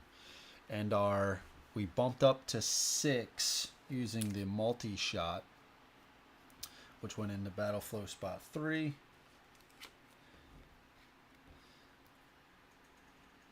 We're at 18, so we took 3 down to 2. It's not bad. It's not bad at all. That could have been a lot worse. I could have been dead. Okay. All Scar Tribe move 3 directly away from their target. 1, 2. We'll just 1, 2, 3. 1, 2, 3. 2, 3. Okay. Okay. Okay. Next one. Open wounds. Okay. All right. Let's see if we can finish them off here. Let's see if we can finish them off. So I say first maybe we move the ranger up here, right? And then maybe use somebody else to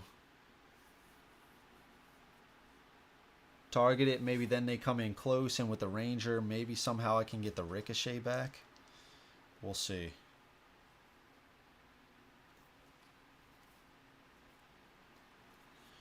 We could do the battle flow. 1 card. So it's not going to work out too well. 1, 2, 3. I kind of want to get far away. Let's just start there. Alright, with the exile.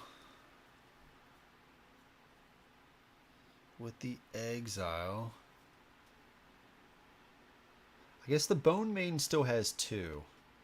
Bone Maiden still has 2. 1, 2, 3. I do. Yeah, that's true. That's true.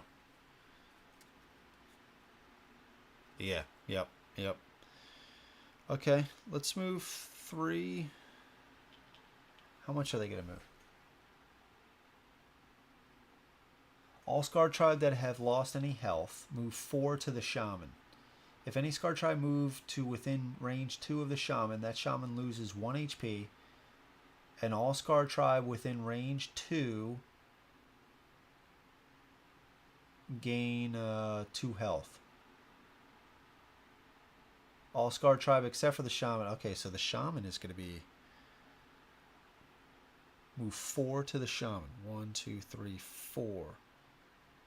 That's not the Shaman. That's the Shaman up there. Of course. Of course.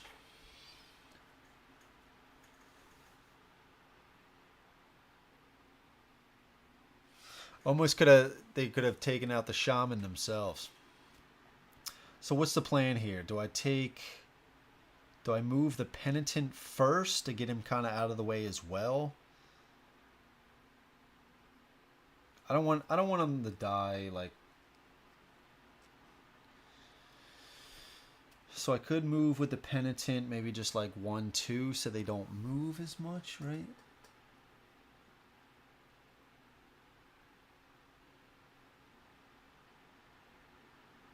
Okay.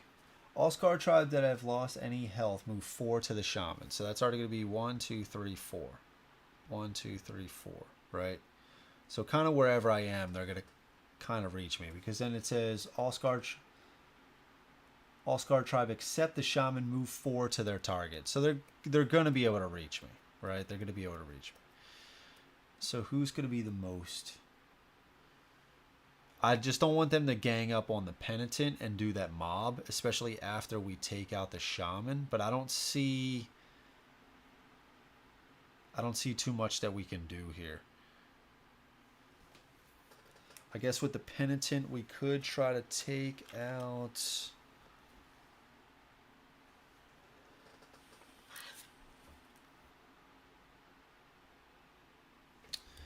One, 2, 3, 4.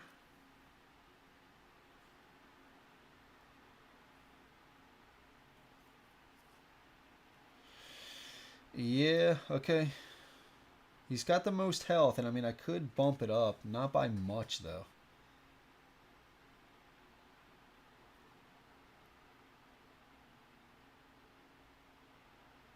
Okay.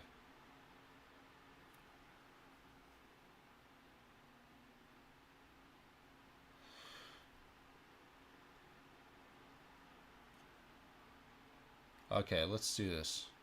1, 2.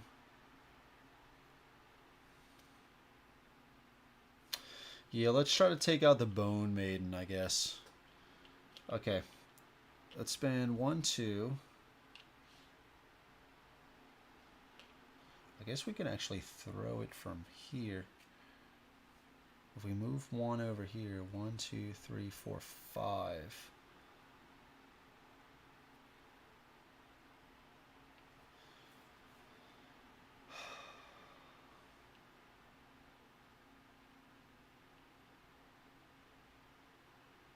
Okay.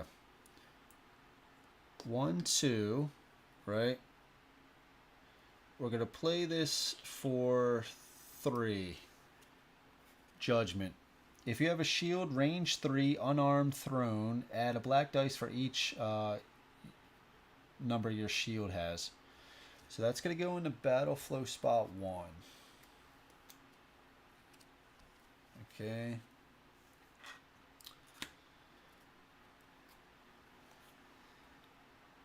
I probably should have did this in a different order because I think I just got... Yeah, I think I just got an injury card. Okay, so if you have a shield, range 3, unarmed, so we're going to add a black dice to that. It's unarmed, so we can add white dice. Let's add 3 white dice. We're going to attack the Bone Maiden.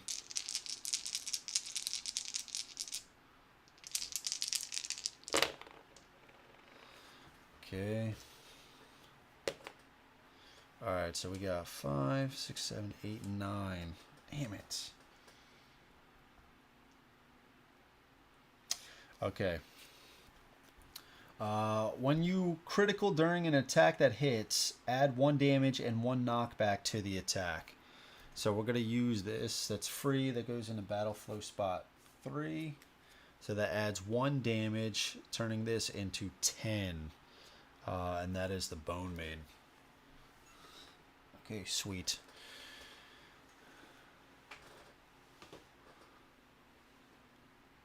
You should have battle flowed the cards on CD spot 1 to CD spot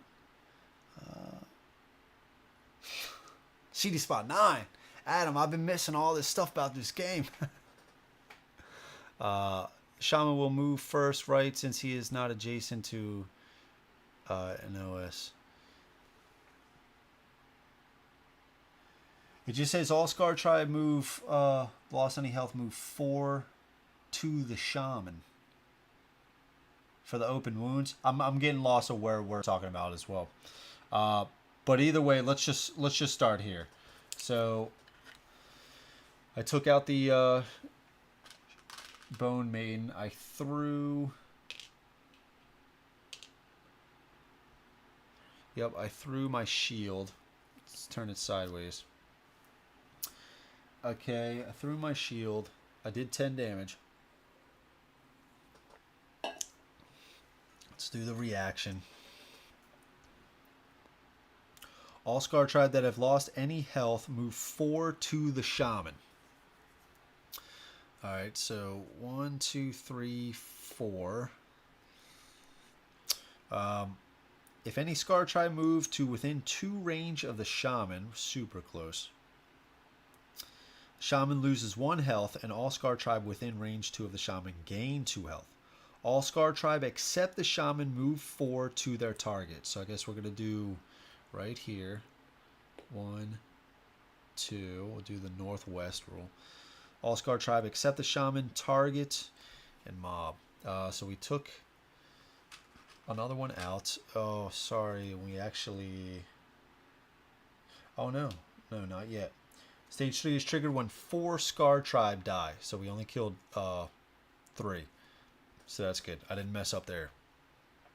Alright, so we're going to target 3 yellows, 4 yellows, and a red. And this is going after the Penitent. Are we going to play anything? Yes, we got a lot of good stuff left.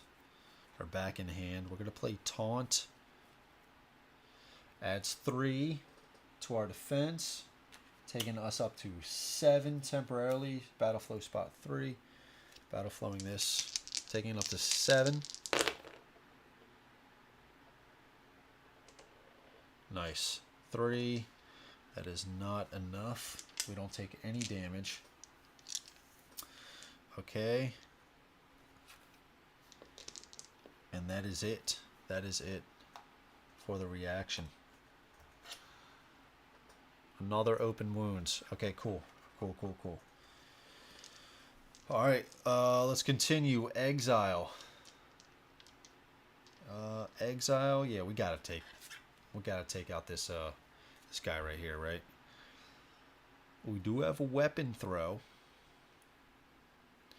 We do have a weapon throw. Could move 2, or we could just throw the weapon now.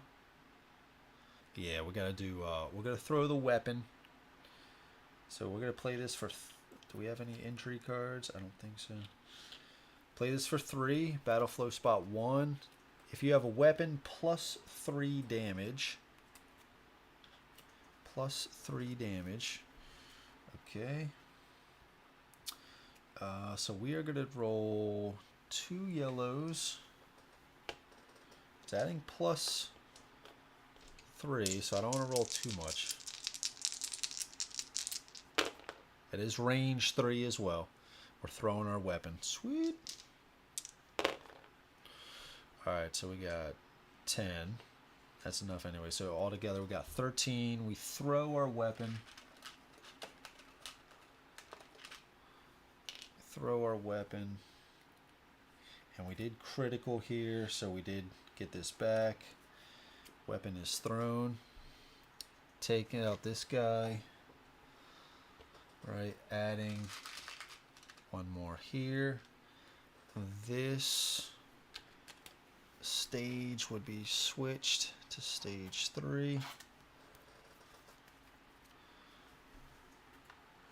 I already shuffled this from before, so let's resolve this. Okay, move forward to their target. All right. I guess this is tied, so northwest. Attack chain, range 2. Okay. Target. This attack can target a maximum of 4 enemies and will only target Oathsworn and allies. Chain, range 2.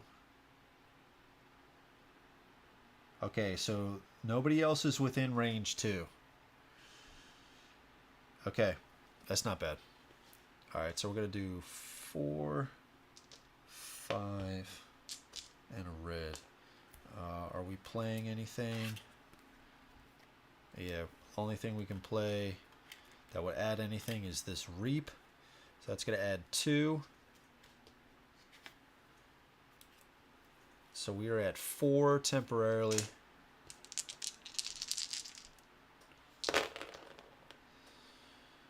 Six, 7, 8, 9.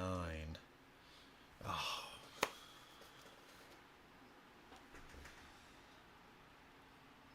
We're dead.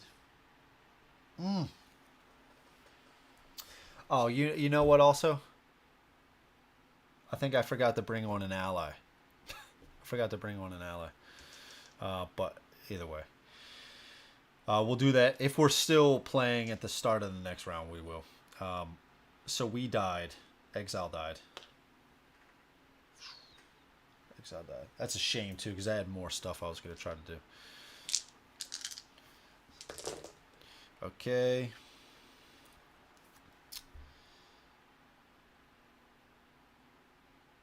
Move 3 directly away from their last target. I guess the last target in the chain, right? Alright. Next one. We should be able... Oh, no, dude. Are we... Oh, we still got the blade. No, blade's dead.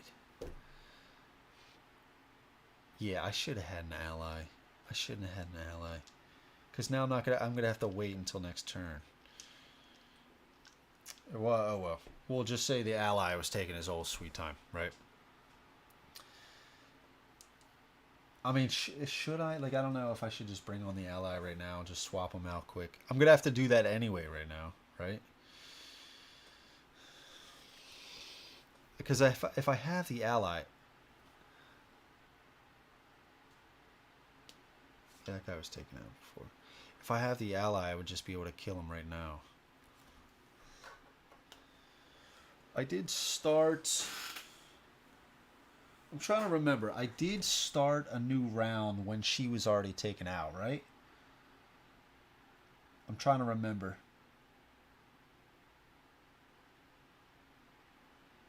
If I can bring an ally on or not. I forgot. Thank you, Nate. Yeah, I was just looking at that. Enough for a shot. Rangers. Oh, yeah, dude. Yeah. Yeah, you're right. You're right. You're right. Okay. Yeah, absolutely, dude. Even the penitent. Even the penitent could probably do something. Yep, getting 4 back. Yeah, you're right, dude. Okay, guess just loose arrow. It costs 4. Loose arrow. Play this. Costs 4. Battle flows this in the hand. Okay, here we go. Here we go. 1 red. This has been working out with the 4. We got the reroll too. Oh, sorry, with the 3 whites. Come on, baby. That's it. That's it. 6, 7, 8, 11, 12. That's it, man. That's it.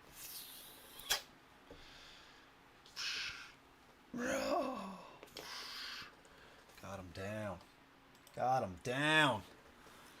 All right, my peeps. Freddie, nice, man. Perfect timing. We just won. Finish the stream tomorrow. Hope you all have a good night, morning, weekend. Thanks for the stream, Andrew. Another one from the Master. Good night. All right, Freddie. Thank you so much, dude. Have a great weekend yourself.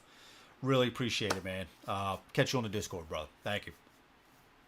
Very cool. Very cool. Took him out. It's only 2 a.m. It's not bad. Hail Mary shot. It was. It was, dude. She just found she was like scrambling. I know she makes the bows out of like like the wilderness or something like that. But just imagine she's like scrounging for like the last bow. She's like, oh yeah, she just found it. Got the shaman. Very cool. Very cool. We still even had 2 villagers left. Look, this is clearly one of these games where it's like you're just going to have to expect you're going to be making a decent amount of probably movement mistakes, right? This is chapter 4, and I'm still kind of struggling sometimes to be like, where was it? I'm not saying like I'm good with the rules, but I would kind of expect to have it down a little bit more. So it's just one of those games, man. So I think just knowing that going in, you're gonna make just a bunch of rules mistakes with the movement and stuff like that. Maybe that's okay, right? That's okay, because it's been fun doing some of this other stuff, and I do think it could be easy sometimes to get caught up in that, right? To just be like, oh crap, well, where would they move? Would they move here? I don't know. What about here? Would they move here? Would they actually move back there? I think it can get easy to get caught up in that sort of stuff. I don't think you should. I think if you just kind of say, screw it, right? Okay, we're going to say mob rule. Let's just move it close, right? They're going to all attack together. All right. In this situation when the shaman was targeting the villagers because he wasn't adjacent to an Oathsworn, dude, just use the Grim rule, right? Just have him go next to the Oathsworn to attack, to provide a better attack for the enemies. Just go ahead and make those calls. And I think I have been struggling with that a little bit. I have been falling into that trap that I'm suggesting to not fall into, of like over analyzing the movement a little bit too much. I don't think you should. I think once you dive into that, just try your best. If it's taking you a little bit too long to figure it out, dude, just make the call and just continue to do the cool stuff. It's okay. It's okay. I don't know of anybody that is playing this game like perfectly, dude. there's a lot. There's a lot with the movement, and like I said, each chapter has added these additional things to the scenarios. So it's like that on top of the questions with movement. If you get bogged down by those rules, it can kind of feel like a slog in that department. I don't want to say slog, I'm trying to find the right words, but I think I'm basically just trying to say, in order to just be like, dude, to have, I don't want to say complete fun. I am really struggling with trying to find it. Don't overanalyze it. I think that's what I'm ultimately trying to say. Don't overanalyze this stuff. It's just a game. Just have fun with it. Do the cool stuff that you really like. Don't overanalyze this movement, because it can really push into some AP, trying to figure out where exactly they would move, trying to make sure you're doing it the best way possible. But I don't think that's the way to go. I think you try your best in the moment, and if you notice you're just spending too much time with the movement, do just be like, let's just make this call. I do think sometimes I try to maybe get the best thing down, because I am doing the streams and I would like to try to do the best thing possible. But at the end of the day, it's still just a game that I'm trying to enjoy myself as well. So I think going forward, dude, I'm just gonna be like, we're just gonna have him move here. Okay, it wasn't the absolute right call. That's fine though, right? We try to do our best. Northwest mob. Okay, let's try to have him move here. What would be the most beneficial for the enemy, and just go for it, man. Just go for it. I think you do that, you'll be good to go. Let's see. Mistakes will happen. Yeah, for sure. Chapter 5 should be a bit quicker than the past two chapters. Yeah, and it seems like the past two were, right, you had the worm with the movement, right, with the body kind of was throwing me off a little bit too. In this one, there was a lot of moving parts. And even in Chapter 3, there was still that many villagers as well. So it was like, oh, with the worm.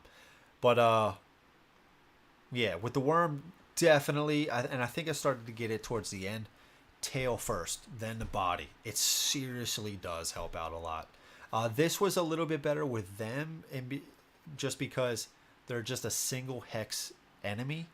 But still, with them being a lot, and then with the villagers and stuff, it can kind of throw you off. But I'm not going to repeat everything again. I think I said it okay enough. But yeah, it's still super fun. I do like it, and I think I do really like the gems. I do really like this part.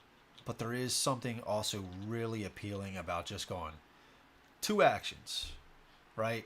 Move or attack, or, use your ability or something like that. And plus, if you get the Animus tokens, that's pretty big, man, because that's a whole attack or some extra movement. And I am kind of liking how it's like lining up. You got some Animus tokens, dude, just use it for a 2 movement, then do this for, do your ability.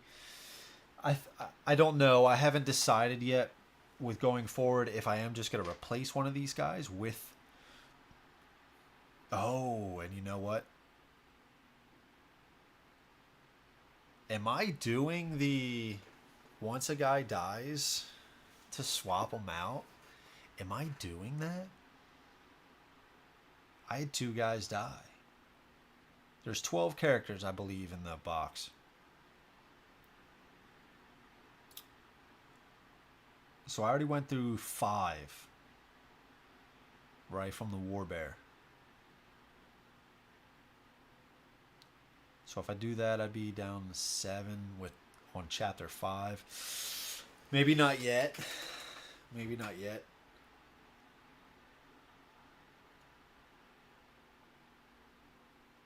I do like the balance in that you're probably going to have guys die. And I don't know about you, Adam. Warbear 2.0. Yeah, that's right. That's right, Nate. Yeah, you're right. I don't know about you, Adam, and with your group, if you've had people die kind of on the at a consistent level, as I have.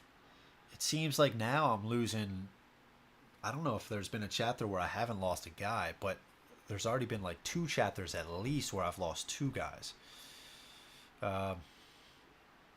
So maybe expecting that to be the norm. Maybe I don't lose guys just yet. You know, because I'm starting to grow on these guys, right? You know, you're starting to get a little bit of a better hang with them, right? To then just like kind of start a new guy, especially when you get into like more difficulty stuff. You know, learning a new character.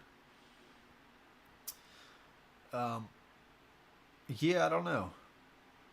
I would like it to be something like, okay, if the exile died and the blade died, maybe at least bring the blade back as a regular character to experience, you know, the character at a regular, you know, with the battle flow, with the animus, at least before I fully get rid of them, right? Something like that. I don't know.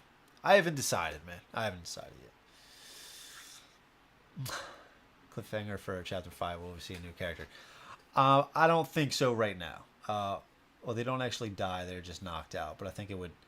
Yeah, well, that's what I mean. Like, yeah, they're just knocked out. But I just mean as far as, like, the playthrough with trying to experience all the characters for the streams, trying to get to all 12. Eventually, I'm going to try to do that. But I think for now, we're going into chapter 5. There's still a lot more left. It seems like there's 16 left, right? Still plenty of time. We're already almost halfway through experiencing all the characters.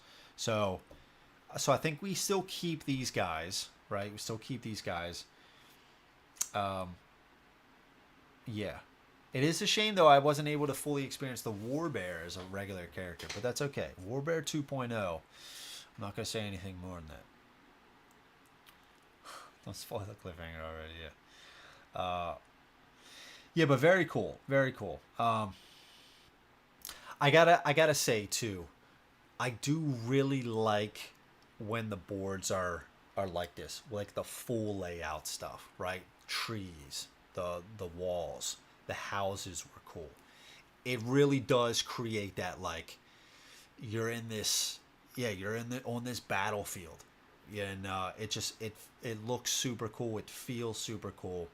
You know, got these elements of the board you're trying to get around and stuff like that. It's awesome. It is awesome with all that stuff on the board. And even with the, as I don't want to say frustrating, but as, you know, as much as it might stump you sometimes with the amount of things, it still looks super cool. And I'd still rather have it be like that than less. But, yeah. And this board, dude, this board is just absolutely beautiful. I should get a review on this. I should. No need to decide today. No, I won't. I would like to get a review on this out at some point. But yeah, super cool. Other trees in your Gloomhaven terrain video? I don't think so. No, just the actual walls and stuff. Just this stuff. No, these. I don't have anything on these. I do have, in my hate review, I have these trees, but I don't show how to. It was very simple, dude. I just, and I think these came as brown already. These came as brown, but I just took some coats and just went over top of it. Did I prime these?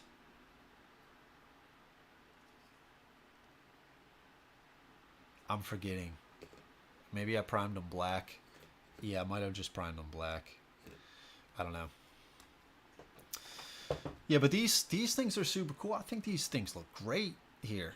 I mean, the trees for Oathsworn are huge, are massive. Yeah, I think the terrain's been working out great. Okay, let's see. I'm getting something like a vulture neck out of sleepiness, and I'm heading to bed. Thanks for the stream. Keep me posted when the next Oathsworn will be. Okay, Adam. I'm thinking like 2 weeks, something like that. I want to give next week a little break from it, do some other games, and then I'll come back to it. But yeah, I think I'm going to call it a night as well. 2:15, almost 5.5 hours. So guys, thank you so much. I really appreciate everybody watching. Adam for helping a lot. Really means a lot. And yeah, so next week I'll put out a post letting you guys know what videos I'm going to be streaming. So again, thank you so much. Really appreciate you watching the videos. Hope you have a good night, good weekend, and I'll catch you guys later. All right, guys. Peace.